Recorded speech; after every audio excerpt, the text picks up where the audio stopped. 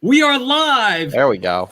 with the Racing Dudes. I got my man Vinny Blonde from Picks by Dynasty here for the live stream Breeders' Cup Saturday. I'm going to close this window because I got a bunch of sun coming through, and we are ready to roll with the big event, the big last pick six of the Breeders' Cup. Vinny, what are you doing today? How are you feeling, my man? I'm feeling good. I'm feeling good. The way the track's played the last couple races, a little nervous about my classic pick, but I think I'll be a live hit going into the race.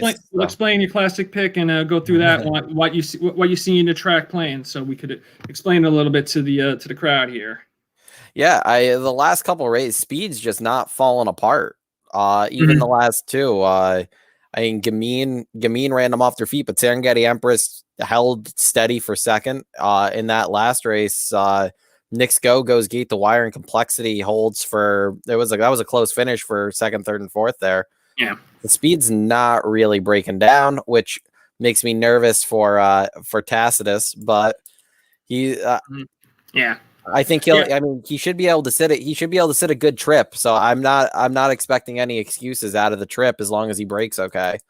Yeah, but it might be hard to catch the front runners. You have to be a little bit worried right now about horses coming off the pace right now because you see Knicks go gate to wire, Gamine gate to wire. So when you're thinking about Authentic going to the lead in the Classic now. You know, it's scary. I've been playing against Authentic because I think he's going to hit the wall, but I really don't know if this is the time to play against him. But I am bringing in live from Keeneland Race Track. We have the one and only Aaron Holterman of the Racing Dudes. Aaron, how are you feeling today at Keeneland? What is up, guys? Listen, I'm going to put my headphones in because it's loud here. So give me just a second. You guys talk so I can hear you. Yeah, so we were just talking about the pace scenario right now. Horses really not coming off the pace. We have, two gate to wire wins. Well, Gamine was not gate to wire. She sat off Saragani. Yeah, she was right. She was right there. Belton one did close for third in that race, so people are closing. I think Jesus' team, I didn't know where he was sat early in the race, but he usually does come from behind. I don't think he was in the first 6 or 7 to start that race. He got second in a nose, screwed me bad. I had a big exacta with Sharp Samurai under Nick's go in a box. Those are my 2 picks for that race in the guide. So I missed my exacta in the guide by about a head, maybe a nose to a head. So a little upsetting about that. In the last race, we talked about Gamine. The only other race we haven't covered is Glass Slippers. Vinny, that was your big pick. Talk about Glass Slippers.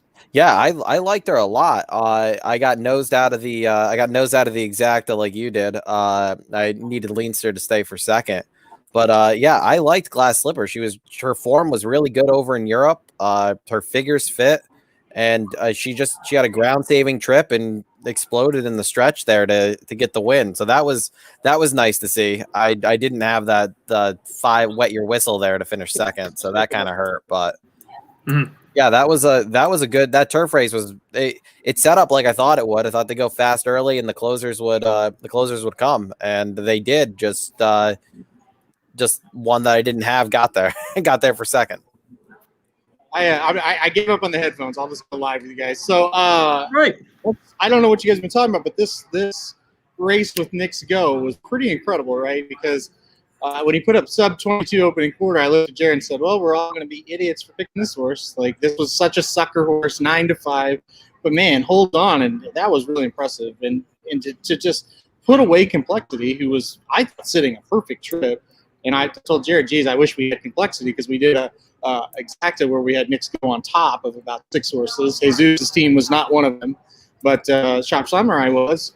Glad he got nosed out. But anyway, that was really impressive. And you're talking about the turf sprint. That was a wild race, right? I mean, that was incredible. I didn't know what was going to happen down the stretch. Magic and a lot of people on Twitter were talking about there should have maybe been an inquiry and maybe a DQ. So, when you're here live, you couldn't see that quite as good as if you're sitting at home. Yeah, it looked like it was involving from what I was reading. I didn't actually see the head on yet either. Apparently Imprimis did backed up a little bit and may have cut off a couple horses in the mid stretch. That's what. He probably clipped. Well, he jumped up in the air in the stretch. I think he got blocked. And Primus just couldn't find his way through, and then he got blocked, jumped up, and then he caused some other horses to slow in the stretch, so it really screwed up the whole race. But Glass Slipper got there. Nice run by her. So, do you guys want me to go to the paddock? Do you guys want me to see the post parade? Like, what would you like? What do the people want to see? What do the people want to see? We got 20, 30 people on the line right here. So anybody, where do you want to see Aaron? Go. Yeah, I'm sitting in the stands right now. We got 22 minutes to post. So I can stay here and look at them as they come down for the post parade, or I could go to the paddock. We're not legally allowed to show you horses, or of course I would just do that and you wouldn't have to stare at me. But I can definitely go check them out. I could be Maggie Wolfendale for you guys if you want me to be. Yeah, I think that's cool. Yeah. Yeah, go to the paddock and check them out. They're probably entering the paddock now, and I mean these are the best. These are the best fillies on the turf in the world. I mean, This race really, if you want to start talking about this, 21 minutes to post. These are the best in the world. They got a great group for this year's event. Really only big filly on the turf that not in the race is Tornawa, and Tornawa is in the turf. She skipped this race, but the group we have is great. Rushing Fall, Hall of Famer, ending her career here is going to be an amazing thing to see. Obviously, Sister Charlie, another horse that can make the Hall of Fame. She, won this race 2 years ago, right? And Rushing, and last year, none of the horses, no one's, but basically, Rushing Fall won in the 2017 Breeders' Cup Juvenile Filly. So she is also a Breeders' Cup winner, looking for her first championship of her career. One of the things that is missing from her portfolio, her resume to get into the Hall of Fame is a championship. She wins this race. She's obviously the champion. Aaron, Vinny, any thoughts about the filly in mare? Tell you what, I'm going to run down there real quick and take a look. All right, so Vinny, you could like 5 minutes. Start with your analysis on the filly and mare turf. Let's hear about how you pick this race apart. Yeah, I think the race starts with Mean Mary. I think she's the obvious pace. She's the obvious pace. She's proven she can go far. I don't know. I just don't know how good she is against this type of group. I know she gave Rushing Fall all she could handle last time, but I'm expecting her to get pressed a little bit today, probably by Rushing Fall. But this is a very, there's a lot of horses in here who I think have a legit chance. I actually landed on Sister Charlie as my top pick, giving her excuses for that Saratoga turf track. And just listening to Chad Brown, Chad's third time off the bench. Chad's hoping for an improvement, but there's a couple of the Euros in here. Terabellum, I know, dig way down from that 20-1 morning line. We're currently 7-1. Cayenne Pepper, another one. Audrea, who I believe is Aaron's top pick in this race, is live as well. So this is a stacked field. But I do think the race runs through Mean Mary, and just depends on how far Mean Mary can take them.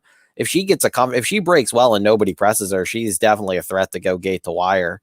I don't see that happening, but yeah, that's kind of where I started with this race. Was just she's the pace. I'm hoping Rushing Fall sits right off of her, and I'm expecting Rushing Fall to have the lead, like at the top of the stretch, and horses have to come and try to catch her.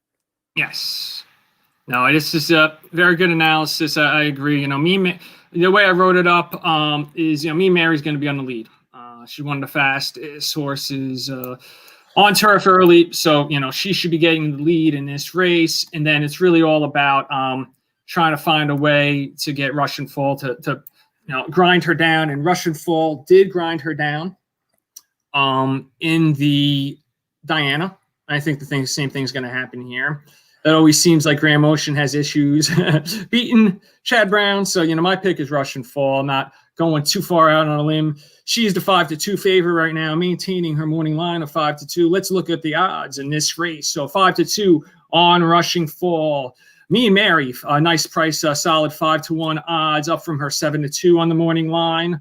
We have next up the number 2, Sister Charlie, was 6-1 on the morning line, is floated up to 7-1. So those are your top 3 choices. I think we also have the number 7, Terabellum, is also 7-1 with Sister Charlie. Looking down the list here, number 14, Cayenne Pepper. Under. She is 9-1, so she has gotten some money here because she was 8-1 on the morning line, so kind of maintaining, but leaving from that 14 post, going to be tough for the Euro Invader, Cayenne Pepper, for trainer John Harrington. Also, who else we got? The number 1, Starship Jubilee, the Canadian horse of the year from last year, 12-1, up from her 10-1 morning line. And Peaceful, the Aidan O'Brien horse with one of the world's greatest jockeys, Ryan Moore, is 14-1, up from her 12-1. So those are your top choices here. Oh, also Civil Union. Yeah, 11-1. 11-1. So the morning line pretty good here. And amazingly, Adaria might be the value here. Looking at this right now, Adaria has floated up from her 12-1 line to 16-1. This is very interesting, and I will invite Aaron back in and tell him this. Aaron, with his mask on, have to wear it. Being very social distant at the racetrack, very good. Aaron Halteman, what do you think about this? The number 11, Adaria, 16-1. This is your top choice. Yeah, I can't believe the horse is 16-1. Taking a look at her now, she looks very good. I will say, though, the 6 rushing fall looks amazing as well. So this is going to be a hell of a race, right? I just thought with Adaria, with the distance, it was going to be enough for me to maybe take a little shot. They've skipped this race with rushing fall the last 2 years because of distance. So that's what made me a little worried, but I definitely have her played as well here. Man, look at the rushing fall looks amazing, guys. I mean, yeah, that's my pick in the race. I just don't. She's so classy, and I don't. She's won a Grade 1 at Keeneland 4 straight years. Beholder, I think, might have done that also, and I think there was another horse that did that. But I mean, that's a pretty amazing company she's taking here. And she loves this course, and I just don't think she's going to go out a loser. She's a Hall of Famer. She's the best she's ever been this year too. I don't think there's any doubt about that. And I thought that was the reason they're giving it a shot, right? And this is it for her. So, you might as well take a swing here. There's no saving her. There's no reason to not to. And so they're going to give it a shot. I mean, she can't be any better coming into the race. Just a quick look. The number 4, Mean Mary, taking a lot of money, checking her out. And I mean, she looks amazing as well. On her toes. This is, I think, the one that's going to set the pace and the one they're going to have to come catch. Yeah. Right now, I'm punching in some bets for the race. And I like Mean Mary. I liked Rushing Full. And, I'm going to play a big trifecta box, actually, with Adaria, your pick here. Getting that value here, I'm going to try to get her in the trifecta with my 2 top choices. That's my bet of the race right now. Trifecta box, 4, 6, 11. And I'm going to probably play that for at least $4 for a $24 investment here. Probably. That's that. That's my bet of the race. Nice. I'm still debating. I might just play a win bet on Sister Charlie and hope third time's the charm. So she's an interesting horse, right? I'm glad you brought her up because she just walked right by me. There's really no reason to think she can't win other than the fact of her races this year. But I mean, if she runs her absolute top race, I think she wins. And I think we've seen when she runs her best, she can beat Rushing Fall. So if you have that as a base for how you're handicapping, it obviously makes sense to give her a shot, especially at a price. Another horse that I think looks really good here in the paddock and has good recent form is the number 10 Civil Union. This is a gorgeous horse. First time I've ever seen this horse in person. Really, that's the one that maybe made the biggest impression on me in the paddock was number 10 Civil Union. Yeah, Shug usually has his horses looking good too, and I think it's the only horse he brought here for Breeders' Cup weekend, if I'm not mistaken. Mm-hmm. So, Yeah, I love Suge. I love Suge. Suge's my man. One of the best trainers of all time. So anytime Suge sends them, I'm be real happy. So, all right. So let's see what else you got out there, Aaron. Thank you for joining us live. Yeah, what I'm going to do, guys, once the horses leave, and again, I wish I could just sit here and show you the horses, but we can't really do that. We're not allowed to do that. But once the horses leave, I am going to flip the camera to the paddock here at Keeneland. It's absolutely gorgeous. This time of year, it's amazing. The trees are turning. It's awesome. So, nothing. All of them are behaving like professionals, and that's what you would expect. These are experienced horses, and you're at the Breeders' Cup. You're not going to have a negative, take on a lot of these horses, the way they look and the way they act. So, yeah, it's amazing being here. It's just gorgeous right now, and unbelievably, every time we come to the Breeders' Cup in Kentucky, it's freezing, and it's 72 degrees today, guys. I've got a t-shirt and jeans on. I mean, it's unbelievable. I gotta get there one of these years. Yeah, the only time I was at Keeneland, quick story, these guys picked me up from Lexington Airport, first Kentucky Derby. I couldn't only get a flight into Lexington, and they drove and they took me through horse country. It was really cool. And we actually stopped at Keeneland after these guys picked me up from the airport. So I only saw Keeneland that one day with no racing there. I think there was training. I think there were some horses on the track, so I got to at least see that. So that was pretty cool. And then we rolled over to Churchill Downs for Thurby that day. I came out on Thurby morning and experienced my first Thurby with the racing dudes. So, just being on this with the racing dudes, the Breeders' Cup, they took me to the 2017 Breeders' Cup and 2 Kentucky Derbies. So, it's just great to be here with you guys doing this social distancing. I've been always there with the track with you, so this is my way to be there with you, giving us the live feed. So hopefully everybody, we got like 25 people online now watching us, so pretty cool crowd. Keep the quotes coming here. I'm taking a look at the board here, what we got going on. This guy's saying Mean Mary. Who we got here? Who's pick? Ask Barkley. Somebody wants us to ask Barkley if he still likes the track. Okay. All right. Okay. I don't know what that means. I might be able to do that. Because their big group is sitting just right next to us. So I might actually be able to do that. I will report back on that. Mike Myers wanted you to go to the paddock, so you did that. So we did what we did what Mike wanted us to do. We'll probably get Mike on we got some guests that we're gonna have throughout the day here. I have a list of guests. I got Vinny. I got the dudes. We're going to bring Ed on later. Mike Myers is going to join by, who's one of our big fans of the website. We got Dan the Fan Man, or Dan. What's his other name? The second name we give him? Wise Dan. Wise Dan is going to join us. Probably we'll get Ryan Stillman on here later, and we'll try to reach out to Mike Somich. We don't know if he'll be able to join us because obviously he is in the BCBC today, so we'll try to leave him alone. But if he wants to come on and celebrate or vent to us about his BCBC plays, then we will obviously hear him out. Do it, Aaron. I don't know what that means. Thoroughbred Picks has asked us to do. I don't know what he wants you to do. So just don't do anything to get you arrested. That's all I say. I will turn and I'll show you the paddock now that the horses are gone. He's going to show the paddock. No, we don't want to show the paddock. Wow, look at this. Beautiful, beautiful. Can I focus in on you? Oh, no. How do I? Oh, Jesus. How do I get him as the main guy here? Not sure. All right, hold on. I don't know. I got to figure this out. I got to stop sharing my screen probably. And then can I make you the main? Oh, my Lord. I don't know what I'm doing, bro. All right, well, that's better. Here, and I'll show you. You're on. Maybe it's just one guy. Yeah, that's a cool. And then that's a really nice paddock. So that's solo where they layout. There you go. Here's the solo layout, everyone. I'm learning how to use the controls. It's the first time I posted this. I am a pretty smart guy. So do it, Aaron. There it is. Do it. We have the paddock live from Keeneland, and we have 8 minutes to post for race number 7, the Philly Mare Turf. It's showing mucho unusual now on the Keeneland live feed that I have here. I have a great setup here in my basement.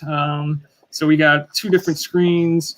The gray right here, Harvey's a Little Growl at 24-1. I think she's interesting. I don't know if she's good enough against this field. 10 Civil Union with Joel Rosario up. We talked about Shug McGahee, 11-1 right now in a pair of mutual pools. So as we go through the lineup here, I'll actually go back a little bit. Terabellum 7-1, the number 7, looking good for Godolphin, who won a big race yesterday. What's this? Oh, I got all these different layouts I can do. Oh, there we go. Back to this. All right, Lady Prancer up to 12. She's a big 56-1. A lot of people didn't think she could even be in this race. The 13, Lady Nay, Chad Brown, 27-1 for Chad Brown in the Breeders' Cup. 28-1 now. She just ticked up. Getting Chad Brown in the Breeders' Cup at 28-1. Never something bad. And then you got number 14, Cayenne Pepper, 10-1. Floated up from 8-1 on the morning line with the up-and-coming trainer John Harrington, I think. John Harrington. You guys know anything about John Harrington as a trainer out in England? I think he's pretty good. I've heard of him before. Good to see you, bud. Good luck. So. Yeah. You got My Sister Nat. Someone's talking about on. I don't know what John Smith is talking about. My Sister Nat. LOL. This is great. Thoroughbred Picks is loving us here on the machine. And I know as we get ready for this race. I had to stop and talk. It was one of Tizzlaw's owners, so I had to say hi. Sorry, that was unprofessional. Oh my God, he's so famous. He's so famous. Right, this right. guy. Right. Yeah. So I'm on the rail now. Yeah, again, I mean, there's just not a ton to report with these classy horses. They're not going to do anything stupid where I can say, oh, one of them's acting crazy. You know. I hear you, buddy. Let's go to the Twitter wall as we wait for some of these races to come up, and I'll share my screen to see what's happening in the Twitter world. We already talked about the pace scenario on this race, so I'm not going to get too crazy here. Let's see what 16 minutes ago, Kate and Bradar said, given the weather conditions ideal today, leading into the BC, in my opinion, it's not all that surprising to see track records established. These are the best, fastest horses in the world. So, Caton, a good comment here about the track records that we've seen. These are the best horses in the world, but additionally, that track has been pretty souped up.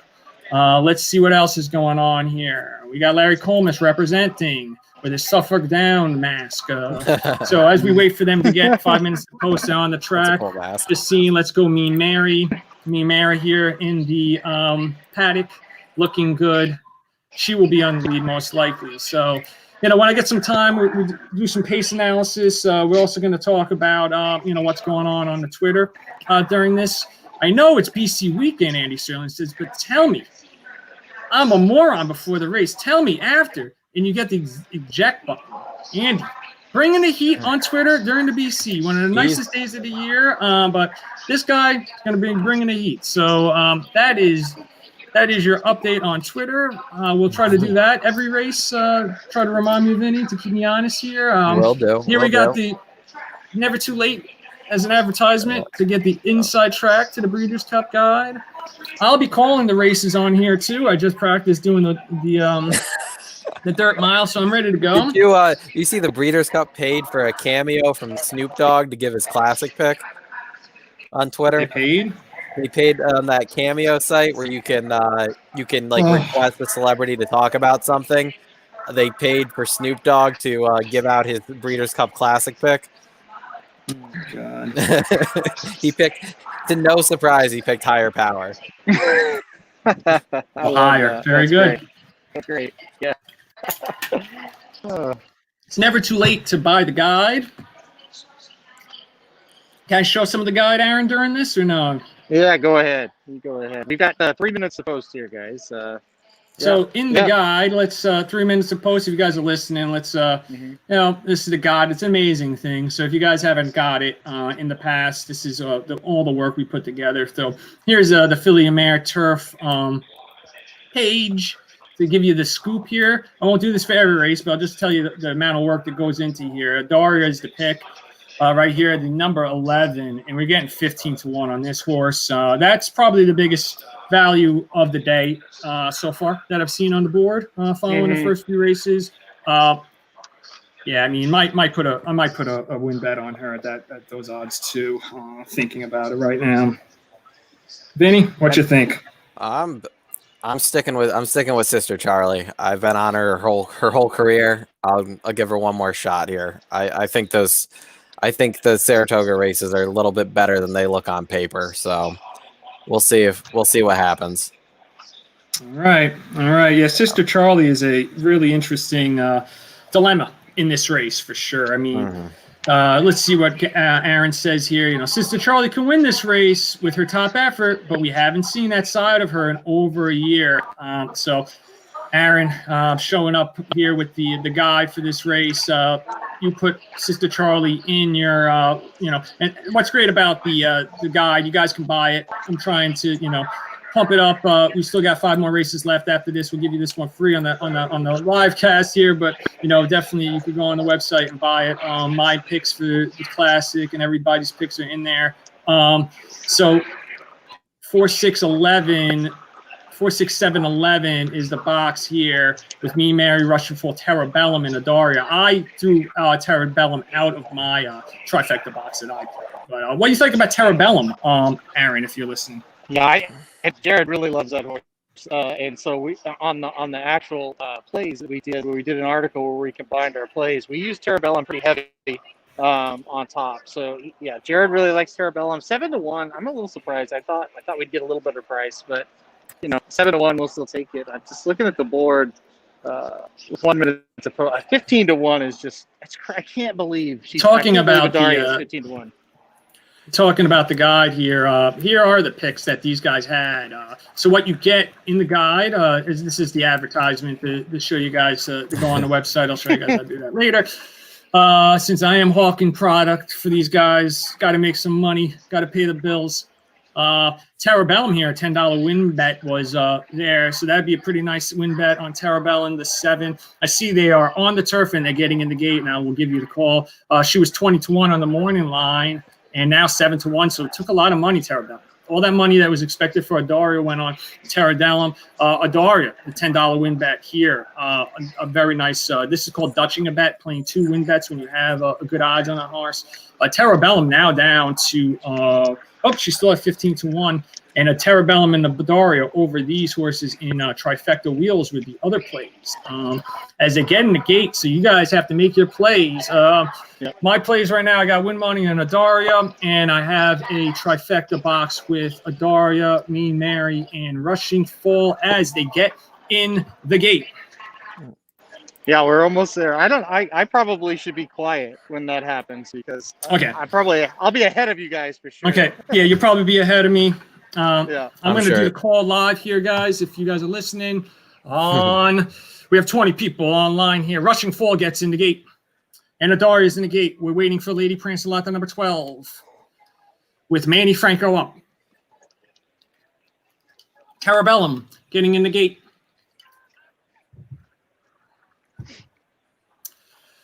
And the last to load is Cayenne Pepper. The Philly Mare Turf Day in the gate. Terabellum still getting ready to load here on the live feed that we have. Racing Dudes live feed 2020. Here we go. First race call of the day. They're in the gate. Nope. Cayenne Pepper still not getting in there. Yeah, she's slow to load. And they're off. Boy. Somebody got thrown. The 1. Starship Jubilee is out of the race. Starship Jubilee through Florent Giroux and going straight to the lead. Though is Mean Mary as she takes the lead. And as we expected, Rushing Fall, the number 6, sets up shop. And down low we have Peaceful with Ryan Moore up. Making a bold run on the outside is number 14, Cayenne Pepper. And Cayenne Pepper is going to the lead. Very interesting tactics right there from Shane Foley as she goes right past Mean Mary, and she's going to set a quicker pace. It is 23.5 to the quarter mile. And it is Cayenne Pepper in the lead, and Mean Mary sets up shop to the outside of her. To the outside of her is Rushing Fall down on a hedge. 12-1 is Terabellum, and we also have the number 3, Peaceful, is down on a hedge also with Terabellum behind her. To the outside of them is Harvey's Little Girl as 47.44 for the half mile, and The cayenne pepper has gone to the lead again, and we have Me Mary to the outside still. And Rushing Fall sets up side 3 wide, making a bold move. Up the rail is Adaria. Adaria is getting into place, and we have a pretty good pace. And I'm rhyming during the rap. And SBEC is on it. We go. And, Me Mary makes the big move. Me Mary now has struck the lead. Rushing Fall to the outside is bearing down on her favorite track. And here comes Adaria. We might have this trifecta that we played. And Me Mary and Rushing Fall. It's a Diana repeat as they go head to head in. But here comes Adaria on the outside. Come on, Adaria. It's going to be these three. And Adaria, Rushing Fall, Me Mary is giving it in, but she's digging back in. It's these three. It is Rushing Fall takes the lead. Me Mary on the rail, but Adaria is gonna get there, and Adaria is going to win the Philly and Mare Turf, the long shot, big play, $10 to win on Adaria. And she was 15-1 when they got in the gate. She went off as 17-1. I have the replay also here on NBC Sports, 17-1 on Adaria. The $10 bet in the guide cashes big. Wow, Aaron. I'm about to freak Nice out play. over here, guys. That is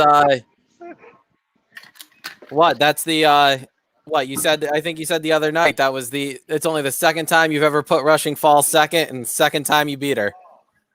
Yeah, nice play. Nice. I'm about to cry. That was insane. It played out. I mean, it played out exactly like I thought it would. Yeah, that was nice call. Nice I had call. to get out of there. I was gonna embarrass myself. I gotta get where nobody's at right now. Why? Because I was screaming? Oh no, I was just yelling at the top of my lungs, and it's like, okay, there's some people looking at me kind of weird. They're already looking at me weird. I'm just talking into a box and nobody's here. Harvey's little Goyle came up and got third there. That was a big run from her too. So she'll pay. So it'll be 36 times 5. I 36 think, times 5. Say, for a second, I thought Harvey's little Goyle was going to catch both. $180. Wow. Yeah. And who got the 12? Lady Prancelot got 4th. It looks like.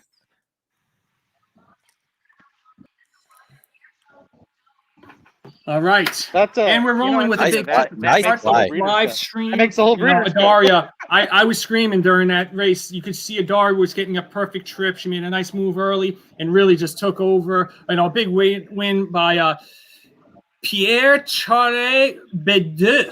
I don't know this jockey, but James Fanshaw, a big winner here. I wish I had played. I just played Rushing Fall in my.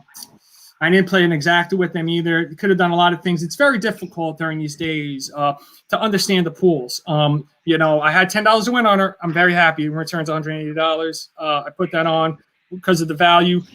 Now I kick myself. Exacta was very easy. Rushing Fall. I played a trifecta with Me and Mary. Mary gave it up at the last few strides there. The big surprise of that race was Cayenne Pepper. Just went to the lead like a complete maniac and kind of threw off Me Mary, I think. Yeah, that caused. I think that changed the whole dynamics of the race. I mean, you had Adaria sat good and made a nice move, but I mean, you had the 9 to 12 and the 10 to finish. I mean, I don't know if they offered the super high 5 in this one, but even the stupor though. I mean, the 9 and the 12 came from the back and. I think that place photo is actually a lot closer than I thought it was going to be with the 9 over the 6. That was close. That's all that horse coming. Okay, at least we're gonna get that horse up. Yeah. Also, a tough one. Starship Jubilee. You sometimes only get one chance in your career to run in the Breeders' Cup. Feel bad for the connections of Starship Jubilee, Kevin Attard. Hopefully Florent Giroux is okay. We'll try to go to Twitter to see if Flo the Jock is doing okay. We'll try to get updates for you guys out here. So we'll go back home and see if we'll hopefully Florent Giroux okay. One of my friends in the game. I've interviewed him a couple times in his career. I can report that he's up. Like he got up almost immediately. I think he's okay. I'm gonna hop off real quick and get back on the computer so Jared can be on. So give me 1 second. Awesome. So thank you, Aaron, for joining us. Another track record. Yeah, it's an unbelievable day here at the Yeah, they're track just here. the track is just running very, very fast. But yeah, that was a good race. And sister Charlie had no excuse. She ran free. I think she was a little too far back. I mean, when you look at where the 11, the 9, and the 12 came from, even the 10, I think they were all 4 lengths in front of her the whole way. And then they closed, and Sister Charlie made a move. I want to say she probably finished 6th or 7th there. I don't think she was probably too far behind the 10 if I watched on the replay. But yeah, You're going to see my crazy Twitter lineup. Let's take a look and make sure Giroux is doing okay. Let's see if we got any updates. Yeah, here. hopefully he's okay. He's got. Yeah, it says Laurent Giroux, Ray Pollock reports gets up quickly after being thrown from Starship Jubilee. So I think he'll be fine on the rest of his mounts. Now the track record this time, Mike Welsh of the DRF reports nails dead game, Russian fall and final jumps. Mard wins Starship Jubilee. Laurent Giroux. So it seems like Giroux is okay. Our report from the track that Starship Jubilee hopefully is okay too. We haven't heard anything about that, but we'll keep you up to date. As So yeah, watching I got the replay up here at the quarter. The winner, 3rd place, 4th place, and 5th place were all they were all towards the back of the pack. So I mean, rushing fall to run to hold on like she did. I mean, the rest of the contingent up front all fell apart. 14, Mean Mary, the 3 was up there. Terabellum was up there. I forget who the 8 was, but the 8 was up there, and they all fell apart. And the back half of the field all caught them. That was just. So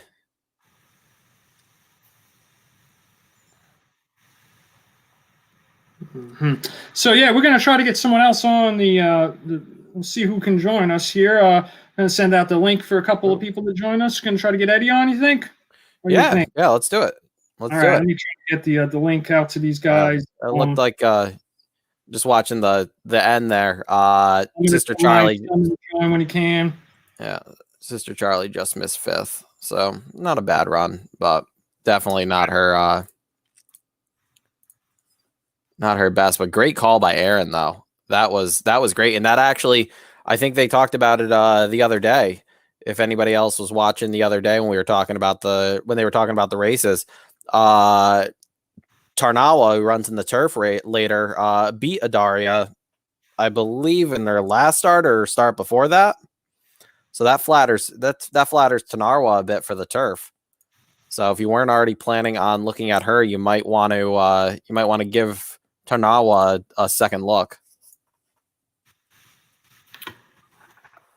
Yeah, I mean, Tarnawa, the big story about Tarnawa in that race is Christophe Soumillon, who tested positive for COVID yesterday and will be off her in this race. So let's bring her up real quick here. If I could search, if we could do it, and then do Tarnawa. And I'll bring up Tarnawa here. I have the oh man, hold on a second. Check. Yeah, so I have the official Breeders' Cup. I think I can share this because it is available on their website. So check this out. We're going to bring up the PPs. This is available online, guys. If you're following along at home and you haven't bought PPs, you can get this off of the Breeders' Cup website. So we could take a look at Tarnawa and give a little bit here. As you can see, Soumillon was on her last 2 races, her 2 Grade 1 Group 1 wins. So you can see here, Tarnawa, Odari was 3rd in that race, the Prix de l'Opera, which is one of the biggest preps for Breeders' Cups. A lot of horses come out of the Prix de l'Opera every year. Tarnawa, skipped the Philly. What's amazing now. So I'll give you the. Hold on 1 second. Let me pause the payouts here. We'll go through the payouts for the race. So Adaria paid $37.60 to win. Rushing Fall was 2nd. Harvey's Little Gal got 3rd. The exacta for $1 paid $99.60. A 50-cent trifecta return almost $850. The $1 double from Knicks Go to Adaria paid $41.40 for $1, and the 50-cent pick 3 from Glass Slipper to Knicks Go to Adaria pays $342. A really nice, Damn. really nice. Wish I so, played that one. We were just talking about Tarnawa here because of what. Sorry, just brought up Tarnawa because obviously in Tarnawa's PPs, we have Adaria here who ran third in the Prix de la Pra behind her. So how does that make you feel about Tarnawa coming up later? That's why I picked Adaria, because of that race right there. Because I watched all of Tarnawa's replays. I started with the turf and worked backwards as far as watching the Euros. In Tarnawa, I loved her from the very start. In this race, I thought was her most impressive. And then lo and behold, there's Adaria sitting there in the Filly-and-Mare turf against Rushing Fall, who I have the most respect for Rushing Fall. I love Rushing Fall, but I just thought the distance might be a touch long, and I was looking for that horse, and Adaria was just there, just stepped up for me. And I mean, when it works out like that, it almost makes you want to cry. It's so excited. It was a great pick. And thank you. And all respect to Rushing Fall. I want to say that as well, because I'm not going to say she got a bad trip, but she didn't get like her ideal setup, perfect thing that she always gets. She ran a tremendous race and just laid it out there and just got beat by a horse that just likes to go this distance a bit more than she does. The race was really messed up when Cayenne Pepper went to lead. Cayenne Pepper dragged Me Mary and Rushing Fall to go a little bit too fast early. It totally killed Me and Mary. That's how great Rushing Fall is, to hold on for a second there. After that fast pace that Cayenne Pepper set, and tough way for Rushing Fall to go out. She's still a Hall of Famer. She still showed a lot of guts there. But yeah, Adaria set the perfect trip. Yeah. So moving along, guys. Anything else about the Filly-and-Mare? We covered it pretty well. No, just again, Aaron, great pick there. Thanks. Yeah, thank you guys. Seriously, that was a lot of fun. It's always really nerve-wracking, handicapping for the big days. And Vinny, you can attest to that as well, and Slim as well. You as well, and to get one home like that was nice. But listen, we have a long ways to go, right? Yeah, we're sitting here. We're gonna move to the turf. We've got Yalpon who's 2-1, and they chose to run Yalpon in this race over Nashville, who couldn't have been better to start the day. So let's see if Yalpon can kind of live up to that hype. Now, Aaron, quick question. Sure. You think this race breaks Nashville's track record that he set earlier? Well, I would have to say yes. And if you're just tuning in, or maybe you're not following it all that closely, if you hear the word track record, it's kind of meaningless, right? I mean, the second place finisher in Nashville's race may have broke the track record. So, I think the track record probably gets broken here.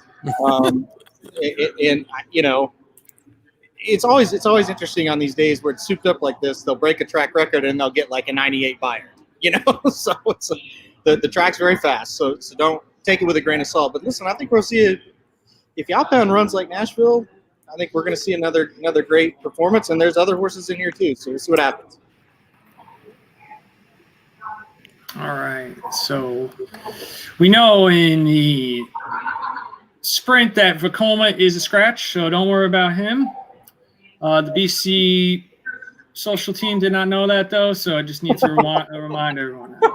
They did not. So Vekoma is out of this race. I think I could do something like this. Can I do selecting? Ugh. No, I don't know. Anyway, he's out. He's hard at work over there, guys. Me? No. Oh, my Lord. Did I get him on here? No, Oh, there's Jared. Hello, Jared. Racing Dudes joins us. Let's go back to the 3 box. Not that one. Not that one. Not Hey. that one. No, I'm not. There we go. Now we're ready to talk. Hey, let's talk to Jarrett of the Racing Dudes.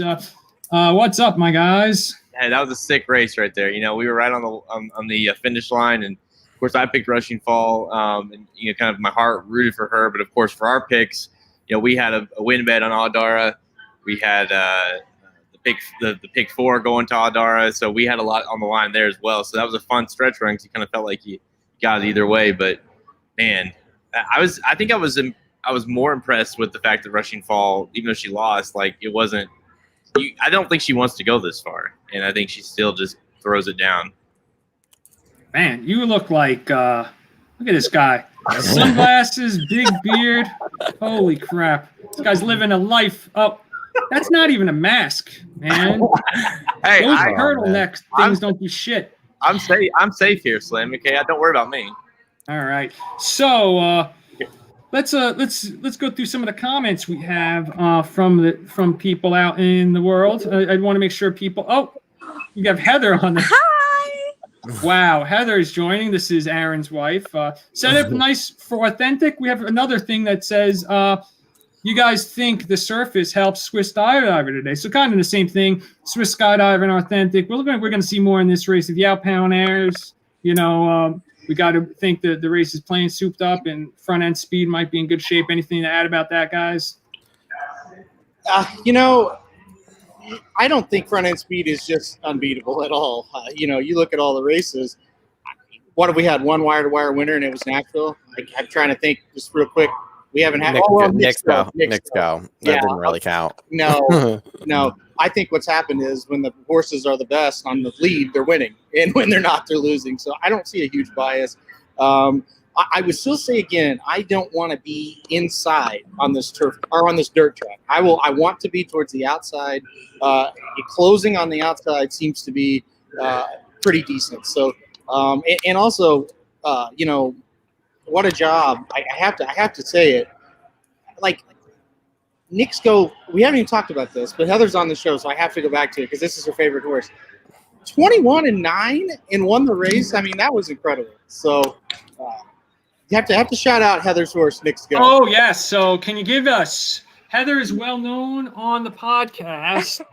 That's why Blinkers Off podcast for saying Knicks Go in a very upbeat way. Yeah. So Heather, can you give us a classic Knicks Go? There it is. Do it one more time. Knicks Go. Knicks Go. That's a When little. she said that, when it's she a said little- that, we thought this horse was a bum. Now he's a Breeders' Cup Mile winner. It is insane. He went from being total junk to Brad Cox taking him and making him a Breeders' Cup winner, which is unbelievable. He just loves Keeneland, that's for sure. I think he's my good luck charm because he won, and then Heather, you aren't watching the races, I know, but we had a 17-1 on top in the last race, the one after Knicks Go. So I think Knicks Go started it off. So it's all thanks to you. Yeah. Well, I'm a little less enthusiastic about it because I don't have any drinks in me. But That's right. Well, listen, you start drinking, okay, and we'll get you on tonight, and you'll say it for real. I wish I could. You can drink for me. Okay. All right. I just wanted to say hi, guys. All right. Awesome, Heather. Thank you for giving us a Knicks Go chant. Let's see what else people are talking about. Bye, guys. All right. Take care. Thank you, Heather, for joining us. So we're going to have people throughout the day joining. I think Ryan Stillman's the next one's probably going to join us. I don't want to bring on too many people at once, but we'll try to get some guests on. I think Eddie's going to join us later. We're also going to have Dan the Man, Dan Can. Wise Dan on. So let's see what other comments we got on. I hope Manny Franco, he might be better. Best pro surface. I don't know what's going on here. I need Echo Town, Mike Myers is saying. Yeah, that's all right. I would like to see Echo Town win, but based on the last few races, Mike, I think you might. I hope you have somebody else here too. Slim all over it. Someone said. Oh, that's the handsome guy on the top right. I guess that's my buddy Will. I posted it on Facebook that we were live. So interesting. 11 was in my pick 3. Maybe we'll get Mike Myers on because he's very excited. So, Mike, I'm going to send you the link if you're listening out there. Yeah, get Mike Myers in. We'll get Mike Myers to join us for this race since he's alive to something. He'll be very excited, I'm sure. So let me get Mike on here. I'm going to send you the link. You got it in your DM, Mike, if you hear us. So join on in. I just DM'd him the link. So Mike Myers, one of the big fans who jumps on a lot, is alive here. So alive to a bunch of horses. I like to hear him talk about that. I always like hearing people alive to stuff. I wish I had a Daria in my pick 3s. I was pretty dumb. I like the Daria a lot. I just singled Rush and Fall. But Rob said solid pick, dudes. Just missed the try. I just missed the try too. I would have had if me and Mary had Philly version of the Arc. That's for sure. Great race. Mike Myers saying I need Echo Town. Great call, Aaron, and congrats on the price. What bothers me is I think Tiz largely lost the Derby. Okay, this is too much for me to handle right now. And then Frank's Rockette. Okay, I can't read long. I think she's going to be. I'm too amped up to read anything too long. So Frank's Rockette, question mark, I can handle that. Frank's Rockette. So let's dive in. We have 16 minutes to post here when we really haven't talked about the turf, about the sprint. We touched on it a little bit. If Yao Pound can air, he's definitely going to be the pace. Frank's Rockette should be there right with him. So take it away, Vinny. Yeah, I think Frank's. I mean, they chose to run Frank's Rockette here over the Philly and Mare sprint because of the distance. Because the connections think she's better at 6. So in the Philly and Mare sprints at 7. So she's done nothing wrong. I don't know if she's good enough, but she might be the reason that maybe speed doesn't hold here because on paper she's pretty quick, so she might make Yaupon go a little too fast early, and that could hurt. But I mean, the way the track is running, I won't be surprised if she holds on for a piece. Honestly, I don't have her in my I don't have her in my top picks, but would not shock me if she holds on for like 3rd or 4th here. Interesting. What do you think about Frank's Rockette, Aaron? I don't like her. I'll just be flat. I think she plays a part in this race for sure, but I just don't think she's quite good enough. I say I don't like her. I mean for this race. I think she's a good horse, but this was kind of just a curious spot. It may be so curious that it works out because Bill Mott is a smarter person than me. Let me be very, very clear about that. But I thought this was a weird race to put her in. But when you looked at Gamine and you look at Sarah getting Empress, maybe she thought, or he thought, maybe she has a better shot to win this one. But no, I don't love her here. All right. So let's go take a look at the odds board here. We have Yaupon is the 2-1 favorite down from a 7-2 morning line. We have number 2 CZ Rocket, who was the morning line favorite at 5-1. 4-1 on Diamond Oops. So that's my exact in the guide, and they're the top 2 choices. I didn't want Diamond Oops to get bet down from his 8-1 morning line, but he has been crushed down to 4-1. That's a big way to look at the board right now. Frank's Rockette, the filly, taking money down from a 10-1 to a 6-1, and Frenzy Fire holding steady at 8. He's 8 on the one line, and he's 8 on the board. So those are all the horses under 10-1. We have 11-1 right now on the number 3 Illusion coming in from the West Coast for Peter Miller. Sorry for Mark Latt with Flavian Pratt up. I was taking a look at the wrong horse. And then we also have the number 3. Who else is up there? The number 7 Whitmore, 14-1 on the Old Warrior Whitmore. I'm gonna have to get Whitmore in some trifectas. That's probably. Do we want to bring Michael Myers on to talk about? Is Mike here? Yeah, Mike's here. Oh, geez. Okay, sorry. I'm not. Oh, Ant Stillman's here. Oh, geez. Sorry, I got all these guys on. I didn't see you guys waiting. You know what?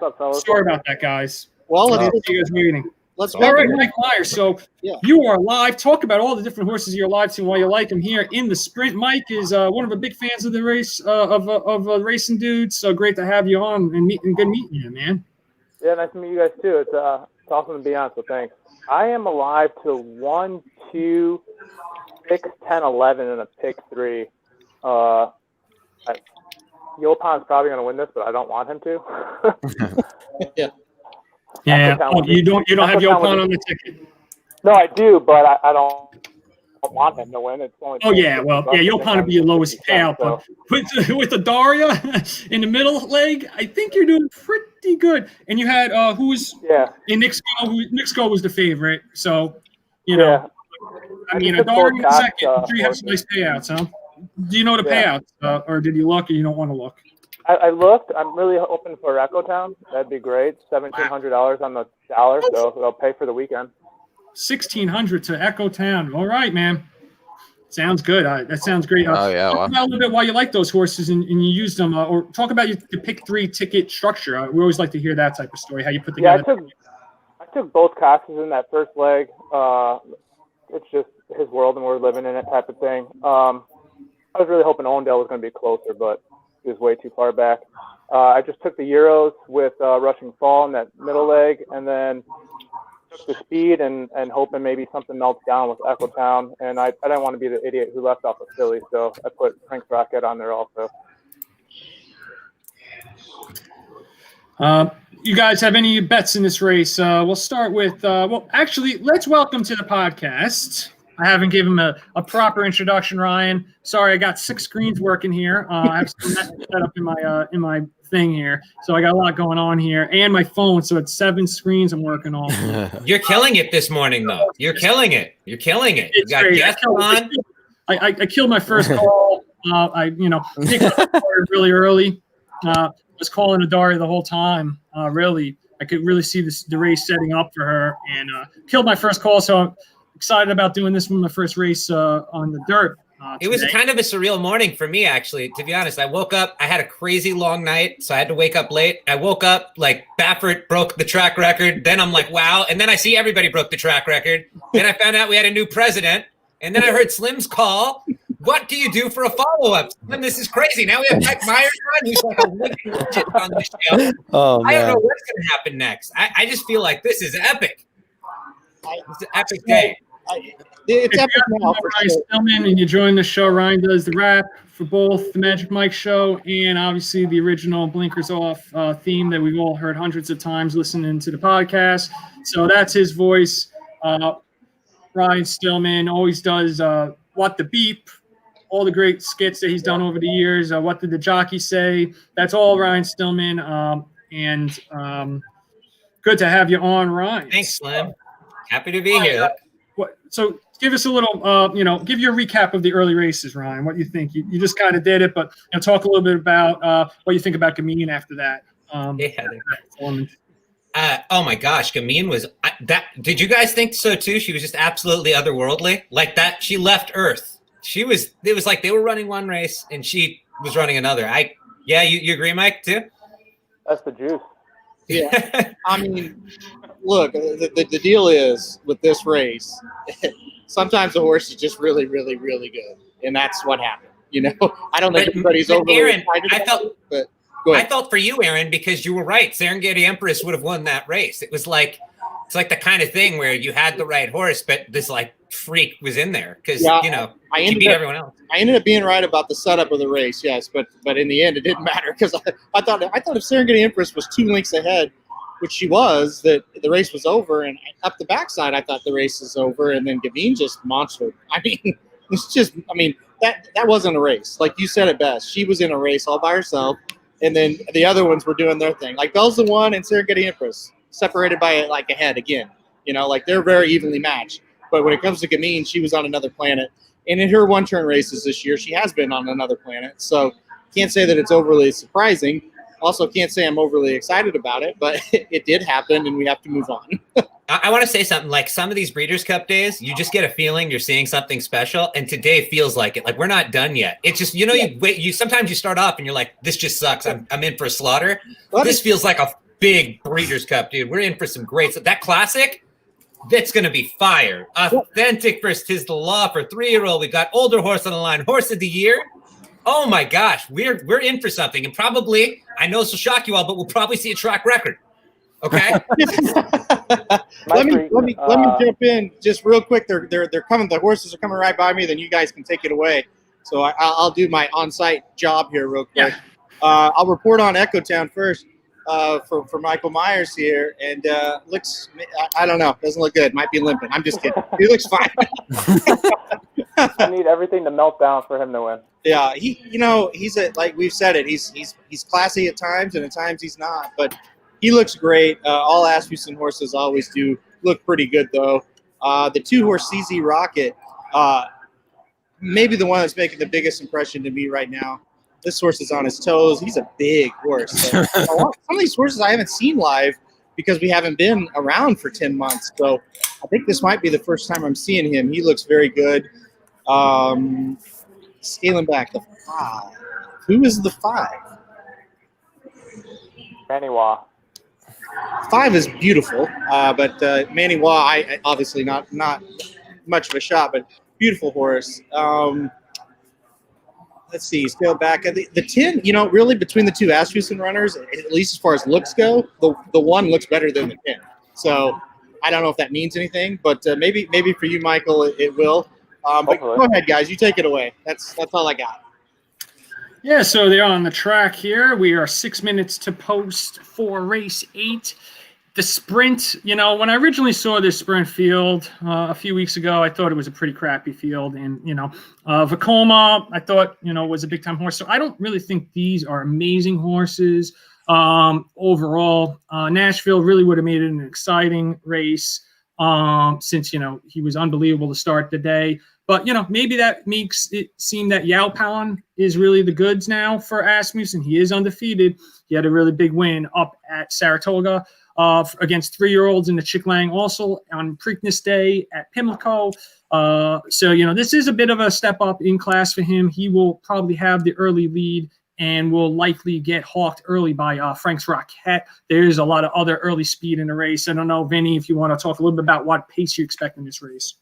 Yeah, I'm expecting. I originally liked Vekoma here. I thought Vekoma was just a class above the rest of these horses. So when he scratched, it kind of had to go back to the drawing board a bit. I agree with you, Slim. I think Yaupan's going to take the lead, get the early lead.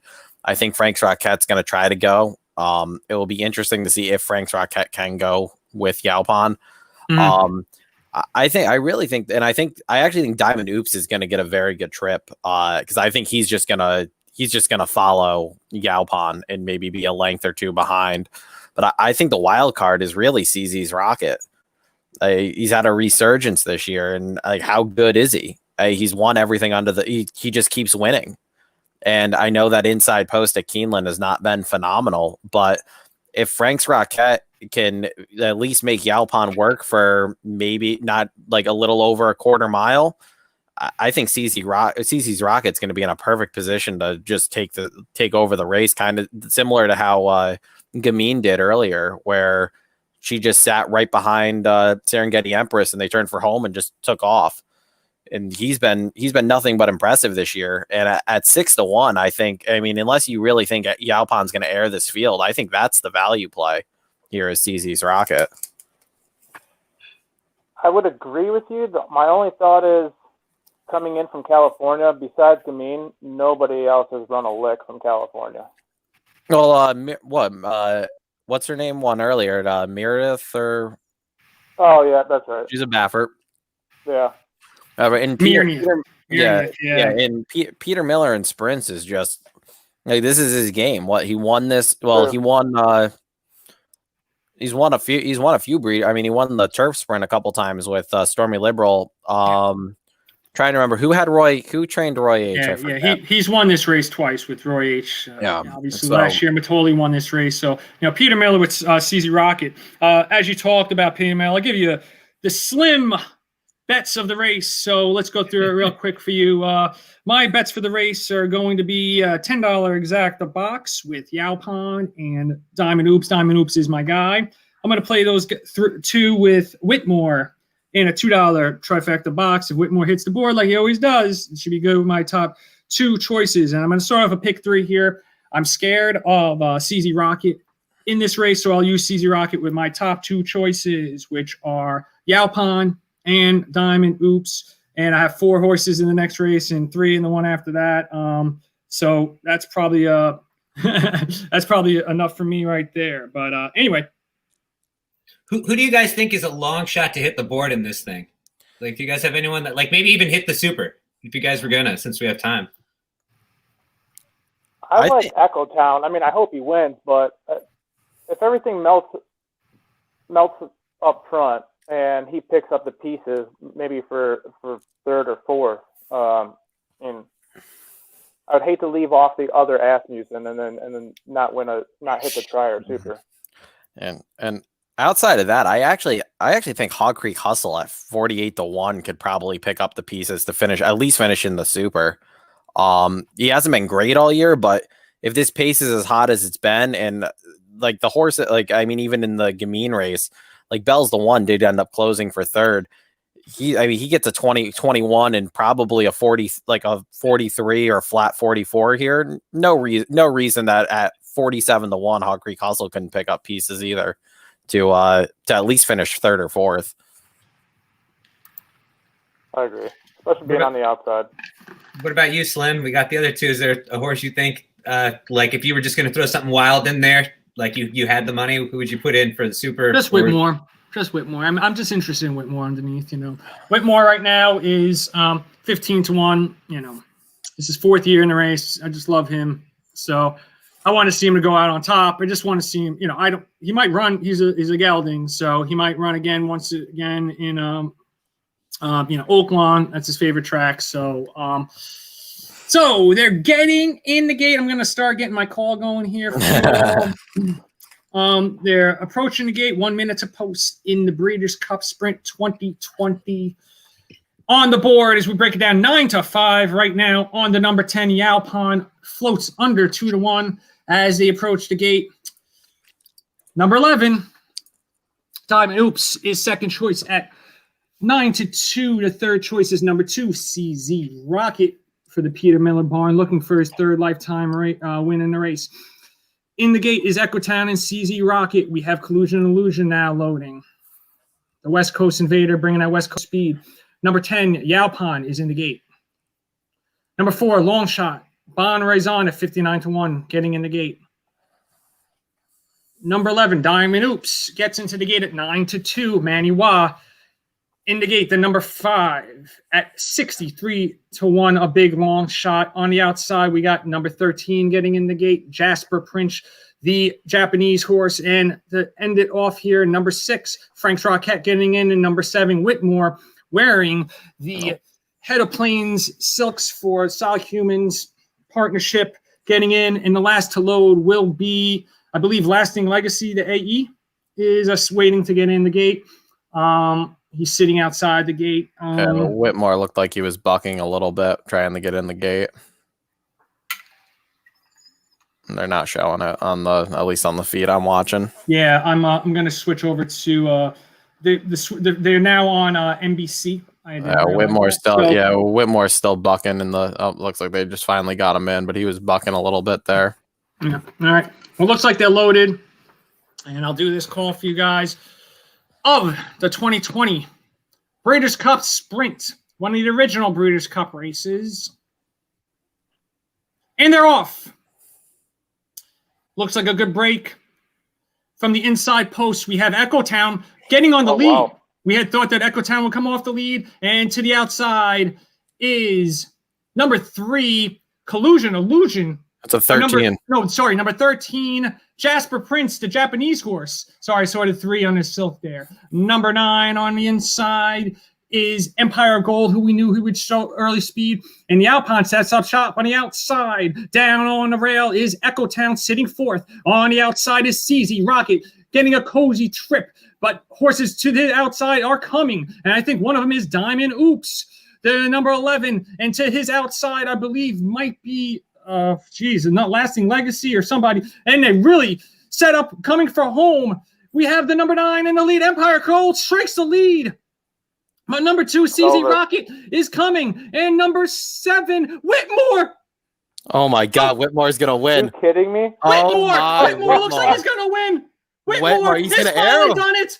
Oh, wow. my Whitmore has won the Breeders' Cup Sprint. Oh, my God. Whitmore. Wow. I can't believe I left him off by trifecta. Finally, Whitmore has won it.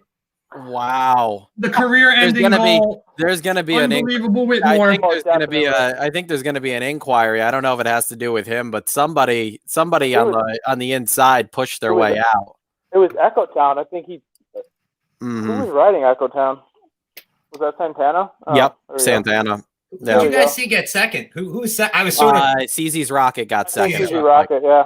Yeah, CZ, but yeah, it looked like was that Echo Town on the inside? Echo Town trying to Echo shove Town. out. Echo Town cut off.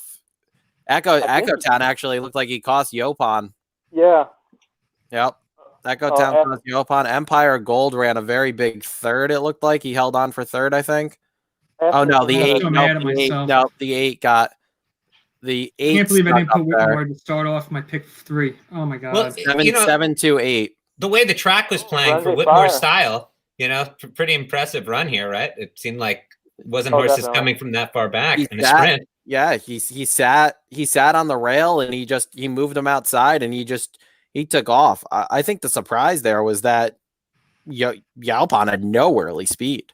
None. And neither did Frank's. I mean, Frank's Rocket was a question mark about speed, but I mean, that was the race. 18-1 on Whitmore. The Yeah, old the- war has finally done it.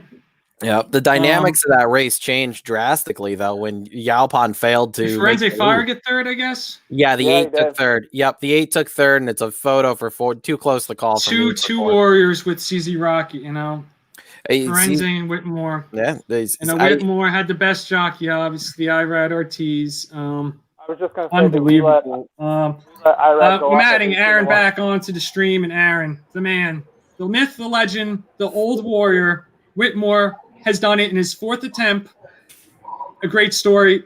They should retire him after this. They should just go out on top. Yeah, listen, sometimes you lose bets, but you're still kind of happy, and that's what I am there. I mean, what more can you say about that horse? One of the all-time great sprinters in my part of the country, meaning in Arkansas down in Oakland Park. This horse is a legend. He should have a statue built of him. He's won so many races there, and to finally get the sprint after being so close a few times and just running into monster horses, losing to Roy H., losing to Matoli last year. Listen, he found a sprint where there wasn't a standout. It set up well for him. He motored home. Give him all the credit in the world. And not only does he win, he wins this thing easily. That was impressive. And by the way, he did not break Nashville's track record. So there's that out there. I think Asmussen, hindsight maybe 2020 here, but I think he may have chose the wrong horse to put in the sprint. Yeah, Yalpon just looked horrible. He didn't break well. He never. I mean, he got a little bumping in the stretch, but he was not the horse that everyone thought he was. Well, Mike, you didn't have Whitmore on your ticket, right? And that pick 3. No, I did not. No, I said that sucks, Irad. man. That was Sorry. genius. Yeah, that would have been unbelievable. If you would have ended it up with 15-1 on Adaria and 18-1 on Whitmore, this is going to be a very nice pick 3. Yeah, I'm looking Very at nice Will double. It's 1,600 on the pick 3. Wow. He was tough to get to, guys, and I'm his biggest fan, but he was tough to get to today.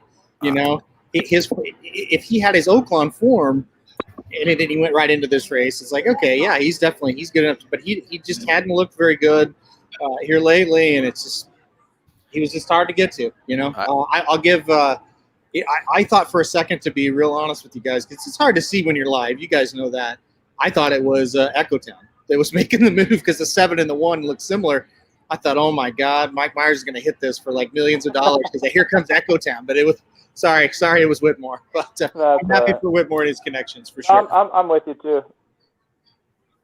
It's he deserves it. He deserves it, guys. It's not often that a horse this age wins a Breeders' Cup race. So just all the credit and a great training job. Listen, at Oakland, there's rumors all the time. You hear rumors all the time. I've heard maybe 100 times in my in my following of Whitmore that this is his last race. He's not sound. This horse is just a warrior. I think Steve said it best on the comments. The horse is a warrior. So, I'm setting up a retweet here of Whitmore. Whitmore. I'm gonna share my screen and oh, stop screen. What do I got to do here? Stop screen. Oh, share screen. Here we go. There's my guy Whitmore. I'm gonna write a quick tweet here. Oh, there it is. So you guys along the side there. I gotta say Whitmore, my boy, the old warrior wins. 7. What Whitmore was 7. CZ's Rocket is 6, and what's his? Frenzy Fire is 5. 5, yeah. Yep, that was your trifecta. So It's nice to see Forense Fire in there, given all the being from service and everything. It's nice to see him be competitive. yep, he ran. He ran good. Good to see him. Some of those horses coming from that barn, I do like seeing run well, and he's been able to show that he was talented even despite his old trainer. Yeah. Forense for a while. I mean, Liz, I guess my takeaway is this race kind of fell apart in the weeks leading up to the event, and hindsight always 2020 is the handicapper. But a really good exercise to do is to go back and look at what you may have missed there. And I guess the thing is just there wasn't a superstar in the field, and when you look at like class, Whitmore was one of the best ones. So just. Still, I couldn't have got there. Yeah, the pace was. I mean, I think it was tough to come up with that pace scenario. You had on paper. You had your two fastest. The two fastest horses on paper didn't even get near the lead. The Japanese horse ends up being your main pace setter. The race was just a complete mess after that start, really. Yeah. But yeah, I am glad to see Whitmore win. Yeah. Well, now it's like Slim, you said it's time to retire him now. Like you cannot get any better than that. An amazing career. Time to let him. But listen, this horse is a gelding, right? So there's always going to be that urge to keep him going. But I would have to think we just saw him for the last time. What a way to go out. No doubt about it. So let's just jump right on into it because we move right around 29 minutes to the next race, which is on the turf. This is the start of the late pick 4, and this is the Breeders' Cup Mile. A lot of good European horses in here. Right now, as we look at the early odds, Digital Age is now the favorites. Disappointing here on the first click to see him in an 8-1 morning line, now down to 92 favoritism in this race. That affects me very much because that is my top pick in the race. But Ivar, who was the morning line favorite, has floated up from 4-1 to 7-1. He's my second choice in my picks. Halliday also 7-1. Uni, second choice in the betting, the number 12. Uni will defend her championship in this race. So who won it last year? She is now 5-1, 8-1 are factored this. 6-1 on Europe, top European money maker. Money getter here is Kamiko, the number 2, Circus Maximus, who was one of the favorites in this race last year. In the 3-1 Marines last year, he's up to 13-1 this year. Siskin is my big long shot European that I love, 19-1. I'm going to try to get some value here with Siskin to hit the board. Raging Bull, 10-1. Order of Australia draws in 81-1 is the longest shot on the board. Anybody want to jump in on who you like in the mile? I like Ivar. That'd be who I'd pick. But go ahead, Aaron. Why are you shaking your head? Well, I was going to say, I think out of all of them, this was one that was the hardest to handicap. Not because it's hard to find a horse; it's hard to find a few horses because there's a lot. Like I wanted to play all of them. This is a really tough race. I think it really comes down to first and foremost, can Digital Age mow them all down at this distance? I think Chad Brown has Digital Age in top form, but can he actually mow them down at a mile when he doesn't have the mile 16th, mile and an eighth? So I think that's the big question mark. We should see pace. We should see pace here. So I think the closer's going to have a shot. I mean, you got Holiday and Factor This, who should be going out to the lead. So if Digital Age doesn't get there, if he's not quite, he doesn't quite have that sharp enough turn of foot to get there, and it does start to melt down, who does get there? I think that's the question that I'll pose to the next person who wants to take it over. Yeah, first I'll say I hit the all button in my pick 4 and singled Monomoy Girl. But I do like Circus Maximus. I know Aiden O'Brien is cold, but at 14-1, like he's bound to, like Chris Landeros, he's bound to win at some point. That's not the world's greatest betting strategy, but Yeah, I actually think Order of Australia drawing in might change this race a little bit. He's a speed horse. He's going to add. I think he's going to go right to the front. I think he's going to contest. He's going to contest this pace. I don't know if he's good enough, but I don't think it's going to be as easy of as just factor this and Holiday on the lead here, because Order of Australia usually wants to. He's usually pretty close, so I won't be surprised if the pace is a little quickened by that, which could set up for which I think it does set up for a horse like Digital Age to come from the back. I think the closer's winning this for sure. Watching Mike, Mike, you're sort of muffled. Oh, sorry. So yeah, better? get your mic a little bit closer there. Okay. There we go. everybody needs to go look. Everyone needs to go look at Chance Moquette's Twitter feed. He's the son of Ron Moquette. He's watching this race from home. He goes absolutely crazy. So that's something you need to check it out if you're watching this right now. Get on Twitter and look at Chance Moquette's Twitter feed. It's great. So. I missed Ryan. She felt bad. Steve Whitmore deserves a race named after him in Oakland Park. I believe that will happen. I mean, he is just a legend. One of the best horses I've ever. I mean, I love this horse. Yeah. You know. So I'll bring up the Twitter feed here. Hold on, let me see if I can find Chance Moquette as I bring up the Twitter feed and share my screen. Let's get that there. Here is some pictures of Whitmore over the years that I've taken. Whitmore here, Churchill Downs, Whitmore, a Grade 1 winner in the Forego a couple of years back. Just great memories of this horse. Here's I think he got third this year. You need to show that video. Of the 2017 Whitmore, you guys, True North. The dudes took a picture of him. I like Whitmore in the way back when. In the Springboard Mile? No, what the is that the name of the race that he ran in? At Delta Downs? No, the Delta Princess, right? Delta Jackpot. Yeah, so yep. Let's go to Chance Moquette. Yeah, let's go to Chance Moquette. Oh, that was it's quite the I just watched it. It's pretty good. All right, hold on one second. I'll pump up my volume so you can hear this, everybody. The dogs go crazy.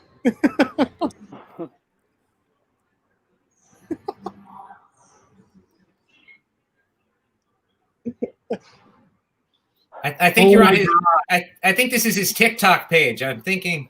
Oh my God. I mean, he loves that. The audio. You got to listen to the audio, though. You got to listen to he's like 3 lengths in front, and he's just yelling to run him down. The love of this horse, the Moquette barn, absolutely, loves this. I'm obviously going to give this a retweet and just say, congratulations. I mean, this is, Chance Moquette.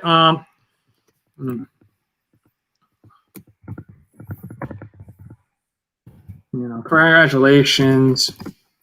What a feeling. What a warrior. I mean, they just call him a warrior. He's just been a great it's a great story with Whitmore. We just love this horse. He's one of the dude's favorite horses over the last 10 years of the website. It almost brings a tear to your eye. You just love this guy. You just love this guy. I mean, you just he's an amazing horse through the years. You retire him right now, or do you go back to Oakland? Like if it was you, Slim, what did you say you would do? No, I think you gotta end it. I mean, you can't maybe go back to Oakland so everyone could see him or something, but you got to go out on top. This is like the John Elway moment, You win the Super Bowl. I think they should parade him at Oakland, though.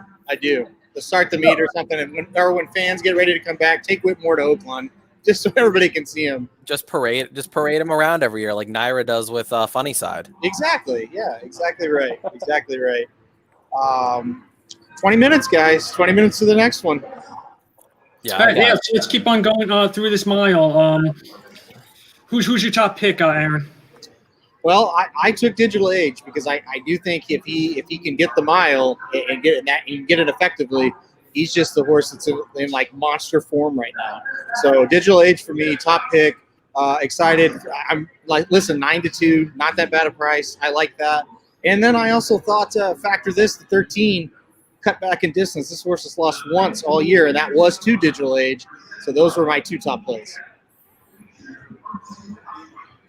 And Vinny, did you already give your top picks here or no? I like factor this. Like Aaron said, he hasn't run bad all year. Brad Cox is having a heck of a weekend, so gonna hope that keeps going. But I'm pretty deep here to start my pick 4 here.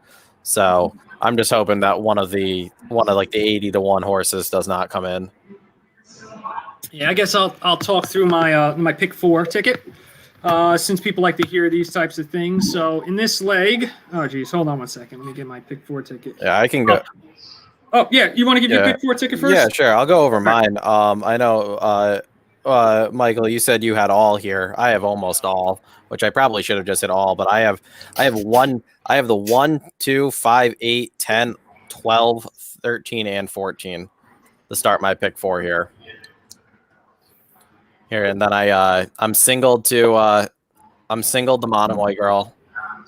I'm using Magical and Tarnawa in the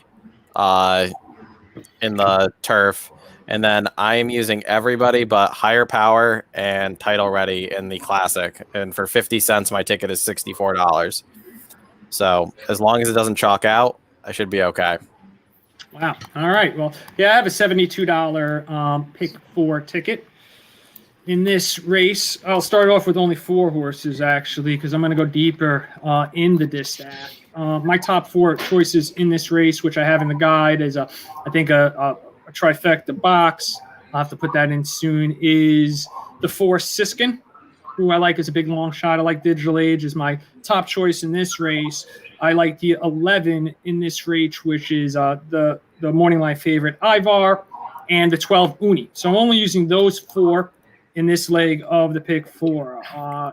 In the next one, I'm using 3 in the distaff. Swiss Skydiver, can't let her beat me. Can't let Monomoy Girl beat me. And I'm using my long shot Valiance, hoping it sets for her to come up off the pace. We've seen horses come up off the pace. I'm not going to get crazy about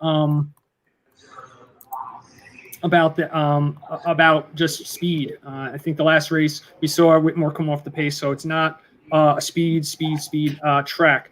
So in the turf, I'm going to use the 1, 2, 3, which are Arklow for the big score, Magical, and Tarnawa, and obviously use Mogul, who I like a lot. I think I picked Magical over Mogul. And then in the Breeders' Cup Classic, I'm only going to use 3 horses: Tis the Law, Tom's the Top, and Improbable. So that's my ticket, a $72 ticket.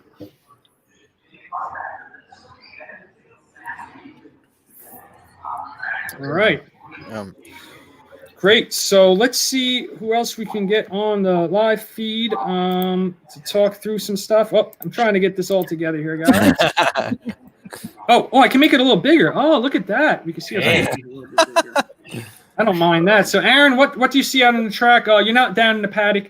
We have 17 minutes to this mile race. We got $1.7 million already in the pick 4. As I look at the live feed here, Aaron, what you seeing at the track? Nothing, because you're in the stands and not by the paddock. Yeah, I should actually go to the paddock, I guess. I totally forgot that I was supposed to do that every race. So. Well, you don't have to, but nice. Maybe I should go back. You want me to run down there real quick? Yeah, if you want to. I mean, it's 17 minutes supposed, so you got a little bit of time. All right, I'll be right back. All right, good. So Aaron's going to drop, and we're going to talk through this. Ryan, what do you think about this this race overall? I don't know if you've given your I'd give my top 4. I'll give a top 4. I think Ivar, Uni, Kamiko, and March to the Arch. I kind of threw that horse in there thinking a long shot. Not to hit it, but if you're playing the Super, that would be what do you guys think of that? Who do you? Am I crazy if any of those you can't see it happening or? The only one I don't have on my pick 4 that you mentioned was Ivar, just because I think I don't know if he's going to improve off that last effort, but everybody else is picking him. So I'm kind of nervous that I left him off my pick 4, but hopefully I can beat him. Why didn't you, out of curiosity, Vinny? I mean, you're a sharp player, and so like, what was the thinking there? Go take us through it. He was actually it was between him and March to the Arch. And I've cashed on March to the Arch enough times, and he loves the distance. So just like you said, he was a long shot play, and I didn't love that 4-1 price on Ivar. I was hoping he's drifting up a bit, so I might play a win bet to cover myself just in case. But I was hoping that March to the Arch would be over 20-1, and he is. So that's why he ended up on my ticket and not Ivar. Makes sense. So is there anyone here that you guys, if you were going to like play something crazy that you do, like the average person wouldn't see? I mean, since we have some time to kill here, who would you guys pick? I mean, is there anything, if you had the bankroll, if you had Saul Cuman's money? Well, I like Siskin. He's a 3-year-old only, but I think he's going to really close strongly here in this race. So that's my big long shot play, Siskin. Yeah, I kind of like. Frankie at 23-1. I know that horse hasn't done much, but I can't imagine Aidan O'Brien shipping a horse across the sea and not expect him to run big. So at 23-1, like I said, I have all, so I don't necessarily have this race is just so wide open. It's singling Monomoy Girl. This is by far the most wide open race of the day, I believe. Yeah. I looking at it when you had to do some research on Europeans. It's a very wide open race. How the way I see the pace breaking down, since I wanted to try to cover the pace in each one of these races. Halliday and Factor This going to the lead. I think they're going to set honest fractions. I think they probably both will tire each other out. You have to know that Halliday is coming off of an injury where he missed his chance to run in the Shadwell Turf Mile before this. So that is a little bit of worry about him, even though they said he's looked good. Factor This, the cutback. I don't know if, he goes to the lead in the longer races. So we'll see, he's going to go to the lead here. But is this really what you want? A mile, it's going to be very fast. And I think it might be too fast for a lot of the Europeans to hang around early. Circus Maximus may show some speed here. But we'll see if he's able to get. So, I think he'll set up for the closers, and that's why I really like Digital Age. But, Ivar, he'll sit off it, and he'll probably get the jump on the closers. So we'll see if anyone gets by him late. Obviously, the Shadwell Turf Mile winner. Ivar is coming back here. I really like horses that are good over this turf, and, he has proven it in his last start. He's an Argentinian, so we'll see if he can step up in class against the world here. I just don't like Joe Calamo at 7-1. But he's racing Argentina. So. Here, Slim, I got to jump off for a minute. I'll jump back on though. I'll try to get Eddie on then maybe. Sounds good. Sounds good. Good luck here, guys. Cool. Thanks, you too. All right. What were you saying, Michael? You were saying something before he cut. I was saying Ivar. It's a nice horse, but Joe Calamo at 7-1. That's tough to swallow. Yeah, absolutely. By the way, I do think Vinny jumped off to put Ivar on his ticket after we were talking to him. Just a heads up. I'm reading between the lines. If I'm blanked out during this, it's because I'm making my bets on Twin Spires. So actually, look at this. I got us going. This is weird. Woo! Anyway, so yeah, I got to make my bets. I just put in a Digital Age Ivar Exacta box. Those are my top two. I feel like racing makes you a good multitasker, though. That's something we all learn in life now, right? It's like I got to talk to the wife and put the pick 6 in. Yeah, so it's good. This is what we're getting an education, and you're seeing a man do it live, folks. You're seeing Slim show us how it's done. He's doing it all. What a Breeders' Cup. What a Breeders' Cup, though. So, okay, so, like, how much do you guys think this could blow up the tote? I mean, because what if, like, Order of Australia does it? Is it going to shock anyone? Is it, like, I mean... Nothing would shock me in this race, really. Nothing. Great. Isn't he the biggest prize? Yeah, that's what I'm looking at there. I'm seeing... Yeah. That would be amazing, assuming Monomoy Girl just romps. Oh, yeah, for you, Mike, you'd be the hat. You're cheering on that horse right now. I may, if I throw my phone... if he wins, hopefully it doesn't break. Why'd you pick Monomoy Girl as your single? Because I totally respect that pick. But Swiss Skydiver, you're just like, screw it. I don't get why she's there kind of vibe. Or I love her, but for whatever reason, she's good at 9 furlongs, but she is not great at 9 furlongs, and she's gonna need to be great to beat Monomoy Girl. I'm with Jared. I have no idea why she's not in the Classic. It worries me that she's not in the Classic. Like she's just gassed. She's run 9 times, I think, this year. I respect her, and it'll suck if she wins. Yeah, no, I understand. Well, you have to make an opinion, right? Like you gotta do it somewhere. So I respect. I just wondered if you were like, I 100% think she's gonna suck. How you were feeling about that? Just killing time and wondering about it, Yeah, I mean, if I put her in, my pick 4 is $210 because I hit all in this first race, and I just don't like this first race, and so But she would have been your next if you didn't have to go all here. If you could have gone 13 here or whatever, you would put her in as your next. You think is the only horse Swiss? Yeah, I think it would be between the two of them. Yeah. No, I mean, Slim, you picked Monomoy Girl also, right? I mean, I think I put Monomoy Girl on top of put Valiance in second and Swiss in third. She has to eventually hit the wall. That race against Authentic was unbelievable. Mile and eighth is not her best distance. It's probably why she lost to Kentucky Oaks. She wants longer.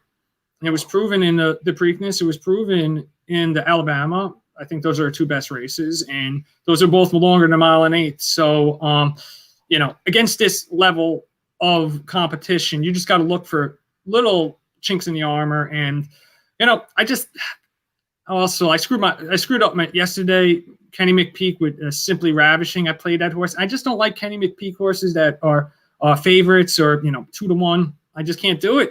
He's great with a long shot, and that's why I didn't play her in the Preakness. She proved me wrong, but actually in the Preakness, I thought she was going to get bet down, but she was like 11-1. So actually, she was a good value in the Preakness because no one bet her. But so I should have known. That's a McPeak long shot, and she had a chance in that race, and she did show it. So, I threw her in this. I threw her in this pick 4 because I don't want her to beat me, but I'm not going to be playing her, in exactas in the race or anything because you obviously can't play both of them together. You're going to get like a $6 back in an exacta, so you got to throw one out. So I'm playing Valiance with Monomoy Girl in that race. But we'll talk more about that after this. As we got 9 minutes to post.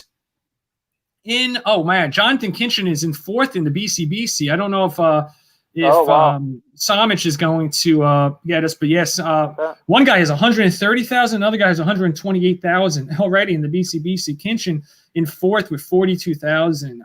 So 2 guys really way ahead in the BCBC. If you guys are wondering or following along with that, they're showing that on the live feed from Keeneland. I'd like to see how Samich is doing there, and maybe he could join us in a little bit.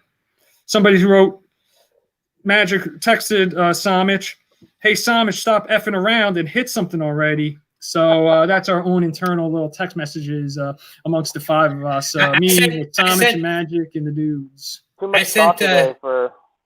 Go ahead, brother. I was gonna say too much talk for Samich today. I'm sure he talked Gamine. I'm sure he talked Nashville. Who knows? I like this guy, Daniel Van Zyl has joined us, and he says Siskin could be a big runner. All right, I like it. That's my guy here. So that's a good start there. All right. Yeah, if I can get 10-1 or over, I'm good with this.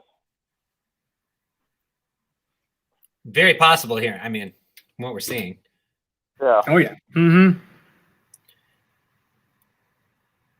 Samich is in 208th place.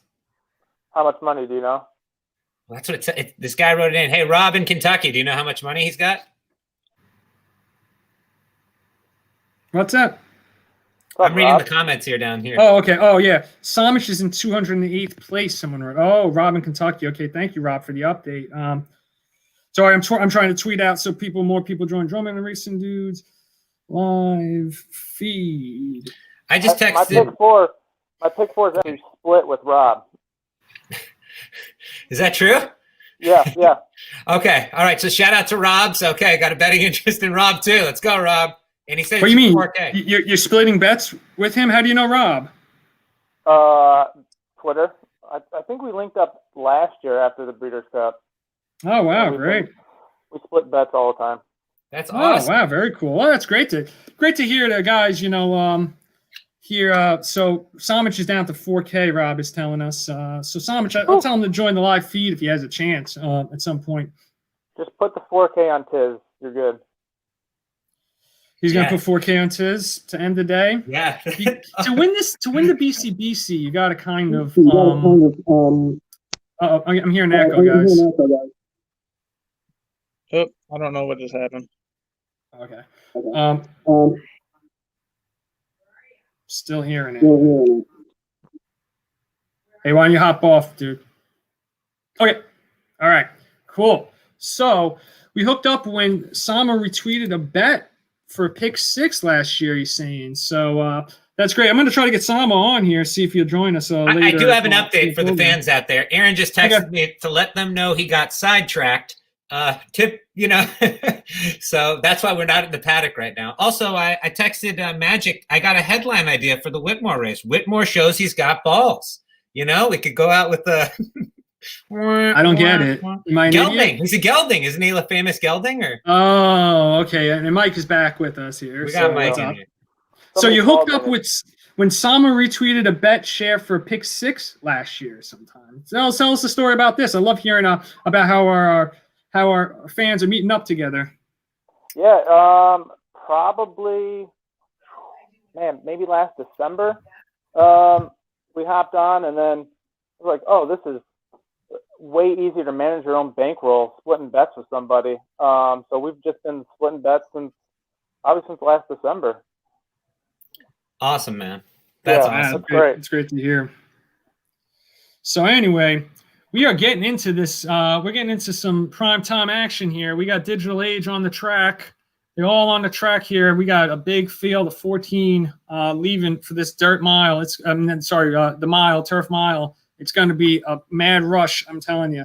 So let's see. I'm trying to get a couple other people. I'm going to try to get Dan the Fan Man also on the let's see. Where's Dan? This is his first public appearance, I think. So this is a monumental moment. Everyone gets to see. He survived the dreaded suit this year, right? Which is yeah. He's going for the Triple Crown. He was going for 3 in a row. But that would have been horrible. Horrible. We have a question here. Who's the guy on the right? I think it's me. I guess Magic wants to know if Magic is working too hard to join us. It's kind of ridiculous with him. He's the hardest worker in the game, but that is the infamous Michael Myers Magic. Magic just typed. How did you do that? Hard. How did you make the names come up? I think he's like in charge of everything, so he has special privileges. Ryan, I didn't touch it. I mean, he put my thing on. I didn't. Oh, Magic's controlling us? Oh no, this is bad. It's like in that Jim Carrey movie when he's being controlling them. Oh shit. I'll probably get muted very shortly, I think. By Magic. You muted me the other day on the live feed. Magic must have been at the dispensary this morning, Ross said. Well, I think I need to re-up a little bit here, so we'll see what happens. All right, so 2 minutes to post. As we get into this here, this is going to be an interesting race for sure. I don't know. I mean, I'm going to be probably trying to look. I'm going to do the call. My call on the last race not as good. So sorry, guys. It was a little bit off on that last race. So if I messed up that call. That's all right. Yeah, that was a tough one. No, I called it. I called it. What was it? What was the last race? The sprint? No, my sprint call wasn't as good as my other calls. I'll be honest with you. That was a hard race to call, to be honest, because the horse that took it, the saddlecloth looked the same as who you thought it was. I got you, man. You did as good as you could. That was hard. All right. Oh, we have Eddie joining us on the live feed. Eddie, What's up, Eddie? it's on right before the mile. So give us your pick, You only got 1 minute to post here, Eddie. Yeah, I'm sticking with Uni. Uni's been a favorite of mine, and from what I've heard of how she's been training up to it, she's looking pretty good. So I'm sticking with Uni, and I'm using Circus Maximus in an exacta. All right. Keep it simple. You know, sometimes one of the things that happens with people in races like this, when you have a wide open field, it's very difficult. Like, I can use 6 horses. You know what? Just pick 2, especially in the Breeders' Cup. Pick 2 or 3 and just play them in an exacta, and that's it. You know, so I picked 2. I picked Digital Age and Ivar. I think they're the top 2 choices in the race, but I'll still probably get good money on it, even in the Breeders' Cup. You just got to you don't care too much unless you're going to play like Monomoy Girl and Swiss Skydiver, which doesn't make sense in exacta. But in any other race, when you know the favorite's 5-1, it doesn't really matter. You're going to make money if you just get it right, even with the top 2 choices. Obviously, not a good idea for the next race, but this race it does work. Digital Age is now 6-1. Kamiko is now the favorite, the European, at 5-1 as they are approaching the turf course. They're still on the dirt as they walk by. Everybody's kind of 5 or 6-1 here. Another one that's 5-1 is Uni, as Eddie just talked about. The number 11, Ivar, is now 6-1.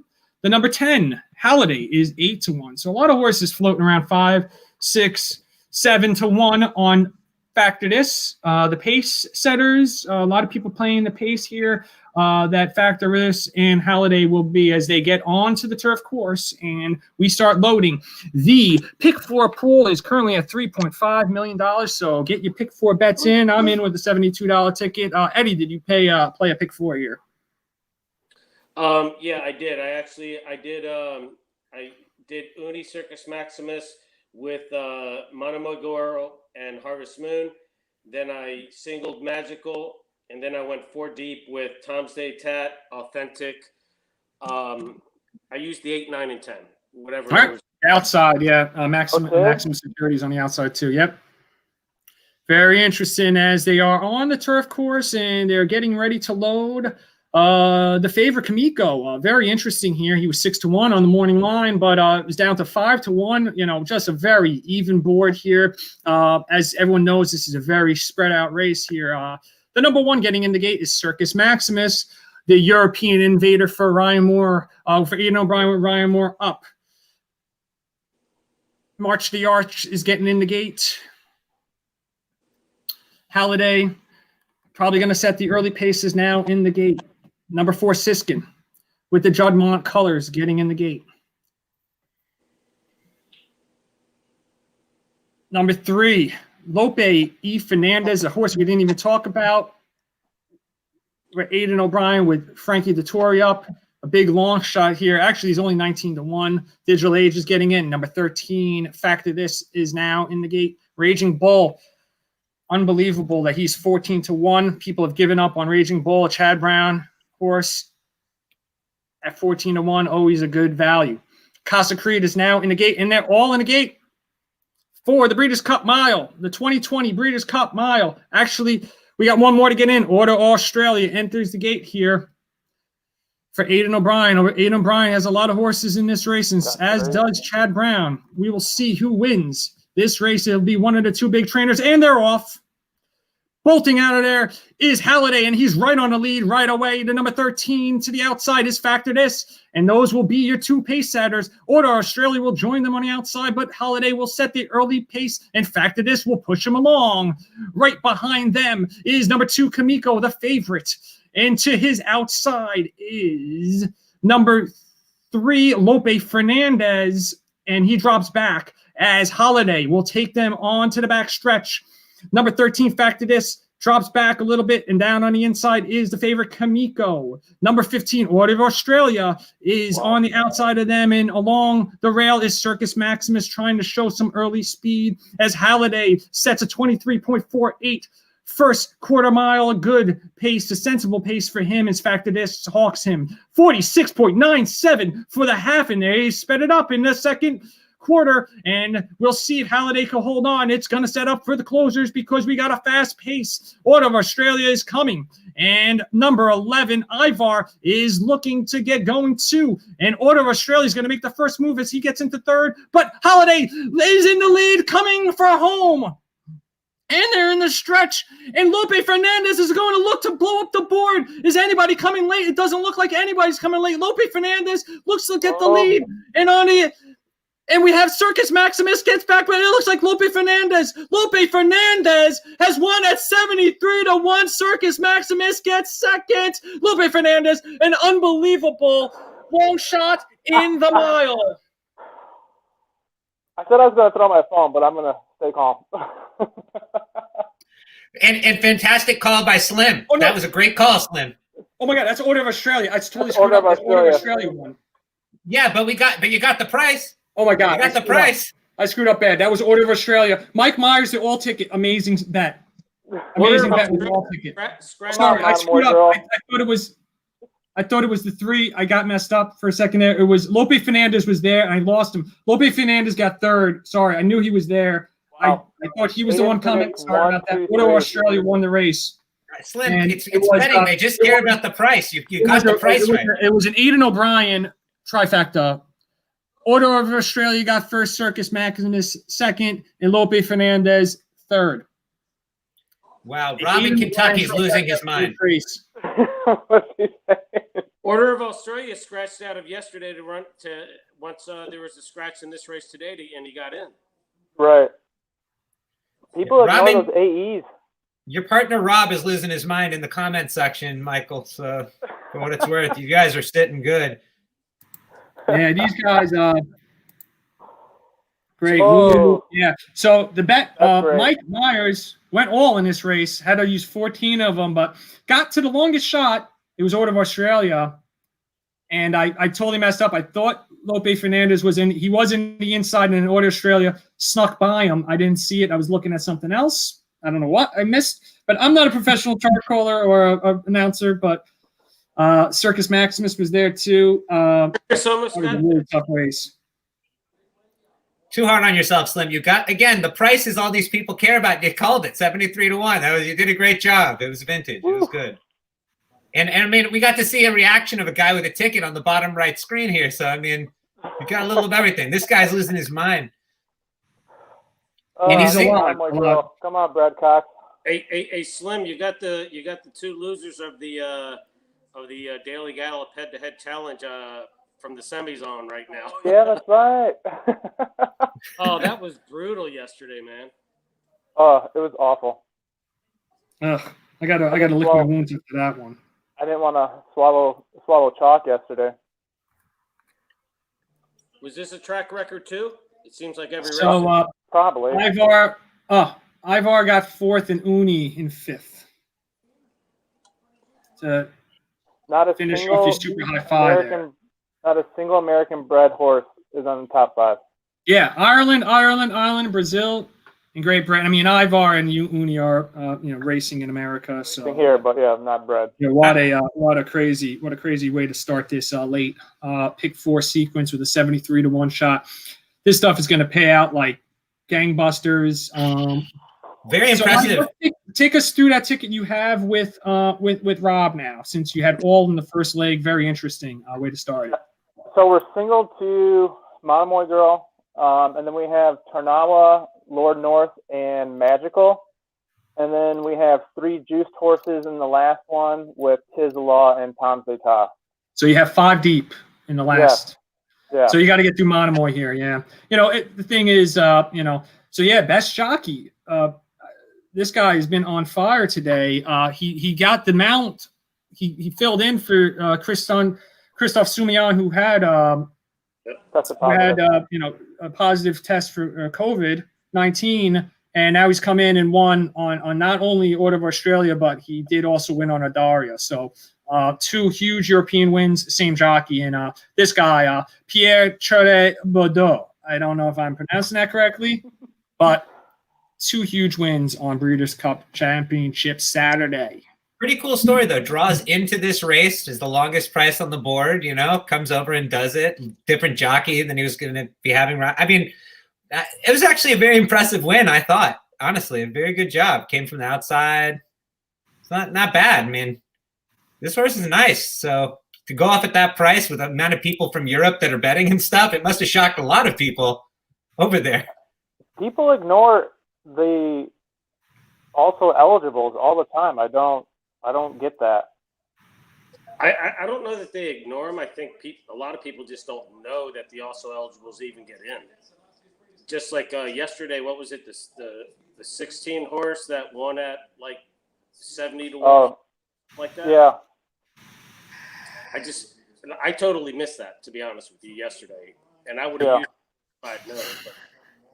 Yeah, I heard a lot about. Maybe that's why I got excited about Lope Fernandez on the call here, because I had heard a lot of people talking up Lope Fernandez. So when I saw the 3 struck the lead at one point in the race, I believe, and I was like, "Oh, he's going to win $148 for a $2 win wager." That's incredible.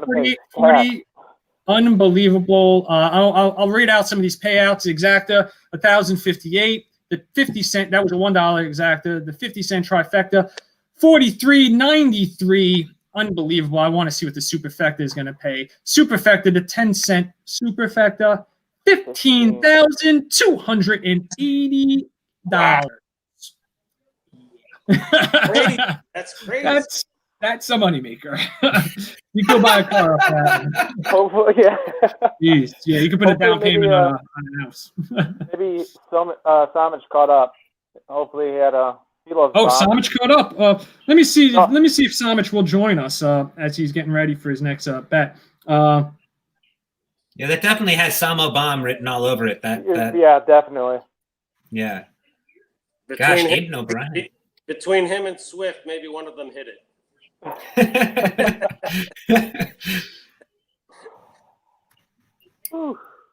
Yeah, so I'm asking Samo to jump on real quick. He's at Gulfstream Park. I guess they have some way you could play the BCBC at Gulfstream Park Live. I guess that's why you went down there. Does anyone know? I actually had a question for you, Slim. Mm-hmm. You met Aiden O'Brien, am I right? Because were you there when the... No, you weren't there when the dudes met him? Okay, you were. So let me tell you, I love to tell stories about my life with the dudes. This was a great story since we got 29 minutes to post for the disc staff. We have plenty of time to talk about it. So it's story time. My first Kentucky Derby was 2018, a horse named Mendelssohn. Was running in the Kentucky Derby. Aiden O'Brien, always trying to win the Kentucky Derby. Mendelssohn obviously won the BC Juvenile Turf back in 2017. I was there with the dudes. They were Ryan Stillman for that one. And we hit the trifecta with Mendelssohn. So that's a little bit of background of Mendelssohn. So we're waiting in the tunnel. It starts raining. It was raining the whole day, actually justifies Kentucky Derby. And me, Jared, and Aaron are sitting in the tunnel. Yeah, Justify this. Very good. Very good. Nice. So Justify t-shirt. So we see Aiden O'Brien just standing by himself, like on his phone. And then he stopped looking at his phone. He's just kind of like looking around. I'm like, dude, fucking Aiden O'Brien's standing right there. Let's say something to him. He's like, oh, no, don't bother him. I'm like, he's not doing anything, though. I'm going to fucking say we have a website and we're big fans of you. And we talked to him for like 5 minutes. And then, because I think they would maybe it was the walkover, or he didn't even want to do the walkover. He's like, fuck this. I'm just going to stand here and wait for Mendelssohn to come. I think he was just waiting for the walkover to come over. I don't think he did the walkover with Mendelssohn even. And then we talked to him, and he was so cool. We told him he got a website. He's like, oh, check it out. So, very thick Irish accent. I was like, this is awesome. And then he had just won the Epsom Derby that day. I forget who won it in 2018, but he had just won it, so we congratulated him for that. Really cool guy. And I took a photo and put it on Twitter, and people were going crazy that we were talking with him and shit. So it was cool. He was a really good guy, really nice to us. So, hey, man, we always see Chad Brown trifectas in the United States. The Aiden O'Brien trifecta in the mile, and it paid like, I don't know, what did I just say? Like $4,000. It was a lot of money. That's pretty cool. He had a lot of freaking money. So how many horses did he have in that race, Aiden? Did he have 5? I think he had 3. Those 3, huh? He had 3 and Chad had 2. Is that right? No, Chad had more than 2. Chad had Digital Age, Uni, Raging Bull. He had those 3. Yeah. So They both had 3.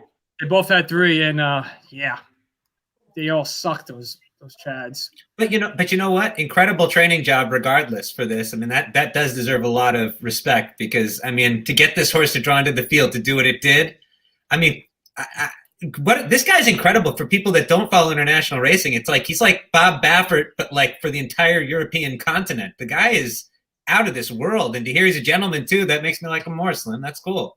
Yeah, You Aiden is a gentleman. Simon Amos talking to us. So very cool what's going on here. You know, Aiden is a gentleman. He was really cool to me and the dudes when I met him. So, you know, good for Aiden. You know, a lot of people were talking about with COVID and Europeans coming over if they were ready for this, and it looks like they were. I mean, it really looks like they were with getting 2 big wins here.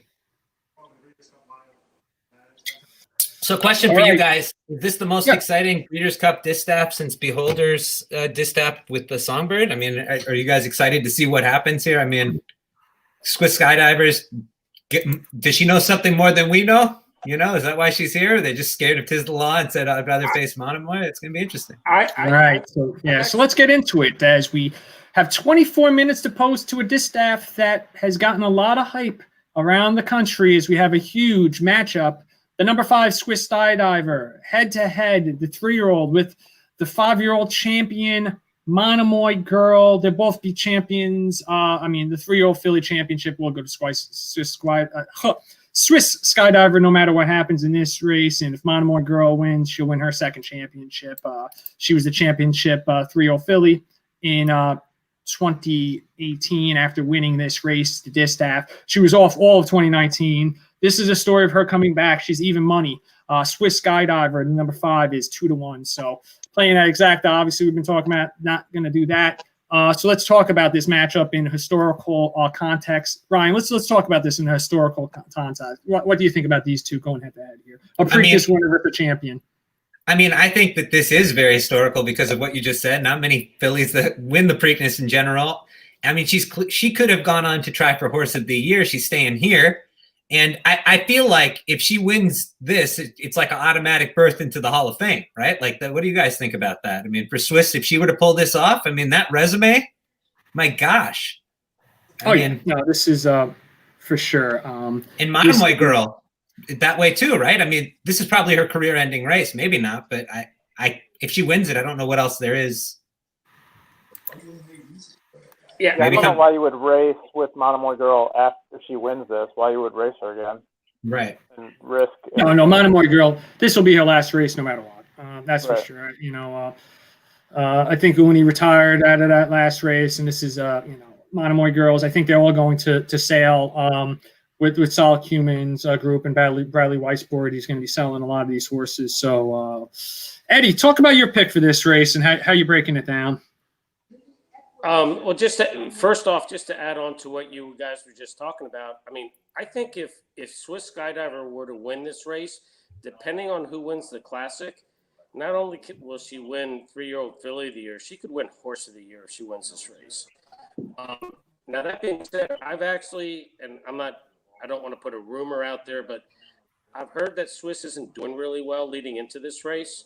So for that reason, and I love the horse, and I know Kenny pretty well, but I'm using Monomoy Girl. I'm gonna use an exacta with Harvest Moon. I think Harvest Moon has a chance, especially if there's some speed up front, where they get into a speed duel to where it breaks down a little bit.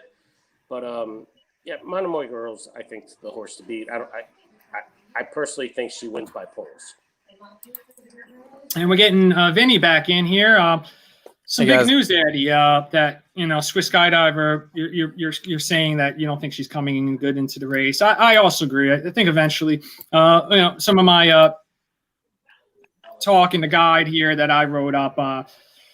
I'm against Swiss Skydiver. Her 10th race at 9 different tracks in the last year here. She's raced right through the pandemic. It's been a very long campaign. She's coming off possibly her best race, beating Authentic in one of the most suspenseful stretch duels of the year. she had to throw it down to hold off Authentic. I think both of them, it's going to take something out of them. It was only in early October that happened. I think they're both going to have issues bouncing out of that. Also, Swiss Skydiver in this race, I don't think the pace is going to set up for her that well. I think she does better, on the lead. I really do believe that. I think Ollie's Candy has a lot of speed. Lady Kate is also going to show a lot of speed. CC might have to book it from the inside. So we have some horses here that Swiss is not going to get the lead, and if she wants to get the lead, it's going to really burn her out. So I'm really kind of against her. If she wins, I'll be happy for the story, and she could be on the way for a Horse of the Year championship if one of the big horses doesn't win the Breeders' Cup Classic. So, but my big horse is Valiance here. I love Valiance. If you've seen this horse, she's a Tappet, getting into her 4-year-old year. She started off her career in turf. Her last two have been on dirt.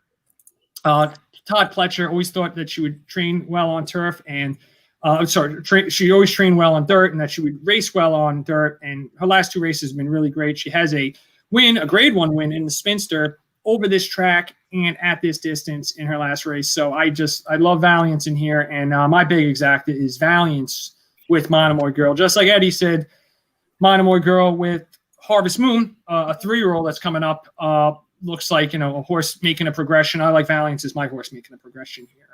So those are my two big ones. Who do you got, Vinny?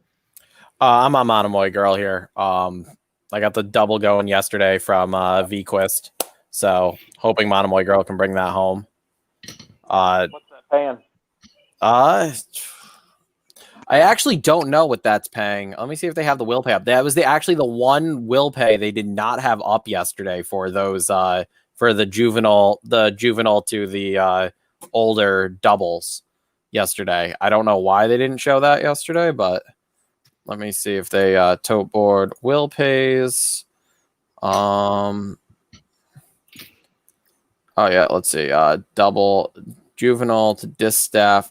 Nope, they still don't have the will pays up on, at least on Naira, they don't have it up. I don't know if they have them up anywhere else. So if you know what that's paying, if someone could put it in the comments, that would be appreciated. But yeah, I'm not sure. Should be decent. VQuest was 8-1, right? Yeah, I think the problem, like when I played it on the probable, I want to say it was in the 20s, but I don't know exactly how much it ended up being based on the end result. So I just punched in a bet here. I'll go through it with you guys. I'm going to play the late pick 3, obviously, because I got knocked out of the pick 4. I got a $48 ticket, a $2 pick 3. I'm going to start off with Valiance and Monomoy Girl here only. In the next leg, I'm going to play Arklow, Magical, Tanawa, and Mogul, the 1, 2, 3, and the 10. And then in the final leg, I'm playing Tis the Law, Tom Tata, and Improbable. That's my pick 3 here. Nice. Yeah, I have one started with Monomoy. So just single and Monomoy to start this pick 3. Single and Monomoy. Single and Monomoy I'm going pretty deep in the Classic because I still think that race is wide open. So I'm hoping that Tarnawa can get home in the turf over Magical, even though I'm using Magical, but I'm hoping that my boy Tacitus gets home. We already saw Whitmore win, so nothing else would surprise me today. That would be That would wild. aggravate me. That's for sure. Yeah, you're alive though in your pick 4, Michael. That's yeah. I got lucky. I played a win bet on Order of Australia, so I'm pretty happy. That's awesome. Yeah, that worked out. I wonder if I can think this. Oh, interesting. I'm trying to log in on my Twitter to get this authorized app. Let's see if this works here. Redirecting you, taking you back. I'm going to try to get this logged in and get it streaming through my. Aha! I think I figured something out. I'm very good. I think I just figured out Periscope account connected. All right, save changes.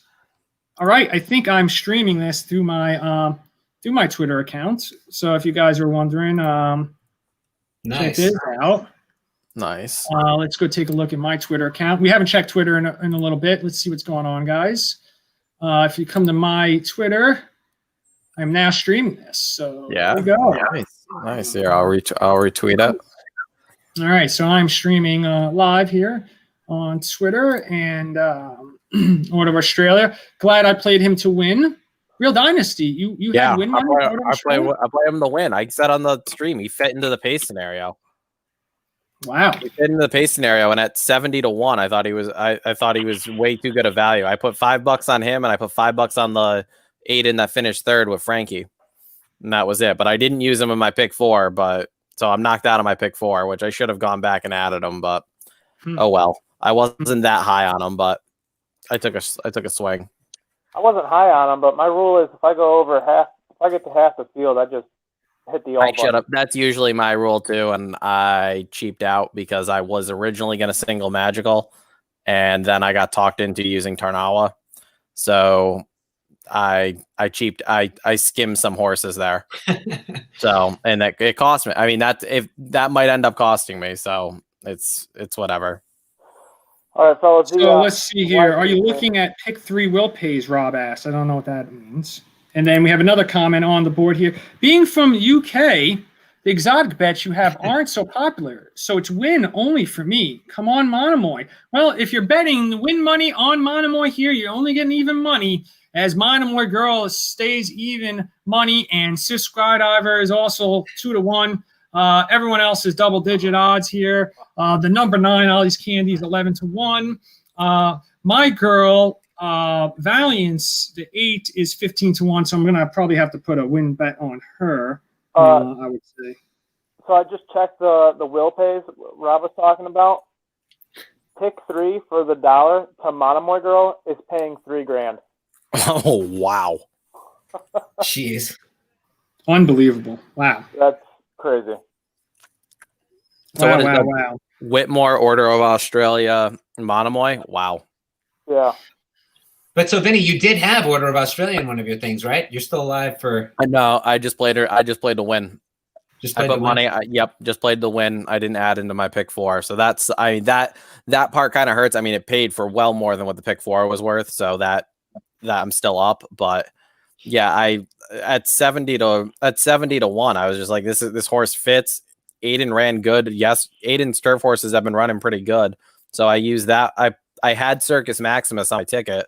So I just put $5 on that one and the 3. And nice. Yeah, I was cheering for Circus Maximus actually to catch him in deep stretch, because I would have liked to be alive for this pick 4, because I think this pick 4 is going to pay, because I don't think one of the top few choices will win the Classic, but that's just me. So yeah, and the pool was pretty big too. Mm-hmm. It would kind of be crazy if like Global Campaign wins it, or Tacitus, and I had pretty much everybody except for Title Ready and Higher Power on my ticket. So it was like Does it scare you that Snoop Dogg picked Higher Power? Is that what you're? No. If Snoop gets that right with Higher Power, I will be shocked. Outside of that race that he ran in the Pacific Classic last year, he hasn't even been competitive. Pick 3 to save the day. If you have this pick 3 and not just saving your day, you are making your day. Unless you're betting like $3,000 a race, you're doing a lot better. So yeah, that pick 3 to Monomoy Girl to be alive, $3,000 is amazing. As she dips down to 4-5, Valiance is 16-1. Ollie's Candy at 12-1, Horologist 17-1, Harvest Moon 18-1. That's Eddie's pick to get up in the number there. CC 19-1, Dunbar Road 23-1, Point of Honor 31-1, and Lady Kate is 36-1. And I have to put in a very special bet in this race, a $2 exacta box, which is a name play for me, and I would kill myself if I forgot about this, so I'm happy I remembered. Lady Kate, my wife's name is Kate. My son's name is Oliver. We call him Ollie. So I have to play the 6-9 box for Lady Kate and Ollie Candy. They'll be the 2 pace setters in this race, I believe. So if they go gate to wire, both of them, and they set a slow pace together, hey, you never know. It's been crazy. 73-1 shot just won the last race. So, hey, got to get my wife's name with my son's name together here. My cat's name is Kate. So Oh, I hope great. that'd be fun. Yeah, that'd be a fun one. I'm sure my wife put money on that. Vinny, is that a Miami Heat jersey you're wearing? It is not. It is a Kevin Herter Atlanta Hawks jersey. Nice. Clifton Park represent. It's a local guy. Kevin Herter. For anybody, any NBA fans watching, Kevin Herter went to my high school. I graduated a few years in front of him, but he played at my high school, so he's kind of the basketball icon in our town. Did he go to Maryland? Yep. Yeah. He went from Shenandoah High School to Maryland. He played 3 years at Maryland and came out, and the Hawks drafted him in the first round. I forget what pick, but he was their second pick in the first round because they had somebody I forget what school the other kid went to that they drafted. But yeah, he was a mid first round pick, and he's worked out. He's pretty good. Oh, dude, So. the dude's got all sorts of talent. I mean, I'm a Maryland New York fan. Yeah, he was New York State Mr. Basketball, I think, in 2013 or 2014. I forget. Somebody might need to fact check me on that if they're looking. But yeah, he was New York State Mr. Basketball. He led our high school to a state title. Well, I forget the name of the guy from what was his name from Glens Falls, who was like all the buzz. Jimmer Fredette. Yeah, Jimmer Fredette. Yeah. So if you ever get up to Saratoga, you got to meet me and Vinny. We're both Saratoga guys. So, representing the Saratoga local kid. I've met Eddie a few times. Slim, Eddie comes up to Saratoga. Met Eddie up here. Ryan has to get up here. That's Stillman, you need to get up here. I would die. I've got to meet certain people here. I've never met you, Vinny. I've never met you, Right. Eddie. So where are you from, Stillman? I don't even know where you live. I'm from LA. LA. So lucky you. Lucky you. It's warm there. Ryan, did the fires get close to you, or no? Thank God. But the air was so bad to breathe. It was just nasty. Like my dog didn't want to go on walks. I didn't want to go outside. It was bad. I've got good friends of mine that live in San Bernardino and also in Studio City. So they must have actually felt it a lot more than I did.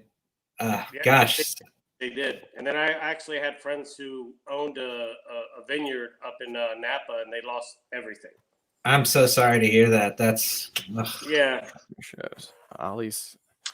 All right, so we have talked about the social lives of everyone on here, but we got to get down to business because we're 8 minutes to post in the Breeders' Cup Distaff 2020 as they hit the track. CC number 1 and Harvest Moon number 2, both at 19-1. The number 3 Dunbar Road for Chad Brown at 23-1 on Chad Brown. Number 4 Horologist for Bill Mott at 17-1.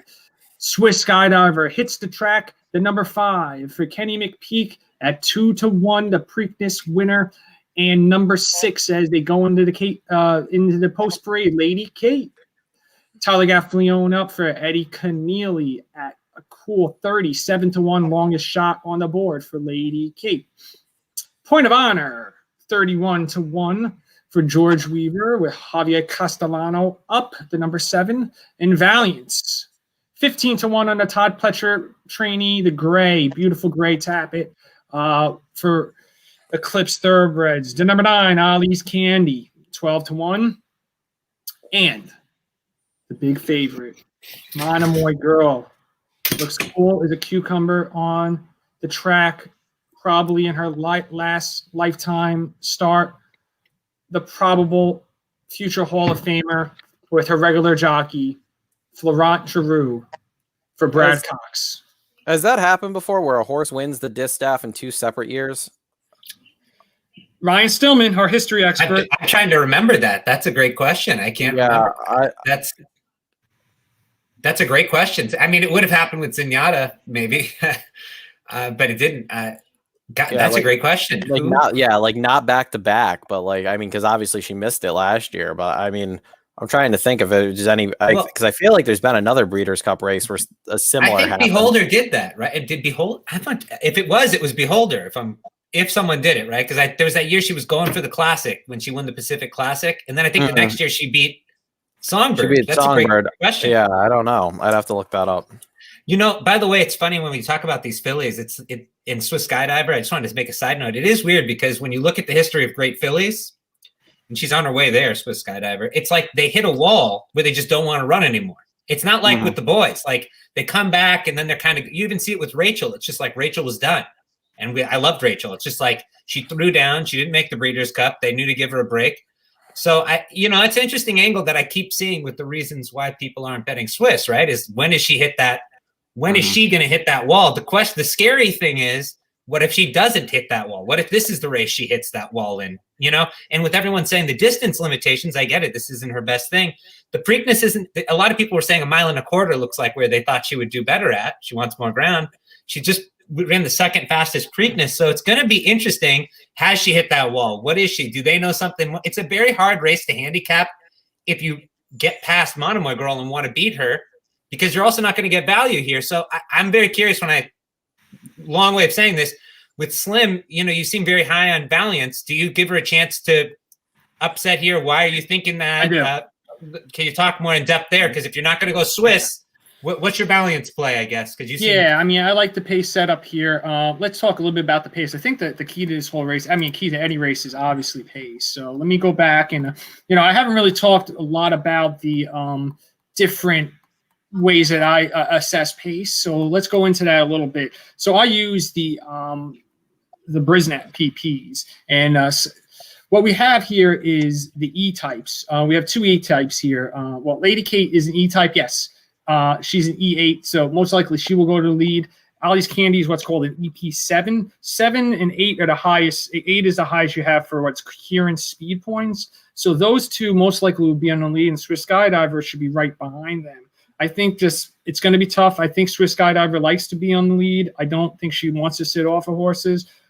She did in the Preakness, obviously, but I think some of her best races have been on the lead against this type of field. So that's where I see, maybe some type of pace meltdown. And Valiant, I just think is going to sit a good trip right next to Monomoy Girl. And I think if they both go together, they might pass those top 3 and be coming late. And we'll see what happens. Monomoy Girl, I'll be honest with you, I don't think she has been that flashy this year. She hasn't been that great. The fields she's faced have been okay. She hasn't been awesome. So I think that, basically, we have Aaron Halterman joining us. He's back. But, I don't think Monomoy Girl has been that great. For the people that single Monomoy Girl here, I hope she gets back to how she was in 2018. If the 2018 Monomoy Girl shows up, this race is over. If it doesn't, then it could get competitive. I think the Aaron, race let's get your live update from Keeneland. Aaron. Listen, it is what it is at this point. It's a 2-horse race, and what you said, I haven't heard all of you said, but what you just said just now is true. It's a 2-horse race, and if she doesn't get back to that top form, she's probably going to get beat, and if she does, she's probably going to win. It's really that simple. There really should be no excuse in this race, barring some kind of weird break or anything like that. They both look amazing on the track and in the paddock. I will say this was like the busiest the paddock had been with people all day. Like everybody was down there to take a look at these 2 horses. You can't fault any of them. It's going to be a showdown, and may the best horse win. Yeah, well put. Yeah, so great. Aaron, tell us a little bit about this race, what it means to you for Monomoy Girl, her last race, something, horse. That's what's so emotional about the Breeders' Cup, seeing Whitmore go out on top, see these horses we followed for so many years, coming off of a 1.5-year layoff, looking good this year. Not amazing, but, talk a little bit about Monomoy Girl and what she means to you in this race historically. Yeah, this horse has been special. This horse is kind of not quite as long as a career, but kind of like a Whitmore, who has just been around for a long time and always been good. And I think Jared said the stat the other day. She's faced 101 horses in her career, and she's beat 100 of them, as far as finishing ahead of them. I know she got DQ'd in a race against Midnight Bisou, but it's pretty hard to beat this horse is the moral of the story. So if she does lose today to Swiss Skydiver, hats off to Swiss Skydiver, who has maybe one of the greatest campaigns for a 3-year-old filly I've ever seen that rivals Rachel Alexandra, to be real honest. So, listen, I'm not going to get over emotional if either one of them win. I will be really pissed if neither of them win. But I'll be happy for either horse if they win. The Monomoy Girl going out on top would be pretty cool. 1 minute to post. I see Florida Jock now on the screen. You know, Florent Giroux, this horse means everything to him. You know, he had Gun Runner and then he went right off to, you know, Monomoy Girl. He's had 2 great horses in a row now, 2 potential Hall of Famers, and they're getting in the gate here. As I said, what we're going to look at is the 6 and the 9, probably going on the lead here. We're going to have Lady Kate and Ollie's Candy most likely pressing. Monomoy Girl should be nearby, but from the inside, not inside, but inside of them, Swiss Skydiver. We'll see if they clear her. I mean, that's really the thing to look for as they leave the gate here. Dunbar Road is in, and I'll get ready for my call. I'll try not to mess this one up like I did last time. The last call was a hard one. That was bad. I thought Lope Fernandez was the horse, but it was Order Australia. But we're in the gate here for the 2020 Breeders' Cup Distaff and the Champion. Monomoy Girl is the last to load.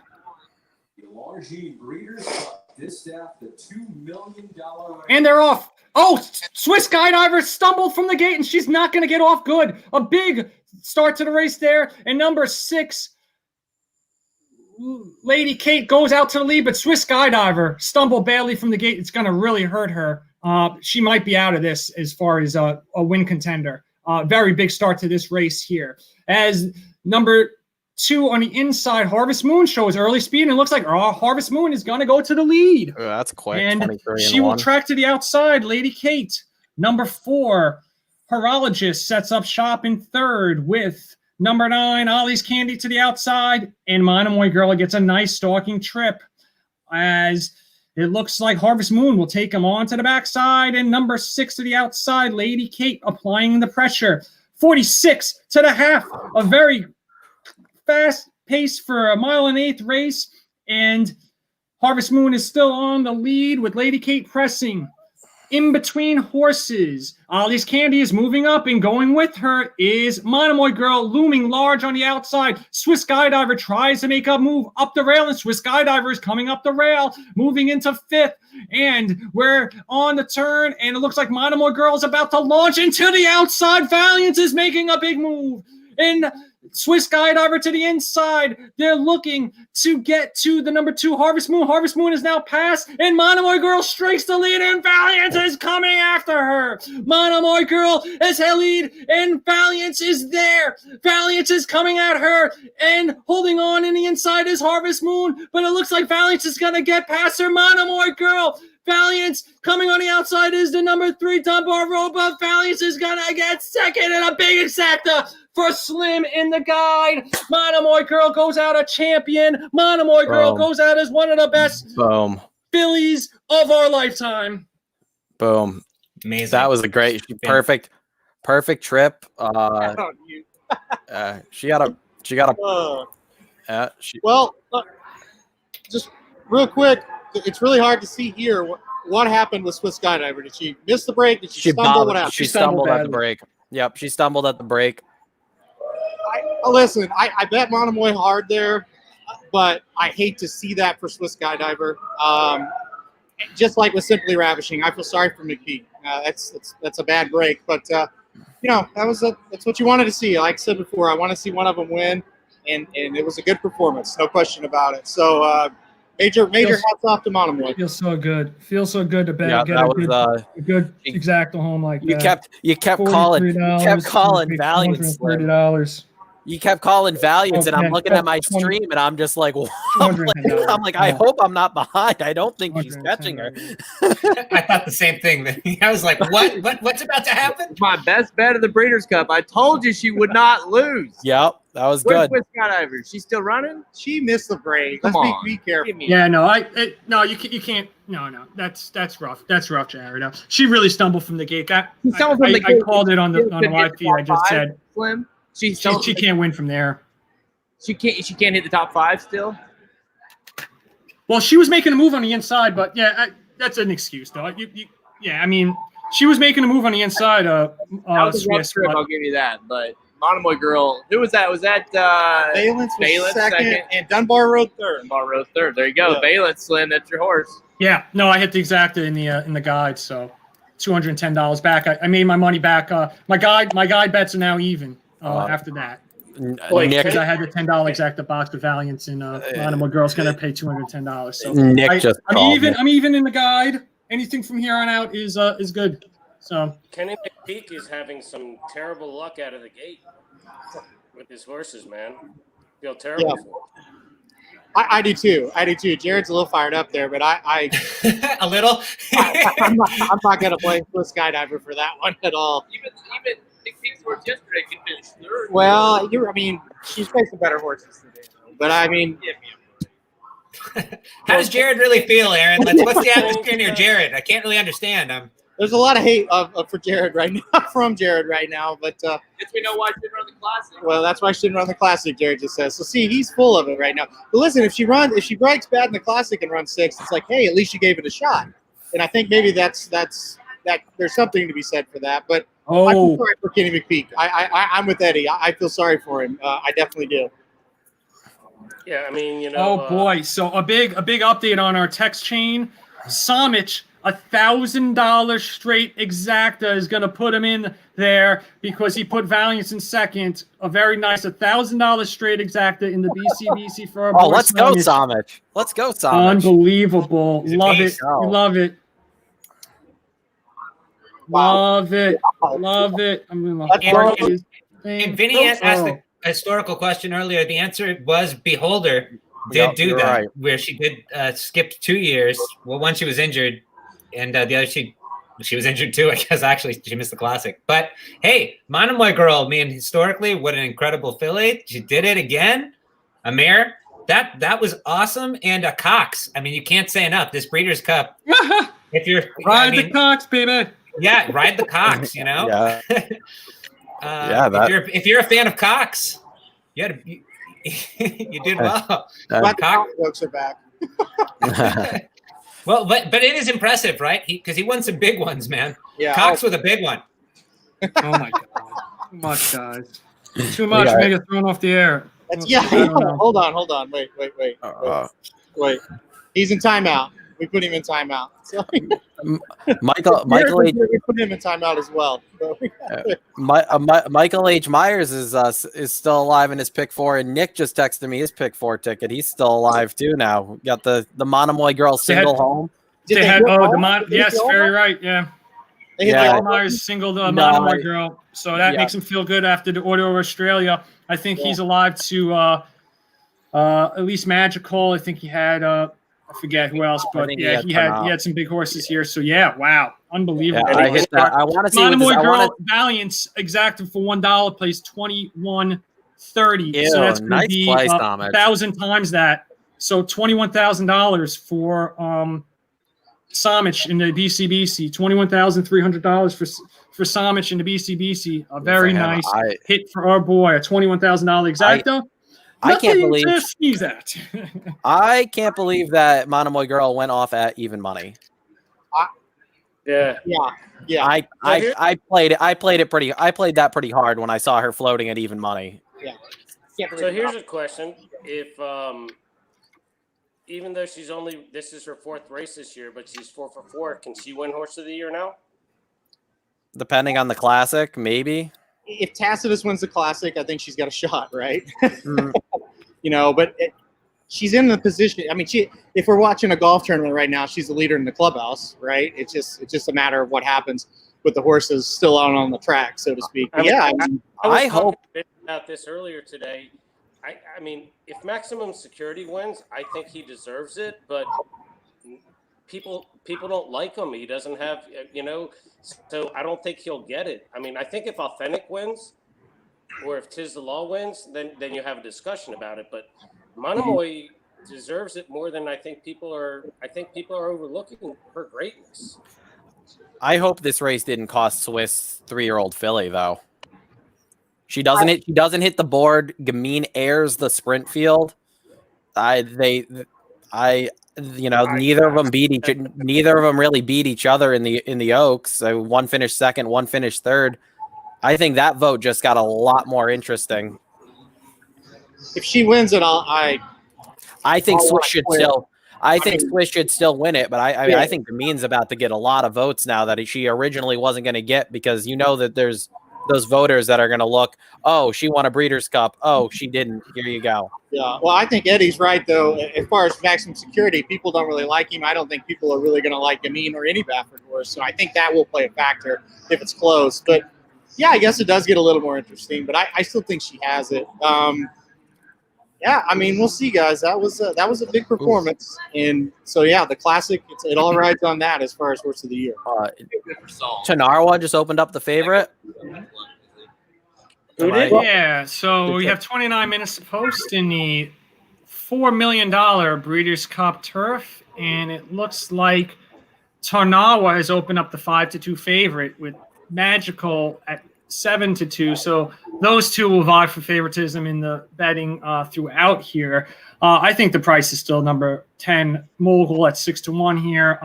I think this is like the next big thing. Maybe this is too much too soon for a Mogul, but I think he might be like, the next big thing. His move in that last race he had was unbelievable. He basically gobbled up the whole field. And he's also a very imposing character. But, the two fillies are going to be tough to beat, Magical and Tarnawa. And the number 7, United, 5-1 on United. I don't know why. Channel Maker 7-1. Those two obviously will be setting the pace here. So those are all the horses in single-digit odds. We'll talk about some of the other ones later. But we have 28 minutes to post. So let's see, guys. Rob in Kentucky. So Mike Myers, who's on the feed with us earlier today, he's alive here to the 2, 3, and the 6. So we have Magical, Tarnawa, and Lord North. Lord North, somewhat getting overlooked on the board. He's 11-1. He has never gone this far before, so that's kind of the knock on him. But when John Godson comes in here, I think he's won this race at least once, maybe twice in the past. He when he comes in with one, it's going to be tough. And obviously Frankie Dettorion, always a tough one. So for Lord North would obviously juice up this payout the most for them. And then they're alive to 5 in the end. The 3 Bafferts and Tiz and Tom. Clapping going on here. I think they're clapping for Monomoy Girl, as you could see. Monomoy Girl's coming back, and I think Aaron is clapping for her. Is that what you're clapping for? Yeah, Monomoy Girl's going back to the barn, and they take them all the way the length of the stretch here, and everybody's clapping. Yeah, it's a cool moment. That's a Keeneland thing for sure, and that's something really cool that they do. Cheer the horses as they come back from the win, and then as they go back to the barn. So that was cool. Very cool moment. Very cool. Very cool. Hey, Slim. Yes. You mentioned Lord North. I mean, you talk about breeding for the distance. This horse is bred to run forever. And I give Lord North a big shot, even though his last race, the number, the time form may not be that great, but I watched a lot of his replays. Mm-hmm. If this horse can get a clean trip, I mean, he with Frankie on him, and obviously Gosden is a world-class trainer. I mean, I think he's got a huge chance.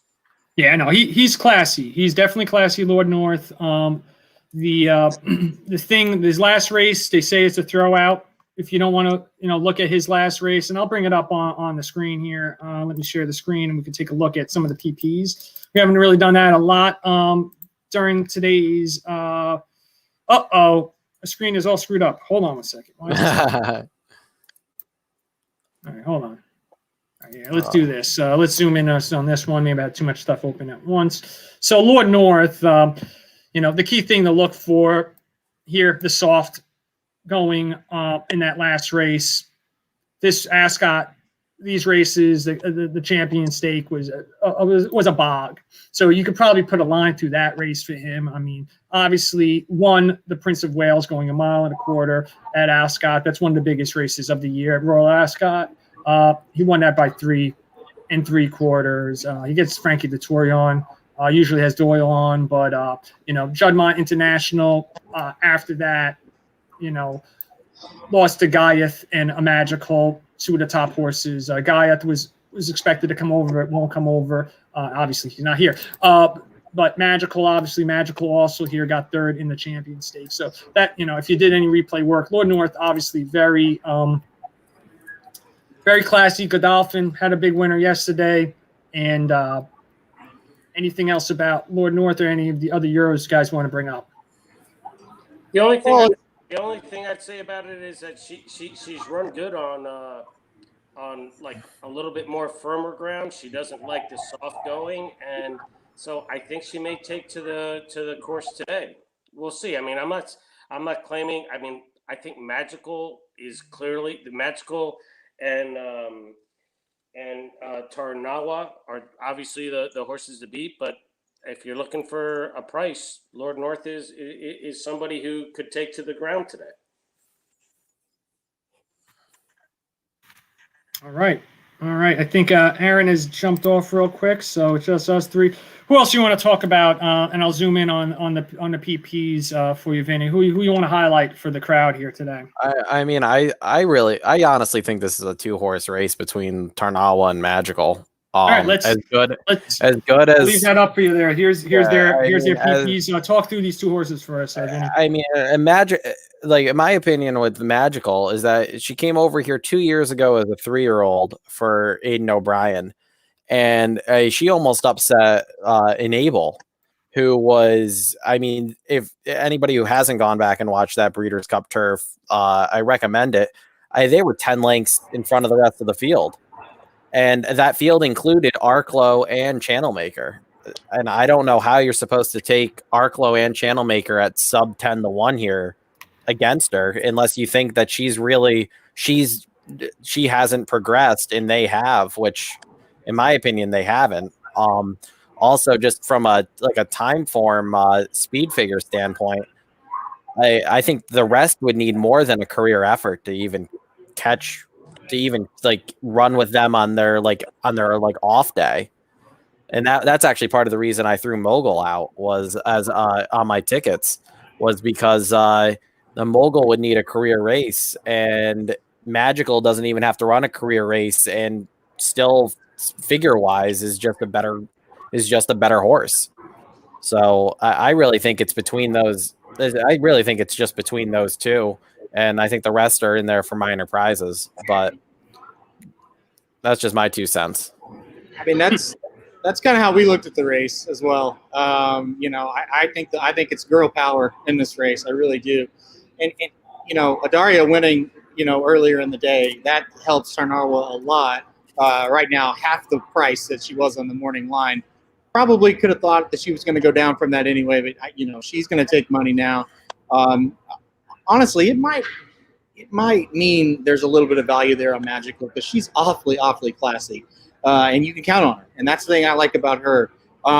Listen, I was out Thursday night at McCarthy's. I said this on the show last night, and a little Irish contingent of about 8 guys sitting around and talked to him about the races, and they said Mogul was going to be the one that was going to win this race. So I think you guys have hammered this home. There's probably not a whole lot we need to add. I think those are the 3 to use, and I'm with you. I think if the Americans win this race, it's a shocking result. And I've been putting in a few bets. I'll go through some of the bets that I'm placing if anyone's interested. I'm playing $20 doubles from the 3 that we just discussed: Magical, Tarnawa, Mogul, and I'm going to single Tiz the Law. I just want to get alive to Tiz the Law. In my 2-day double, I'm alive to him. I want to get alive to him in his pick 3. I want to get alive to him in my in this double. So that's what I'm doing.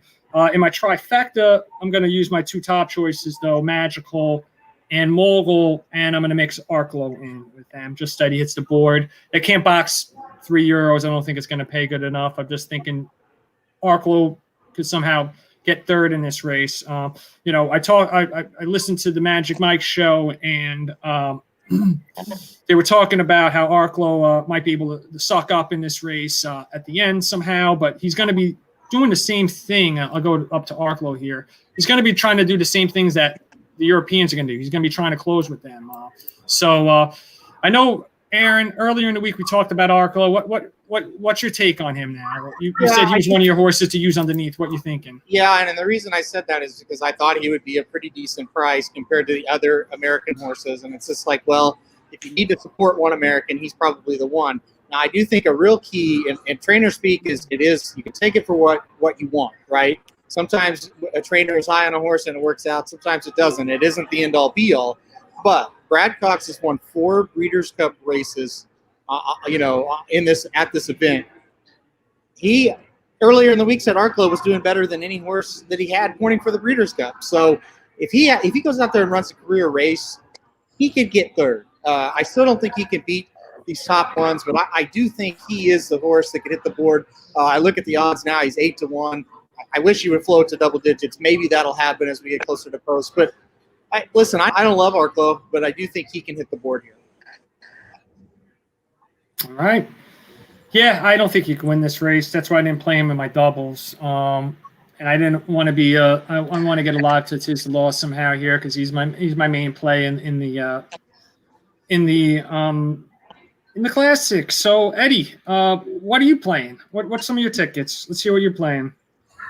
So I just I don't play huge tickets, but I have a $10 double magical with Tom's Day Tat and Authentic. I think magical is the worst here. I agree with Vinny. If you went back and looked at the races from a couple years Hey, ago, Eddie, you're cutting in and out. Am I? Is it maybe my hat that's happening? You're better now. Okay, the hat's off, and I think you're better. All right. So, so I did a $10 double magical with Authentic and Tom's Day Tat. I think Magical is clearly the horse to beat in this race. And I've been on Authentic. I was on him, as Vinny knows, because we were there for the Derby. And I think either Authentic is going to win or Tom's going to beat him up in the next race. So that's and then I have an exacta magical with Lord North. I'm trying. All right, we got a question. Wow, geez. All right, a lot going on, but we got a question from Steve, our guy Steve Ronchetta. He's my friend on Facebook, and he's talking to us on Facebook, and he wants to know United or Channel Maker in my superfecta. Let's talk about it. Who you think will hold on in this race? I think they'll get passed by the Euros. They'll set the pace, but who's more likely to hold on, I think is what he's asking. United for me. I just think he's a little bit better. But what's Channel Maker's odds? Let's see this. They're pretty much the same, so you can't make a determination there. I think United will hold on a little bit better. I don't think they would have shipped him over here from California if they didn't think he was ready to run a pretty good race. Him and Channel Maker have been kind of the most classy horses on the turf this year, but I prefer United. I agree with that. I think I would take, if they're the same price, I would take United over Channel Maker, just because Channel Maker is going to have to try to do this on the front end. And today it seems like, unless I'm mistaken, it seems like the front end is not like right on the lead is not where you want to be on the turf. So yeah, I think United's going to sit that trip like a length or two off of him, and I think that's where you want to be. What happened last year? He didn't get on the lead, and he just died out last year in this race. If you take a look at Santa Anita, what Channel Maker did here, so I'll stick with those guys. I do love Channel Maker, so I hate trying to say Channel Maker isn't the play, but United is very good. I mean, second in this race last year. Obviously, when that was at he had the lead here in the stretch by a head, but Bricks and Mortar got to him at 51-1. So it's a little different when you don't have 51-1 on United in this race. So we'll see what happens. I'm going to jump off for a quick second. We got 16 minutes to post. I got to pee, so you guys talk it out. All right. I think I can take removing myself, right? I actually agree with Aaron and Vinny about United being the play over Channel Maker. So, but it's a tough call. I mean, I personally don't think this is a race to bet a superfecta, just because I think you're going to have the two chalks definitely run in the top 4, maybe top 2. So I wouldn't play a super in this race. Yeah, I would agree with that as well. Sorry, Vinny, if you want to go ahead, you can. But Oh no, you go. yeah, I would agree with that as well, just because I'm so high on these two fillies coming over from Europe, and yeah, definitely throw Mogul in there as well. Especially as I glance up, it's like that's a really good price on that horse, Mogul. What is he? Is he 6-1 right now? That's pretty good. So, yeah, I'm with you. I think the only way a super or even a try pays well if you're playing it for the base amount is if something happens that I couldn't have ever got to begin with. So my strategy in this race is pretty simple. I'm going to pound the opinions. I'm not going to play a $2 exacta box. I'm going to play a $20 exacta box and have the 2 and the 3 in there and just hope that my opinion is strong and it comes in. I think that's the only way you get a decent payout in here if you're going to involve these horses that we've been talking about. I mean, Vinny, you agree? Yeah, I agree. I mean, I really think this. I have a double going with Monomoy Girl that has Mogul in it, but I played it a lot heavier with Tarnawa and Magical. So I really think those are I think they're just a class above everybody else. Yeah, and just to add to that, you know what I think people, look, I'm not a world-class handicapper by any stretch of the imagination, but when you're running a mile and a half and you got 3 pounds like the fillies do, man, you're talking multiple lengths difference if the horses are running equally. And now when you look at the class of the fillies that are getting 3 pounds from the boys, that means a lot. And you got to take that into account when you're handicapping this race. I would say this about weights, and I think you made a really good point about the mile and a half. The longer you go, I think the more that comes into play, as you articulated. If they're splitting 5.5 furlongs, maybe it doesn't as much, but you're right. And also, so they have that advantage, and we also kind of think they might be the best horses. So just another reason, right? And I agree with what you're saying. Yeah, and they've been, I mean, especially for people who are really big on weights. I mean, like Magical and Tarnawa are carrying 123 today. Their last 2 races, they both carried 128 in their last race, and the race before that, Magical 2-back carried 132, and Tarnawa carried 131. Exactly. I mean, so they're carrying a lot less weight than they usually do.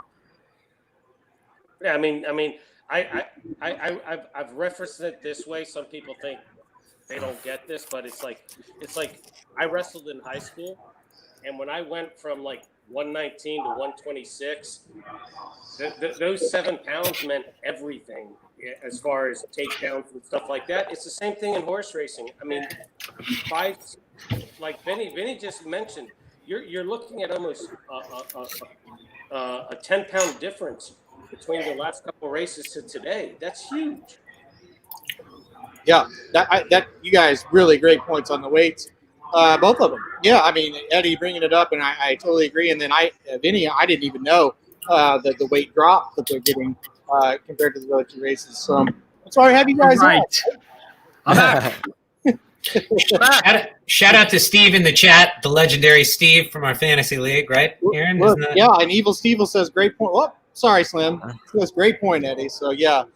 Evil, hope you're doing well. Hope you're having a good time today. Yeah.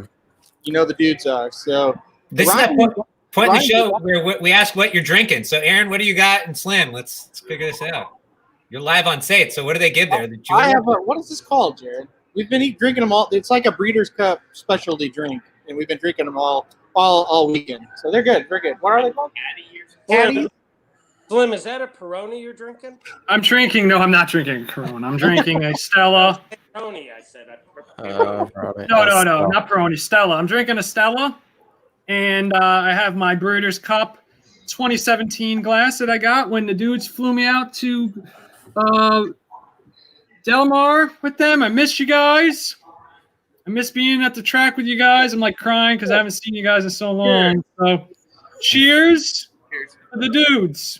Yep, cheers. You guys are there today and joined us on track. I don't have it. I feel out of the loop. I left my drink upstairs. Great. Salute from Eddie C. Steve keeps on saying, all good, dude. The Buffalo Trace is going down smooth. Okay, I don't know what that means, but Ryan, what are you drinking? I'm drinking a purified water. It's I just started. I went up, I got pee, and I'm like, damn, it's already here. The Turf Classic Double, is up. The last 2 races of the 2020 Breeders' Cup, getting done earlier in the day than when it's on the West Coast. It's usually 8:30 it gets done, and, it's not even 5 o'clock. And when you're down to the last 2 races here, early start on the East Coast, and we'll take a look at the odds here. What's the post time for? Isn't the post time for the Classic like 5:30 or 5:45? So we're gonna have like an hour break. Oh, 5:18. Okay, I was gonna say, I thought it was like 5:30. I'm like, we're gonna have an hour and something break in between these two. No, it's oh, yeah, good. Oh, good. That's Hey, Slim. If when you give me an opportunity, I want to tell you a great little story. Since you told a story in between last break. Okay. Yeah, I mean, let's go through the odds real quick as they come on to the track. And Aaron's at the track. You can tell us he sees anything in the post parade. But Arklow, 10-1 has floated up from his 5-1 morning line. We didn't think that would hold up. So Arklow, a good price at 10-1 if you're interested in him with Flo the Jock for the always hot Brad Cox. And Cox said this is the best horse in his barn coming into this. Magical, the classy horse, maybe will retire after this race. Ryan Moore for Aidan O'Brien, now the favorite at 5-2 over the second choice. Tarnawa, the number 3 is 3-1. For Dermot Weld, who is yet to win a race in the Breeders' Cup in his career. Madea, 26-1, the great British runner for John Gosden with the American rider Joel Rosario up. Number 5, 35-1 on Danja. When they pronounced this horse's name at the post position draw, I thought they said Ganja. And I was like, oh shit, there's a horse named Ganja in this Breeders' Cup. I'm going to have to bet that horse. I don't know anything else about Danja, but he's a big long shot. So if Ganja wins, we all get high. Number 6, 11-1. Lord North, we talked a lot about Lord North earlier in this telecast. 6-1 on United, second place last year in the Breeders' Cup Turf. Now comes over to Kentucky, the California runner. Red King, another California runner for Phil D'Amato. He is 16-1 with Umberto Respolia. And 2 more left in this race. We have Channel Maker, the always Old Warrior. We got the Old Warriors in this race. Whitmore, not going out today. Whitmore, can Channel Maker be the Old Warrior for Belmont? He is now 7-1. And the last is Mogul, the imposing, with the Pierre Chele Baudot on him. This freaking guy is on fire. And he is for Aidan O'Brien. So he has the right jockey, this Pierre Chele Baudot. I don't even know if I'm saying it correctly, but he's on fire. They're walking right by me for the post parade, guys, and just scanning through, the fillies definitely look like fillies, especially number 2 Magical. Not a big horse at all, but obviously a world-class runner. Just looking at the field, number 7 United looks amazing. Jared, would you agree? United looks, he's shaking his head. He is a beast-looking horse. I'm telling you. I don't know if he can hang with these or not, but I think he's getting ready to at least run a solid race. But once again, and I reported it all day, basically, I haven't had any excitement to report on post-parade paddock. They've all really behaved, and that's the case again. Now, I will say this. The next race, we've got Improbable. We've got Authentic. Maybe I'll have some action. I'll go to the paddock, and maybe there'll be some horses flipping out. That's what I'm rooting for. So, but for this one, everybody looks professional. And locked in. So I'm going to hop off because I have 1% of battery left. Going to go to my computer for a second, and then I'll be back for the Classic. All right, guys. See you guys later, and Aaron will be back for a Classic report from the paddock. Can't wait for that. That's going to be amazing to have Aaron Halterman of the Racing Dudes in the Breeders' Cup paddock, giving guys his live Maggie Wolfendale impersonation to see how those horses are, the Classic. And he gave us a nice rundown in the post parade. United is just he's just a beast of a horse. If, seen him on television, never seen him in person, but he's a big horse, United, so obviously going to look good in the post parade. As we get down to 5 minutes to post in the turf, we'll wait on the Eddie story after this. So since we want, hey, you know what, Eddie, tell the story now since we got some time. The story I want to tell, I'll tell afterwards. Okay. I'll tell in between. But just so you guys know, my Maryland Terrapins are leading Penn State 14-0 in Happy Valley, and I'm very happy with that. So I just looked it up really quick. For the BCBC, Samich is currently sitting in 21st right now. Wow, amazing! He is sitting in 21st. Other notable names up near the top of the list. Jonathan Kinchin, JK, is sitting third right now. Barstool's Dave Portnoy is currently 10th. Wow.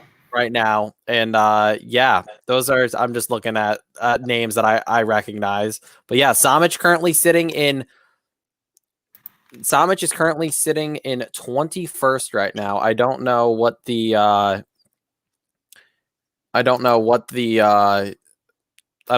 has, but hopefully he can move up, because that would be really cool if we could see if Samich can finish top 10. Yeah, that would be great. Good luck to Mike Samich. Obviously hit a $21,000 exacta that I gave out in the guide.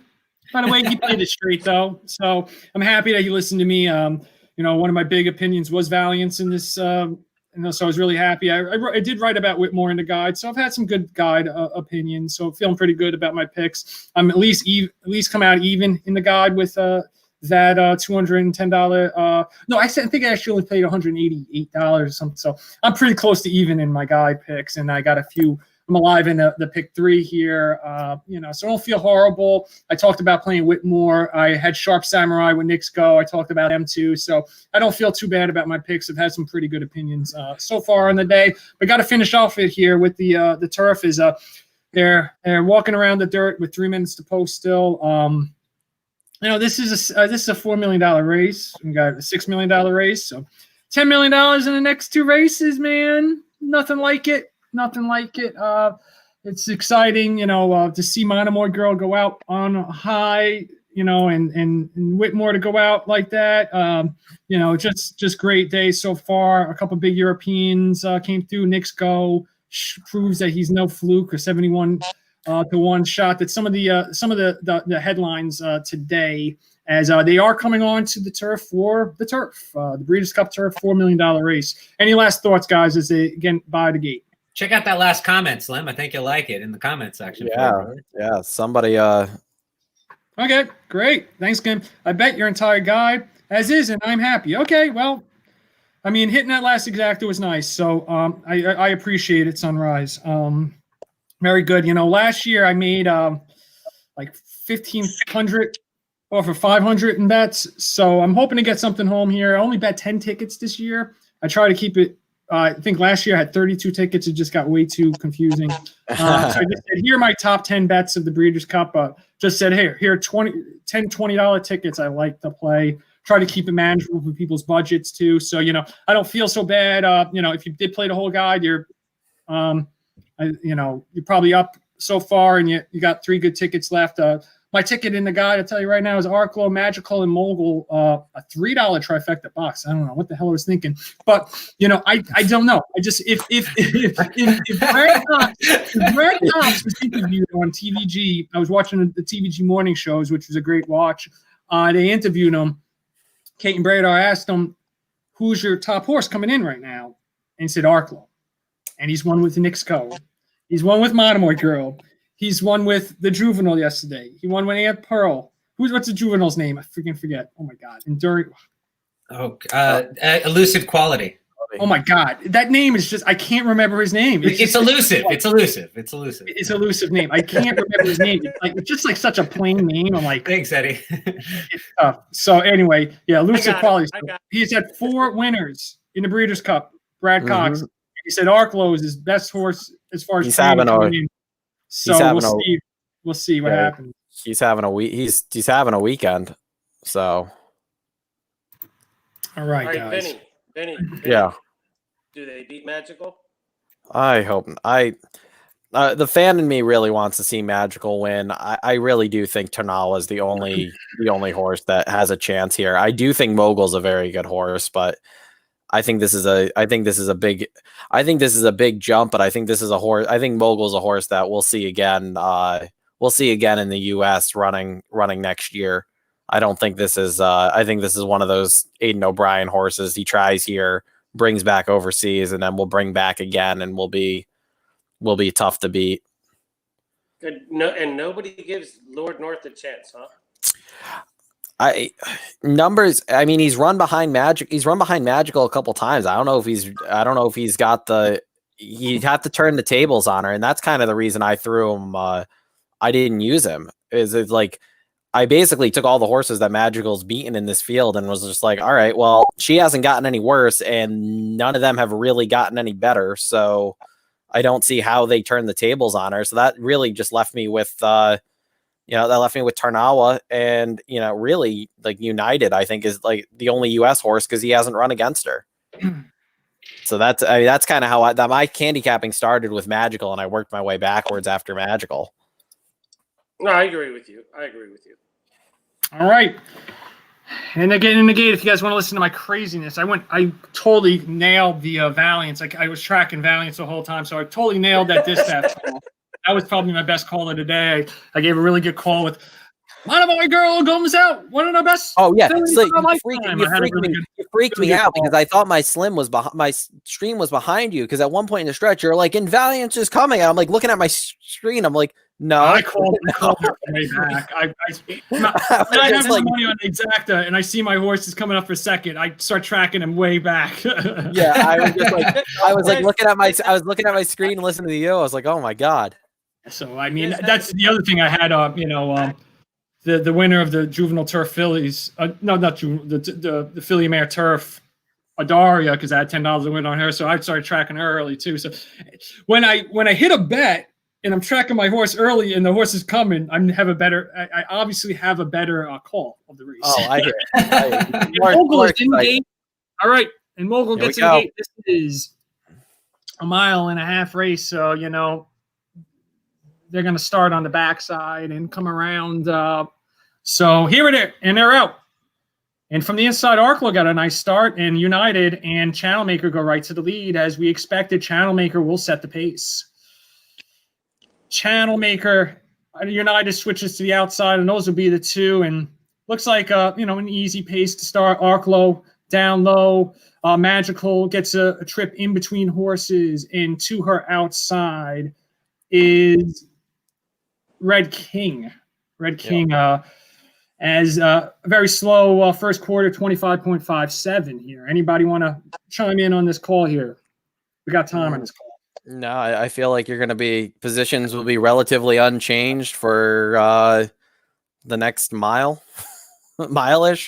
Yeah, that's why I stopped there. So Red King sets up on the outside, getting a wide trip. In between horses is Magical, and down on the rail is Arklow. Behind them, number 4, Medea. Number 6, Lord North is behind them, and behind them is Tornawa in the back of the pack with Danja. And last of all is Mogul, as they set a 51.06 half mile, and Channelmaker is doing what he has to do on the front end as he sets a slow pace. And something just happened with the 5.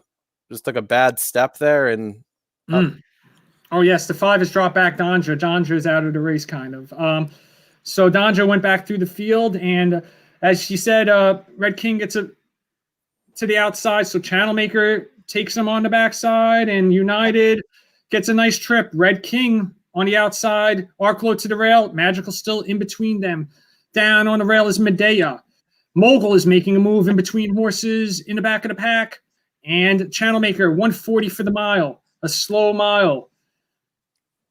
Very Channelmaker slow mile. now opening up a little bit on them. Will the old warrior do it? Oh, it looks like United stuck his head in the ground a little bit, and United stumbles. He's stumbling again. And here comes Magical. But Channelmaker has a pretty good lead. Channelmaker has about a 2 or 3 length lead, but Magical is getting going in the stretch. But Channelmaker has plenty of left. And on the outside, the 3, but Channelmaker keeps on holding on. And it's going to be Oh, number 3 is coming on the outside. Tarnawa. Tarnawa has unleashed on them, and Magical is probably going to get second. Tarnawa has absolutely unleashed, and Tarnawa is going to win the Breeders' Cup Turf with an absolute splendid turn of foot in the stretch. It looks like Channelmaker held on for third with a very valiant effort, but the two big-time Euros get first and second. Tarnawa, the two fillies, Tarnawa over Magical. Channelmaker in third. That Wow, was the right. Tarnawa, That was that the right. was what everyone was looking for. She just absolutely crushed him at the end. And Yep. it's amazing. It wasn't Tarnawa the horse that had the jockey changes, like 2 jockey changes. Yeah. No, 1 jockey change because Simeon tested positive. But that was that was good. Man, bad week for Simeon right there, right? Like you get taking off all these horses and they just start winning, and you've got COVID. You know, you come all the way to the U.S. Like, That's Magical, horrible, you know. Yeah, Magical. Magical ran a winning race there. Channelmaker ran huge. It was just Channelmaker ran huge. Yeah, Channelmaker ran huge on the front end. Wow. And I wish I used Channelmaker in third instead of Arklow. Yeah, I would have. I knew one. I think Mogul was a big upset in here. Disappointing run by Mogul. Never really showed up. I never had to call his name. He was never close to the horse. But I mean, Tarnawa just absolutely unloaded on him. Yeah. Curtis Magic just texted us Tarnawa in all caps. Very excited. I'm hoping that we've been talking about Tarnawa all week, so I'm really hoping that Samich had her as a big play in the BCBC. I hope so. I hope so too. I mean, that was we talked about it for 20 minutes before. That was the race. It was just those. It was really just those. It was the race ran through those two. I think our buddy Michael Myers is still alive to this gigantic pain. Yeah. I could be wrong, right? Yeah, he just said it. Yeah, my buddy Nick is alive too. So go Nick. Live in this pick 4, Mike Myers is going to have some really good payouts. Yeah, Lord North got 4th and Mogul was 5th. So the 4 big Euros got in there in the super high 5 with Channelmaker squeezed in between them. So Channelmaker ran a huge race. Yeah. For your boy Bill Mott. For your boy Bill. Yep. Yeah, so maybe that's good. I mean, Channelmaker has been working out in the mornings with Vinny Tacitus. That's right. So Channelmaker ran big, maybe. Maybe I also get third in this race. I mean, I just think the reason I picked him was just because I don't really know if anybody really wants a 1.25 miles in the race besides him, and I think the pace is going to set up with authentic global campaign and maximum security, all kind of going to be like right on near that pace. You know, I think he's going to sit that I think he's going to sit a similar trip, honestly, to how Whitmore did. He's going to be on the inside and he's going to move. Hopefully they can move him out for one big run. And if he's good enough, I think he's just as good as anybody in this field. And that's why I took him on top, because he's going to be 20 to 1, and they're not asking him to do anything he hasn't done before. He's won at 1.25 miles before. Well, I'll tell you this: if Tassis does win, Mike Myers and Rob in Kentucky are going to be pissed off because they got everyone else. Yeah, Nick's only alive too. They got Tiz, they got Toms, and they got the 3 Baffords. So, you know, we'll have to go through once the payouts come out. We'll go through that for them, because I'm sure that, you know, we'll want to track their ticket along this, as this has been something that we've tracked during this live stream. If you're just joining us, we're on the Racing Dudes live stream. We're getting ready for the Classic. Some great performances here. 3 turf races have been won by, well, actually, all 4 turf races have been won by Euros. Glass Slipper, Adaria. The Mile was won by Order of Australia. And now Tarnawa wins the turf. And Europeans have dominated the turf, coming over here and swept the Saturday card. What do you think about that, guys? In Kentucky, they run good on the turf. It's that California turf they're not particularly big on. just because it's a little harder. But this the Kentucky turf is much more definitely softer than than California, and they just take to it better. Yeah, I mean, right. for me, I think yesterday maybe the 2-year-olds coming over from Europe, they're not ready or prepared for the surfaces that we have over here, but historically they've done fantastic on Saturday on the Saturday card, and today they're proving it. What is this, the fourth race that Europeans won today? Is it the fourth? Yeah, they won all 4. The Europeans won all 4. That's what I was saying. Yeah. So, yeah. I feel like trusting the Europeans in 2020 is the only thing consistent going on in the world right now, that they're going to come over here and kick our ass on the turf. But I wanted to say something about Tacitus. Like, if this horse finally does win with all this on the line, I mean, it would be pretty awesome, because, I mean, that horse has always come in second and all this stuff. So, do you think if he wins, it's going to be by a lot, Vinny? Since I know you've been high on him forever, you just think it'll be like he edges it out, or what? Yeah, he's a grinding type. I just think he wants the distance. Whereas, I know a lot of people are hot. Like, tis the law. Like, yes, he won the Travers at the distance, and maybe he didn't like the surface in Churchill, but he did stall out at Churchill. Doesn't like maybe the distance is a question. You can just go right down the list, and like some of these horses, a couple of them have 1.25 mile wins, like Improbable and Maximum Security. But especially with everything, I mean, the way Baffert's horses are running today, it's not going to shock me if one of the 3 Bafferts wins. But hey guys, let me just jump in real quick. I'm just going to do the payouts for the Breeders' Cup Turf. The Exacta paid $18 for $1.50 try was $71 with Channel Maker in there. The double, the $1 double played $7.20, so not a big payout there. And and the Superfecta was $90 for 10 cents only. So not big payouts here with Channel Makers 9-1 and the 2 favorites coming in.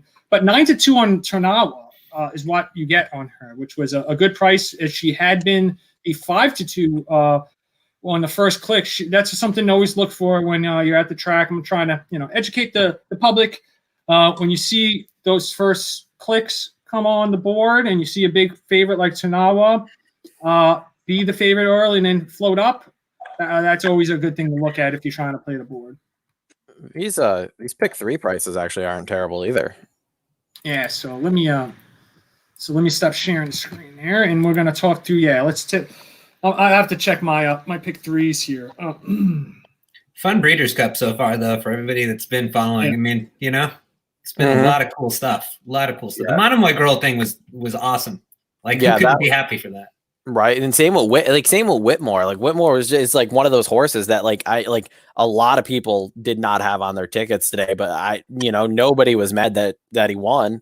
Yeah. He hadn't been in form all year, but if there was a horse, there's horses like that you're like, it sucks ripping up tickets, but you're like kind of okay with ripping up, being like, all right, I lost. Like, if I lost, at least it's to this horse, rather than like, oh well, I lost to this horse who, the connections of Whitmore are classy. So not like it's not like you're losing to a horse that's coming from suspect connections. You're losing to people who are very highly respected. It's funny because the story of this classic, to me, it's like you've got this cult hero in Maximum Security, right? Like, it's going to be interesting to see what happens here, especially Saez winning his first race yesterday. He got disqualified on this horse from the Kentucky Derby. That's the storyline. There's awesome, authentic. What happened? Baffert never loses a Preakness with a Derby winner. He lost it. Improbable was. I mean, he's been awesome this year. But then you look at Global Campaign, that Sagamore Farms' last horse they're ever going to run is running right now, and that's a historic farm. I mean, you go right down the list. Higher Power, Snoop Dogg's putting everything on it. I don't know. I mean, what do you guys think?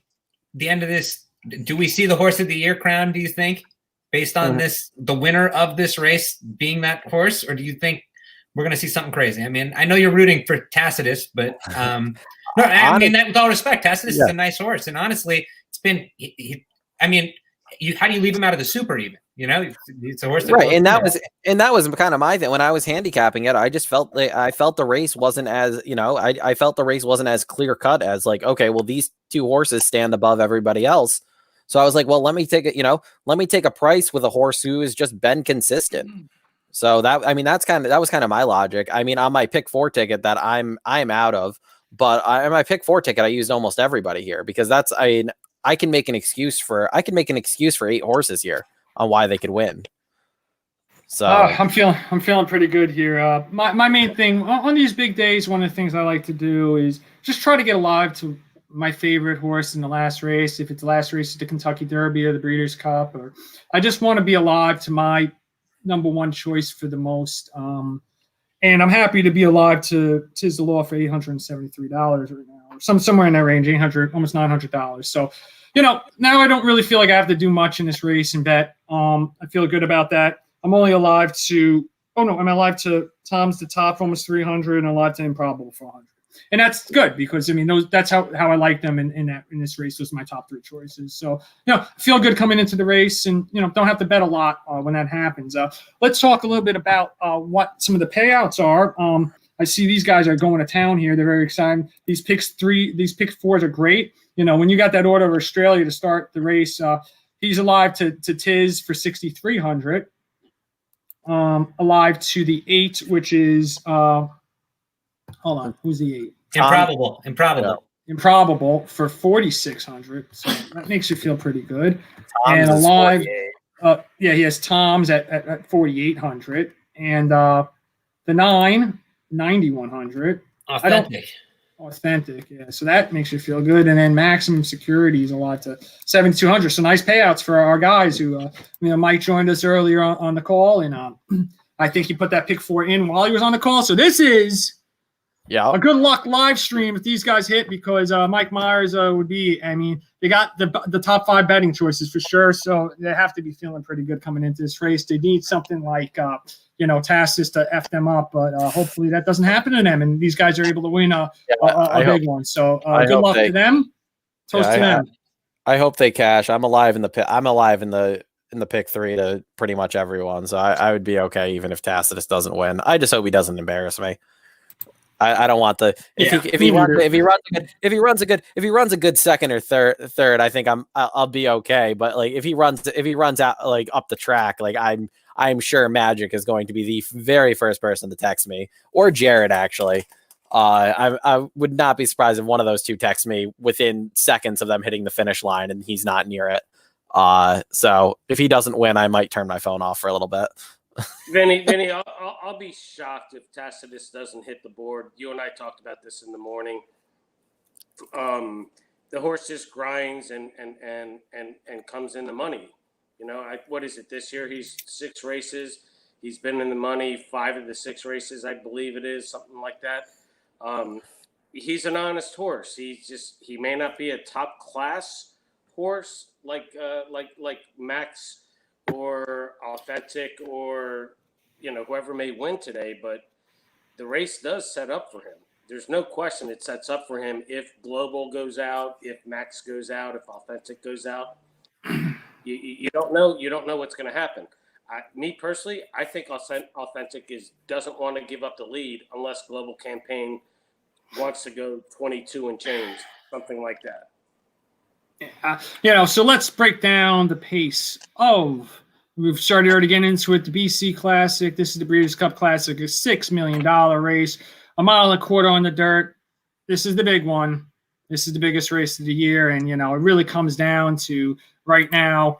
Looking at this as far as the pace setter, Authentic getting out there and probably being pressed by a Global Campaign, possibly Maximum Security should be nearby, and that's pretty much the pace setup. Tiz the Law will have to try to extract himself from the 2 post.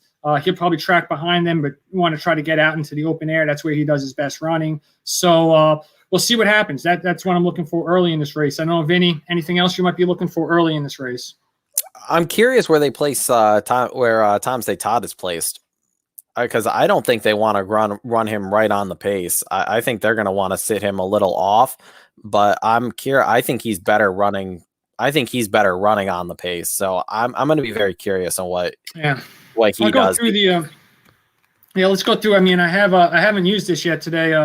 I have the Timeform US pace projector for this race. I won't bring it up on the screen for copyright probably laws and stuff, but I could talk through it. I don't think they mind. My guy David Aragona is over there. You know, if they get any trouble with them, just call up David. He's my guy over there. Also, we're good friends. The dudes are good friends with the guy who does the Timeform pace, Craig Milkowski. So shout out to those guys at Timeform. What they have here is they have maximum security on the lead, which is probably not going to happen. Authentic. And then they have back pretty much even with each other, Tiz, Global Campaign, and Improbable, which I think Improbable will probably be further back. After that is Tom's in Higher Power, which I think even Higher Power might be further back. By my standards, I think will be more forwardly placed than they have them here. Then Tacitus and trailing the field will be titled Ready is how they have it. Tacitus has shown early speed in other parts of his race. So I mean, I think he's a one-run closer. I've always thought that. I wanted him to be in the Kentucky Derby. I wanted him to get the Country Houses trip, and then he was too far back, Tacitus, but he made a big run in the Kentucky Derby, and so we'll see. I mean, I love Tacitus. He's my daughter's favorite horse. I met him, pet him. I mean, he doesn't actually like to be pet, but Tacitus. I love that horse. Every time. There's no other way to put it. Right, and that's the reason. And like honestly, that was the reason I was willing to take I was willing to use him on top at a price, was because his 2 races after the Suburban. I mean, he aired the Suburban field, and granted, it wasn't good. It was not a good field, but after that, he was forced into pressing the pace with Global Campaign in the Woodward, because there was nobody else in the race. So we pressed the pace, and that's not what he wants to do. He finishes second. And then in the Gold Cup, he breaks on top, and nobody went to the lead. So Jose just kept him on the lead, and that's not what he wants to do. And he still ran. I mean, yeah, he ran third, and he should not have run third against that field. But in his last 2 races, he hasn't been able to run how he wants to run. If he's allowed to sit behind a strong pace today, and he can make one big run, like you said, Slim, I don't see why he's not. I don't see why he's not good enough to at least run competitive against this field. I mean, I get that winning might be a little bit of a stretch, but he's 19-1. Right. I mean, the value is there for a horse that has done really nothing.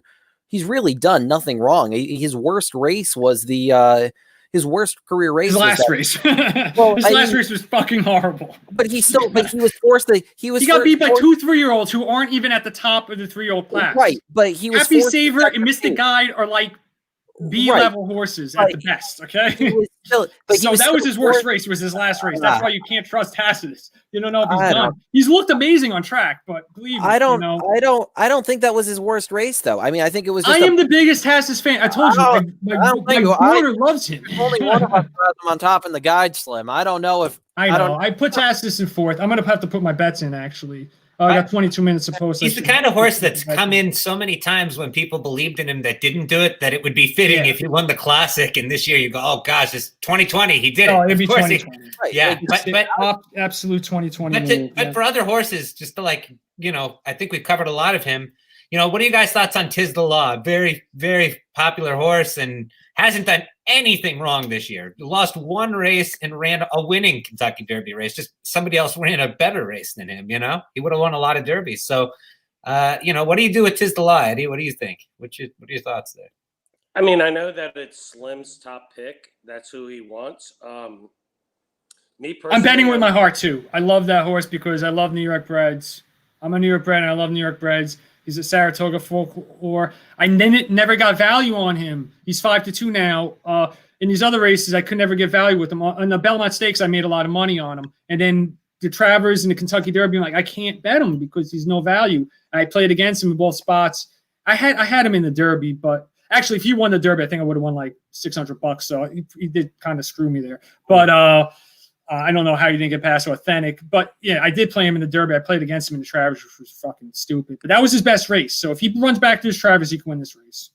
Yeah, but It has to run back to the Travers, Slim, though. But Slim, look at the Travers. He beat nobody in the Travers, and I'm not trying to beat. Yeah, but he ran the second fastest time, like, in the last 20 years or something. I don't know the stat, but it was something very, very impressive. You can't. No, absolutely, you can't dispute that. It was very impressive. All right, thank you. I think Authentic's a better horse. Number one, I really do believe he's a better horse.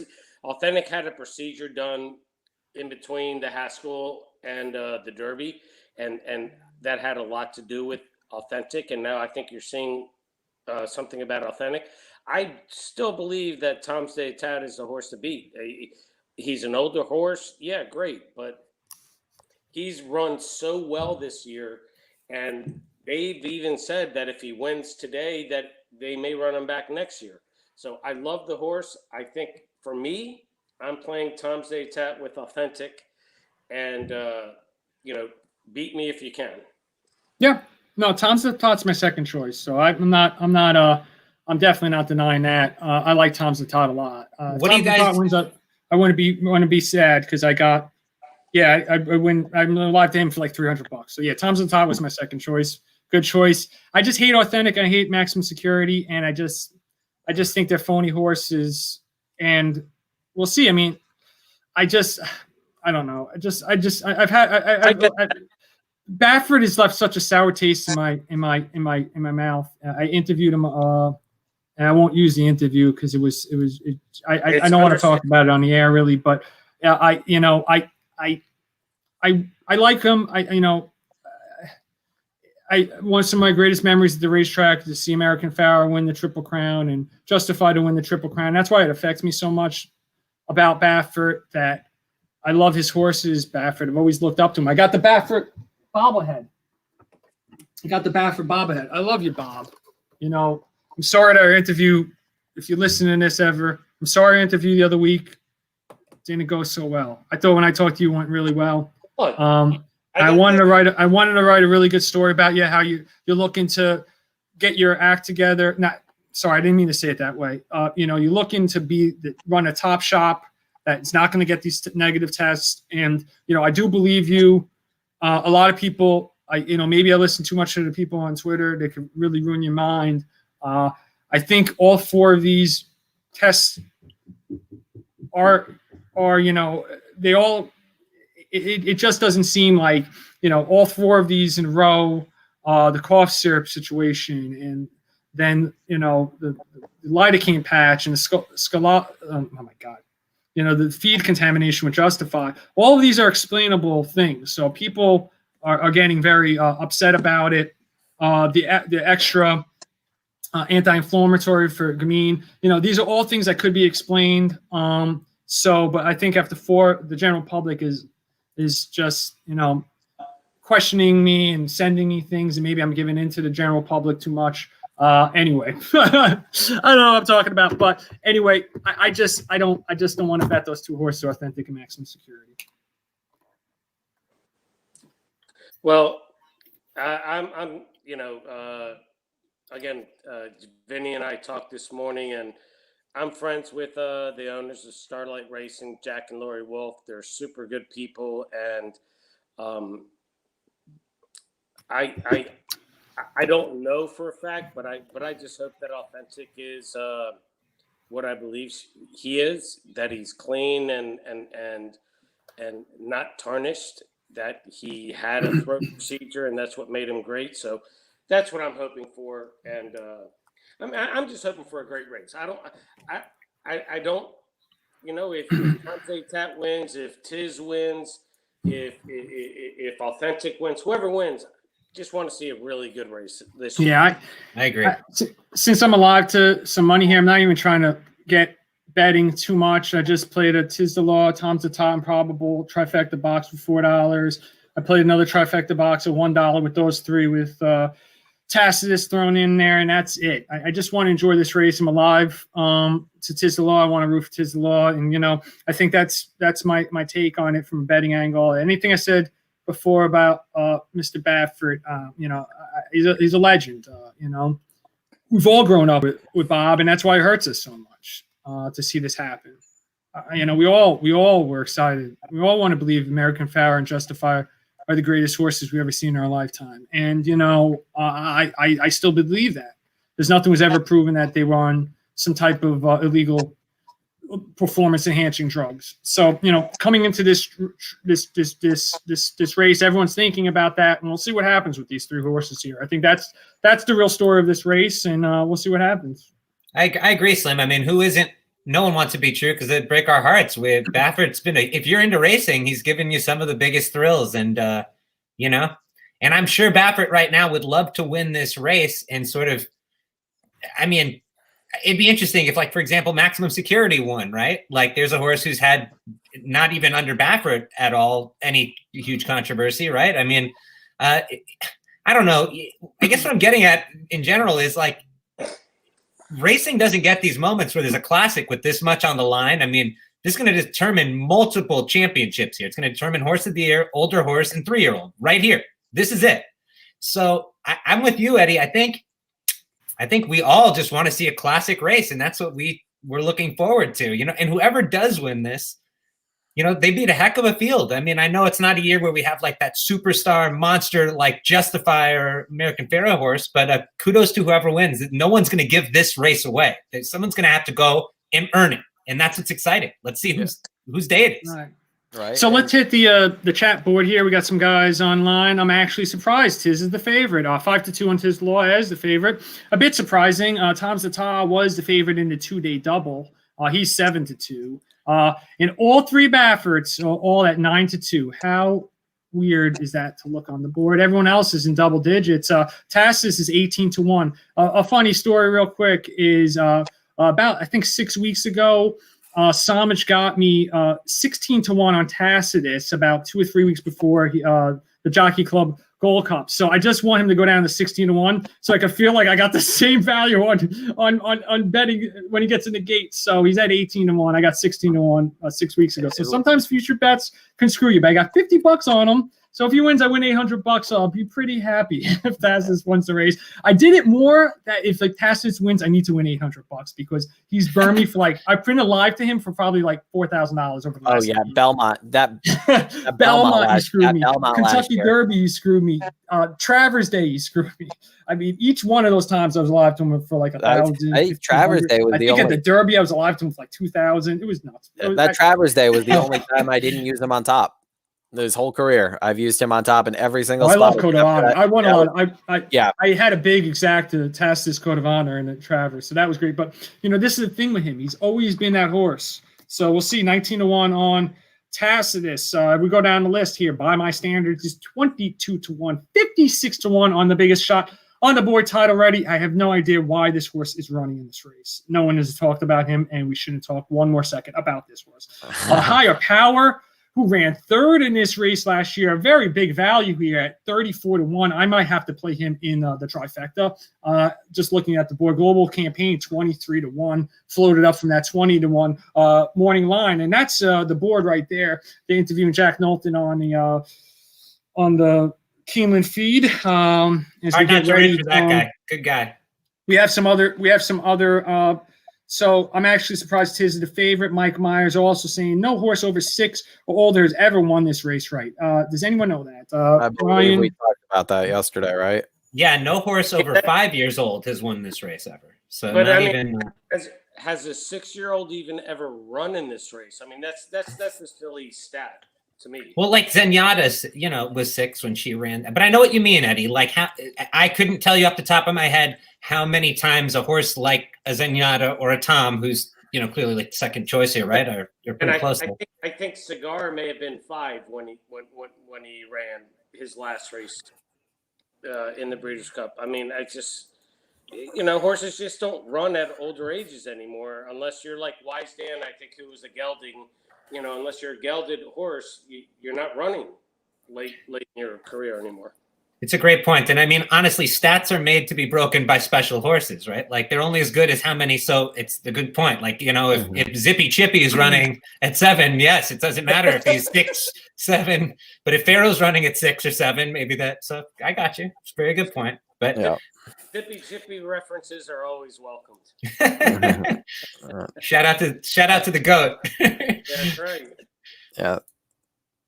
Yeah, there's a lot of weird. I was looking up yesterday, like the horses that have won this race in the last 10 years. Only one. I want to say it was only one horse in the last 10 years has won this race without at least running a mile and a quarter during the year. Wow. And that I want to say that was Gun. I think it was Gun Runner. No, it wasn't Gun Runner. Trying to think who it was now. I tweeted it the other day. But yeah, like basically like there's that it pretty much only threw out Title Ready, but like because Tom's Day Tie, you have to go all the way back to his second career start to find his 1 mile and a quarter race that he's ever running. But he finished second at Churchill Downs with a pretty favorable time too, actually, when you look at the time. But there's only been 3 horses ever that have run this as their first mile and a quarter race of their career and won it. So them having the mile and a quarter under your belt is really has really been a key to at least the last 10 years here for the Breeders' Cup. Not to go off topic, but since you mentioned Gun Runner, is he not the most overlooked, like, great horse in our lifetime? Because that horse, what he did was unbelievable. Gun Runner bit me, and that's the only reason he became a super horse. After he bit me, that was it. He became a super horse.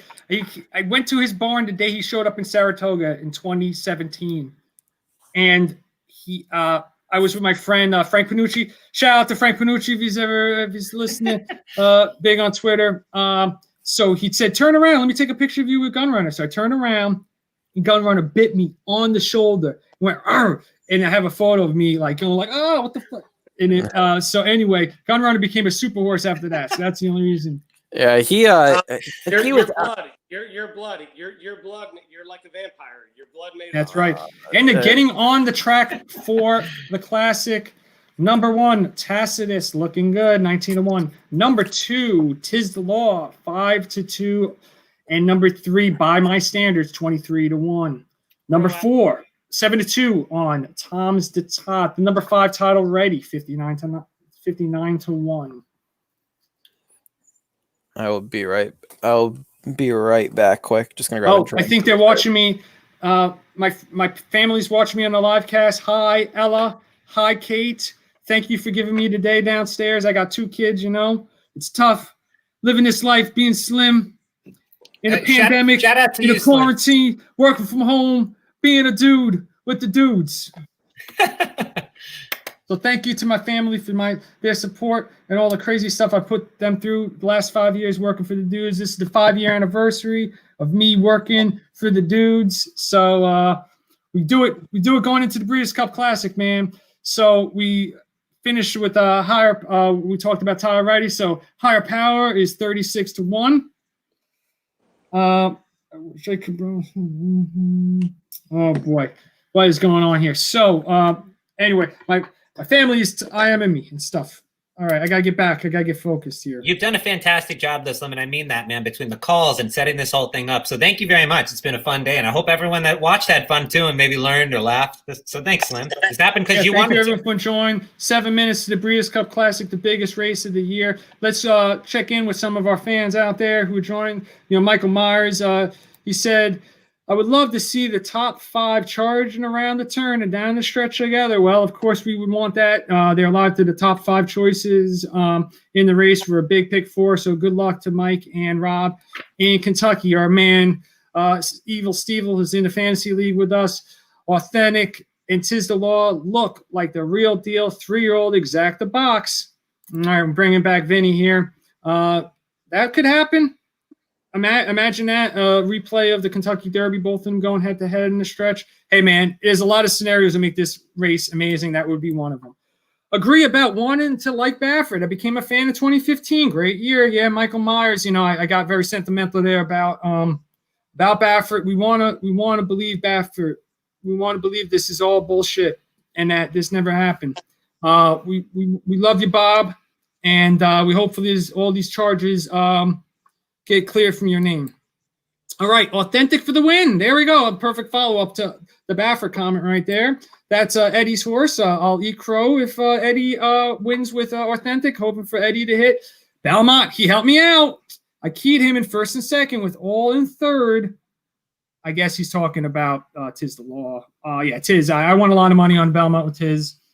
You know, he's great. And we got Alex Henry. Y'all mentioned Zippy Chippy made me lose. That losses. Oh, made my losses better. Thanks. Should have been playing the guide. As we got 5 minutes to the biggest race of the year. What's your last thoughts, guys? Let's go around the horn. Ryan Stillman, what's your thoughts? 5 minutes to the biggest race of the year.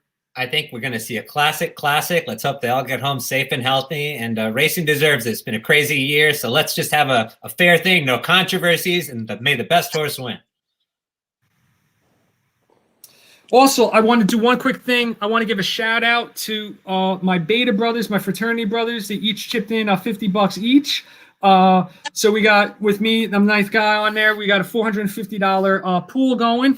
I'm alive for them to Tiz the Law for $640 in that pool. So very happy with that. And $100 to Tom's and Improbable for them. So we're already up on the day, I think, or we're down a little bit, but we can make it back big with Tiz. I hit the $20 exacta for them for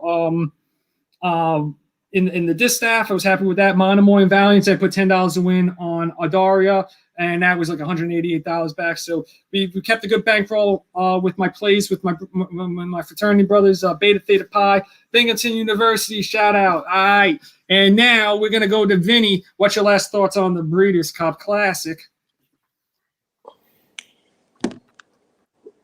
Can't hear you, Vinny. Oh, Vinny, I'm mute. Uh-oh. Sorry, am I better? I had this big email for the Breeders' Cup Classic. So, Vinny, what's your thoughts on the Breeders' Cup Classic, man? I agree with Stillman. I hope it's a classic. If Tacitus wins, I may retire. But my buddy Nick with Dynasty is alive to the pick 4 with Tom's D'Etat and Maximum Security. So would not be sad if one of them won either. Wow. Yeah. It seems like all these pick 4s are paying out, somewhere in the $6,000 to $9,000 range with the top 5 choices. So not bad. I think that's what they said earlier on. But let's see. I played the guide. Just didn't play the right combos. Yeah, that's the problem. Sometimes playing the guide, it's not playing the right combos. But, thanks for the shout out. Let's go. Alex Henry. We're holding it down here. I'm sure the dudes are on the rail here. I remember being on the rail for the Classic with these guys when Gunrunner won, and then me and Ryan Stillman went back to the barns and we hung out with Asmussen after Gunrunner won, and we were just like hanging out with them. He was like had his head over the stall and shit. So to that amazing memory I had with one of my best friends, Ryan Stillman. Here's to the Classic. Here's to a classic. Your last thoughts, Eddie, as we get down to 2 minutes to post. I think the horse to beat is Improbable. Definitely has been rounding into form. I'm going to try to beat him. And the worst thing you can do is what I'm going to do is I'm betting with my heart, and I'm betting on Authentic and Tom's D'Etat. So I'm hoping that that's the exacta. But just like Ryan and Vinny said, let's just hope it's a clean, safe race and everybody comes home safely, and that it's an exciting finish that has lived up to what this weekend has been, which has been a great weekend of racing. Great. Thank you, Eddie, for that. Very well put. As we go into the 2020 Breeders' Cup Classic and one of the craziest years in our lifetime, during a pandemic with no fans in the stands at Keeneland, we have to be appreciative that we have this race to look forward to with some of the biggest names in the sport clashing. 3 Bob Baffert trainees that could prove or disprove his recent drug positives. There's a storyline going to this. Will Maximum Security get redemption for his Kentucky Derby loss? Will Improbable be okay in the gate and be named Horse of the Year? And will authenticate his Kentucky Derby here? Tiz the Law, the people's champ, definitely up here in Saratoga. Will he redeem himself for his Kentucky Derby loss to Authentic coming in here? Tom's the Tot. Will he redeem himself for his Whitney falling out of the gate? Will Tacitus finally realize that he can be a champion? By my standards, higher ready, a higher power, title ready, round out a field and global campaign. So will any of these horses upset this race as they get into the gate for the Breeders' Cup Classic 2020? Here we go. This is exciting. Tacitus is getting in the gate and higher power. I just hope he breaks okay. I don't want Tacitus is 19-1. Last check. Tis the Law 5-2 as they get in the gate as the favorite. Yeah. By my standards, getting in the gate at 21-1. Number 7, Global Campaign, is 25-1. Getting in the gate. The number 4, Tom's the Tot, enters at 7-2 in the gate. Improbable. He's the one to watch in the gate. If he has gate problems, he's down to 3-1. The morning line favorites. Authentic, the number 9, is getting in as he enters at 5-1. And the number 10, Maximum Security, one of the most death-defying horses of our time, is in the gate. And they're off. Tis the Law breaks well. And to the outside, we see some speed as Authentic looks to get to the lead, and Authentic is going to get to the lead. Maximum Security is going to set up out shop, but Tis the Law stays with them, and he sets up shop as third early, and Tis the Law is going to be closer to the pace than some expected. Tis the Law is in between horses. They just flashed an opening quarter of 17.19. Well, that's not true. That's not right. Global Campaign is there also. The 2, Tis the Law, is sitting in third. The 8, Improbable, sets up shop. And the number 3, By My Standards, who's been chugging along in these types of races. Tom's the Tot is further back, not in the first pack, but he leads the back of the pack with Tacitus. Title ready to the inside, and in last is going to be Higher Power. As Authentic sets the lead here, sets the pace with Maximum Security to his outside, not pressing them there. The number 7, Global Campaign, making a move in between horses, and down at the rail where he doesn't want to be is Tis the Law. As Authentic is going for it, is in the lead here as they are going into the turn. On the outside, it looks like Global Campaign is making a nice move. Further back on the outside is Improbable. Improbable is launching his bid, and Tis the Law is in quick stand as Maximum Security is also backpedaling through the trail. And Tacitus makes a run as they turn for home, and Authentic still has the lead. To the outside, it is Authentic and Improbable, or Probable on the outside. And in between horses is Global Campaign, but it's going to be Improbable on the outside of Authentic, and Authentic is digging in. Authentic is not giving up the lead. Improbable is trying to wear him down, but it's going to be Authentic. The Kentucky Derby winner is now a Breeders' Classic winner. Second is Improbable. Global Campaign held on for third in Authentic has authenticated his Kentucky Derby win. Yes! Nice pick, Eddie. Nice pick, Eddie. Will Pays. How much did I get on the pick 3? I'm telling you, I'm so happy for that. Not for Baffert, but for Starlight Racing and for the connections and especially for Johnny V. That's just awesome. Johnny had a great Breeders' Cup. I think Tacitus Tacitus either finished 4th or he might have gotten nosed out by Tis the Law for 5th. Just so everybody knows, he may have found his way into the Super. I got chills though. We did get a classic. That was an awesome performance by Authentic. What was the time?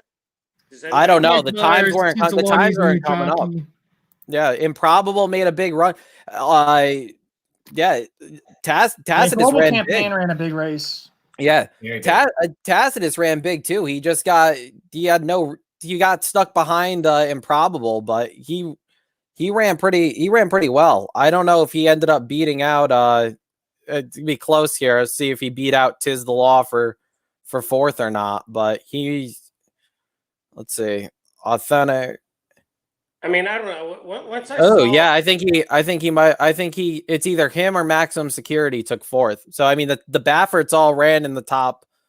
Baffert got all three of his horses to run in the top 5, and then the two coming from New York. once I saw Authentic have like a almost a 2-length lead on the around the first turn, turning into the back, I'm like, I can't believe this is happening. I can't believe Yeah. I can't believe Global Campaign didn't go out with them. He wasn't gonna. That's the key with some of these big races. You know, Global Campaign maybe didn't break as sharp as he wanted to, but they're not with a purse so high. These jockeys aren't going to risk a paycheck for to press. So Authentic breaks very sharp, and the other speed, the other speed doesn't. So they're not going to risk their paycheck over maybe being able to beat that horse. So they'll settle for running second or third. And I think that's what we saw with Global Campaign. He didn't break as sharp as Authentic. They sat him back, and he ends up finishing third. If he presses, you never know what would have happened. But which is actually great, Vinny, because Global Campaign has never passed a horse, and he did today, which is crazy. He ran really well. I mean, the two horses coming from the Jockey Club Gold Cup that everybody dismissed ran third and fourth. Not bad. I mean, I would have lost my bet with Magic that Tacitus would finish in front of Global Campaign. So thanks, Magic, for not taking that bet with me. But they both ran well. Yeah, they both ran well. And this is where, and I've talked to you about this, I am so bad at ticket structure because I should have this super. I have the try and I have the exacta, but I should have the super. Yeah, Tacitus got fourth, Maximum Security in fifth, Global Campaign, as I said, got third. So, yeah, if you like Tacitus and Global Campaign, the Woodward comes back strong. I think the big upset here is, disappointment is obviously Tizzalaw. Tom's Data was both of them didn't show up. Mike Myers writes, Tizzalaw needs a new jockey. I don't know. I think he was there. He just didn't have the horse. He got stuck on the inside. He was going to be tough on, and he tried to. I thought he'd be further back. I didn't think he had to be that close to the pace. I don't think he does his best running there, but he just wasn't good enough. He was not good enough. I don't think you could blame this on Manny Franco. The horse wasn't good enough. No, that was all props to Mike. He capped it. I don't know what these guys hit for. They won. Yeah, they won. Yeah, congrats, guys. That's a solid pick 4 hit. I hit the pick 3, so I'm kind of happy with that. Great, beautiful, nice one. Yeah, I screwed up not playing Authentic, and I screwed up in the Kentucky Derby not playing Authentic either. So I feel bad for all the people that follow my picks. That I was just against this horse. I made the wrong decision to play against him, and I'll eat the crow. I also eat the crow that I wrote the Kentucky Derby article that he ran I forget what it was, the 5th fastest Kentucky Derby, and I questioned it, and that's what originally, made the Bafferts get in touch with me and everything. But anyway, another story for another time. Baffert wins. I mean, he authenticated it. There will still be questions, obviously, but Authentic, we want to believe he's a clean horse because we want to see what he's done. It has been a thing of greatness. And from a historical perspective, Ryan, do you want to join in? I just think from a historical perspective, Baffert did a fantastic training job here to finish 1-2 and get 2 champions out of it. With the training job of Improbable, particularly, I'd like to focus on for a second. I mean, what do you guys think of that? I mean, here was a horse that was favored in the Kentucky Derby last year, who just people kicked offside as a bum. Forget him, he's nothing. And I think Baffert got him to go 1.25 miles. And the only horse that beat him was another Baffert, who people were also questioning here. So, I mean, what do you guys think of the training job of these two? Do you have anything to say about it? I mean, I think he did a fantastic job. It's hard to run 1-2 in the Classic. I agree. Yeah, go ahead. I agree. He's, Authentic just won 3-year-old champion, probably won horse of the year there, and Probable's probably going to win older horse of the year, the older horse at least for the Eclipse Award, running second there because besides that, his resume has been pretty flawless.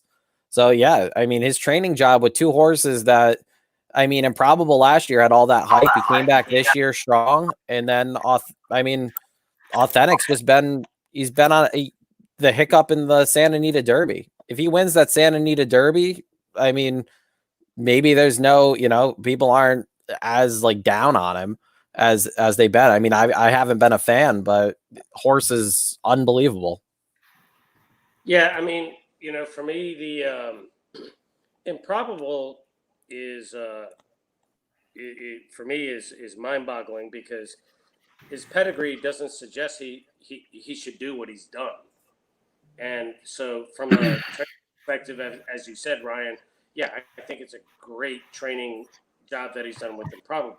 Authentic, I know why he got better because he had a throat procedure 10 days after the Haskell. And that's why you saw him continue on in the Derby and now continue on again when he got challenged today. So Authentic is proving to be, as Vinny said, not just a 3-year-old champion, probably the horse of the year. And I couldn't be any happier for the connections of Starlight Racing, Jack and Lori Wolf, because they're such good people. And also my racehorse is part of that. So I'm happy for all of the connections. Yeah, and I think this does help Bob Baffert. I think Baffert this should actually very much help his legacy and his and I think with Authentic, what's something to be appreciated is, this is a horse that, like, honestly, with maybe a little bit of luck, was undefeated this year, right? I mean, because there was some people questioning the ride in the Preakness on Authentic that said, hey, maybe he should have won there. Baffert blames himself for the loss in the Santa Anita Derby. So, I mean, this was just a wonderful, what a top horse. This is spectacular. What was the final time? Did you guys see it? I just looked for the final time. I haven't seen it yet. I'm curious if they broke the track record. So let's go take a look at Magic is on Twitter, but he won't join us. So screw you, Magic. Baffert wins 3 races. No, I'm joking. Magic's hard at work doing 9 recaps and probably writing some stakes race at Fort Erie or something because he writes this weirdest things. But anyway, Magic chimes in. Baffert wins 3 races on Saturday, including Classic, with the polarizing Authentic. Very good word. He is the content editor of the site, and I'm not sure who's more upset. The faction of horse racing Twitter who hate seeing Baffert succeed, the faction of horse racing Twitter who hate my horse, or Samobom, who, I don't think he was using Authentic in his BCBC play, so probably didn't end well for him. He was definitely not on Authentic. Let's see what else we got going on Twitter. And I'm going to sign off in a little bit, guys. So I'll let you know if you guys want to stay on, feel free for it. If Aaron and Jared are going to join back on, I'm happy for Johnny V. It is the polite way to say I'm happy for Bob. And then Real Dynasty was on here with us. Sad that they allowed Bob Baffert to run these horses this weekend. Yeah. If you haven't already considered using Baffert's trio in the Classic, you better change your bet because one of them is winning in probably track record time. And I only used Authentic in my pick 3 today because of how his other horses ran today. I was planning Authentic, coming into the winner circle. Baffert and Cox all day, 2 biggest crooks in the game. Glad I made money today. So I guess the moral of the story is, if you know guys are crooked, you bet them. I'm not going to say it. I'm not going to say. I didn't just say that. But the thing is this: I've lost a lot of money trying to bet against Service and Navarro. I don't know if these guys are on the same level, but Cox and Baffert are doing it. If it's naturally, I would be more happy about it. But I believe there's been no evidence against either one of them that they're using illegal drugs. So that's how I'll end that statement. Yeah, it just I mean, I hope it comes out that that he's clean. It's just never a good look for the sport. I mean, Authentic hasn't had anything come back, just people speculating, which I think today puts that to rest. That that his Derby, that showed that his Derby win was legit. But especially with, I mean, his two horses earlier are still suspect in my opinion, but we'll leave it at that. Gaming is definitely suspect, but Authentic has, as you said, Vinny, has come back clean. But you know what I want to say is Slim. Appreciate the invite. All right. Yes, I'm gonna start heading out too. Yeah, we can call it. I mean, I think, right, guys, this was. Yes. But Slim, I want to thank you because you put this whole thing together, man, and I think it was a blast. You did, and you were a great host. Great job. I think the dudes will be on later tonight with a live recap probably when they get back to the hotel. Probably Samo and Magic will join them for that. So stay tuned to the Racing Dudes live stream network here. Thank you all for joining. You know, Rob and Mike Myers, congratulations on hitting that big pick 4. You know, Mike Myers was on here. He made the pick 4 ticket on this live stream. So, you know, to hit a big pick 4 like that, you know, very good. You know, we got Mike Ferraro here, Mike Myers saying, you know, thanks, Slim. Huge fan of Vinny, Mike Ferraro. We love to hear that. You know, we love having Vinny on. Vinny, Dynasty Picks, these guys are doing a great job up here. Hey, it's bedtime over here in Blighty. I guess that's the guy from England who's talking to us. Enjoy listening tonight and good luck. All right, thank you. Thank you. Thanks for Daria earlier today, Aaron. Rob in Kentucky. That was a big hit. We had a lot of great things. These guys will have the full recap. I'm not going to go through all the races again. I mean, for me, I'll end the show by saying this. Seeing Whitmore win the sprint was probably the highlight for me.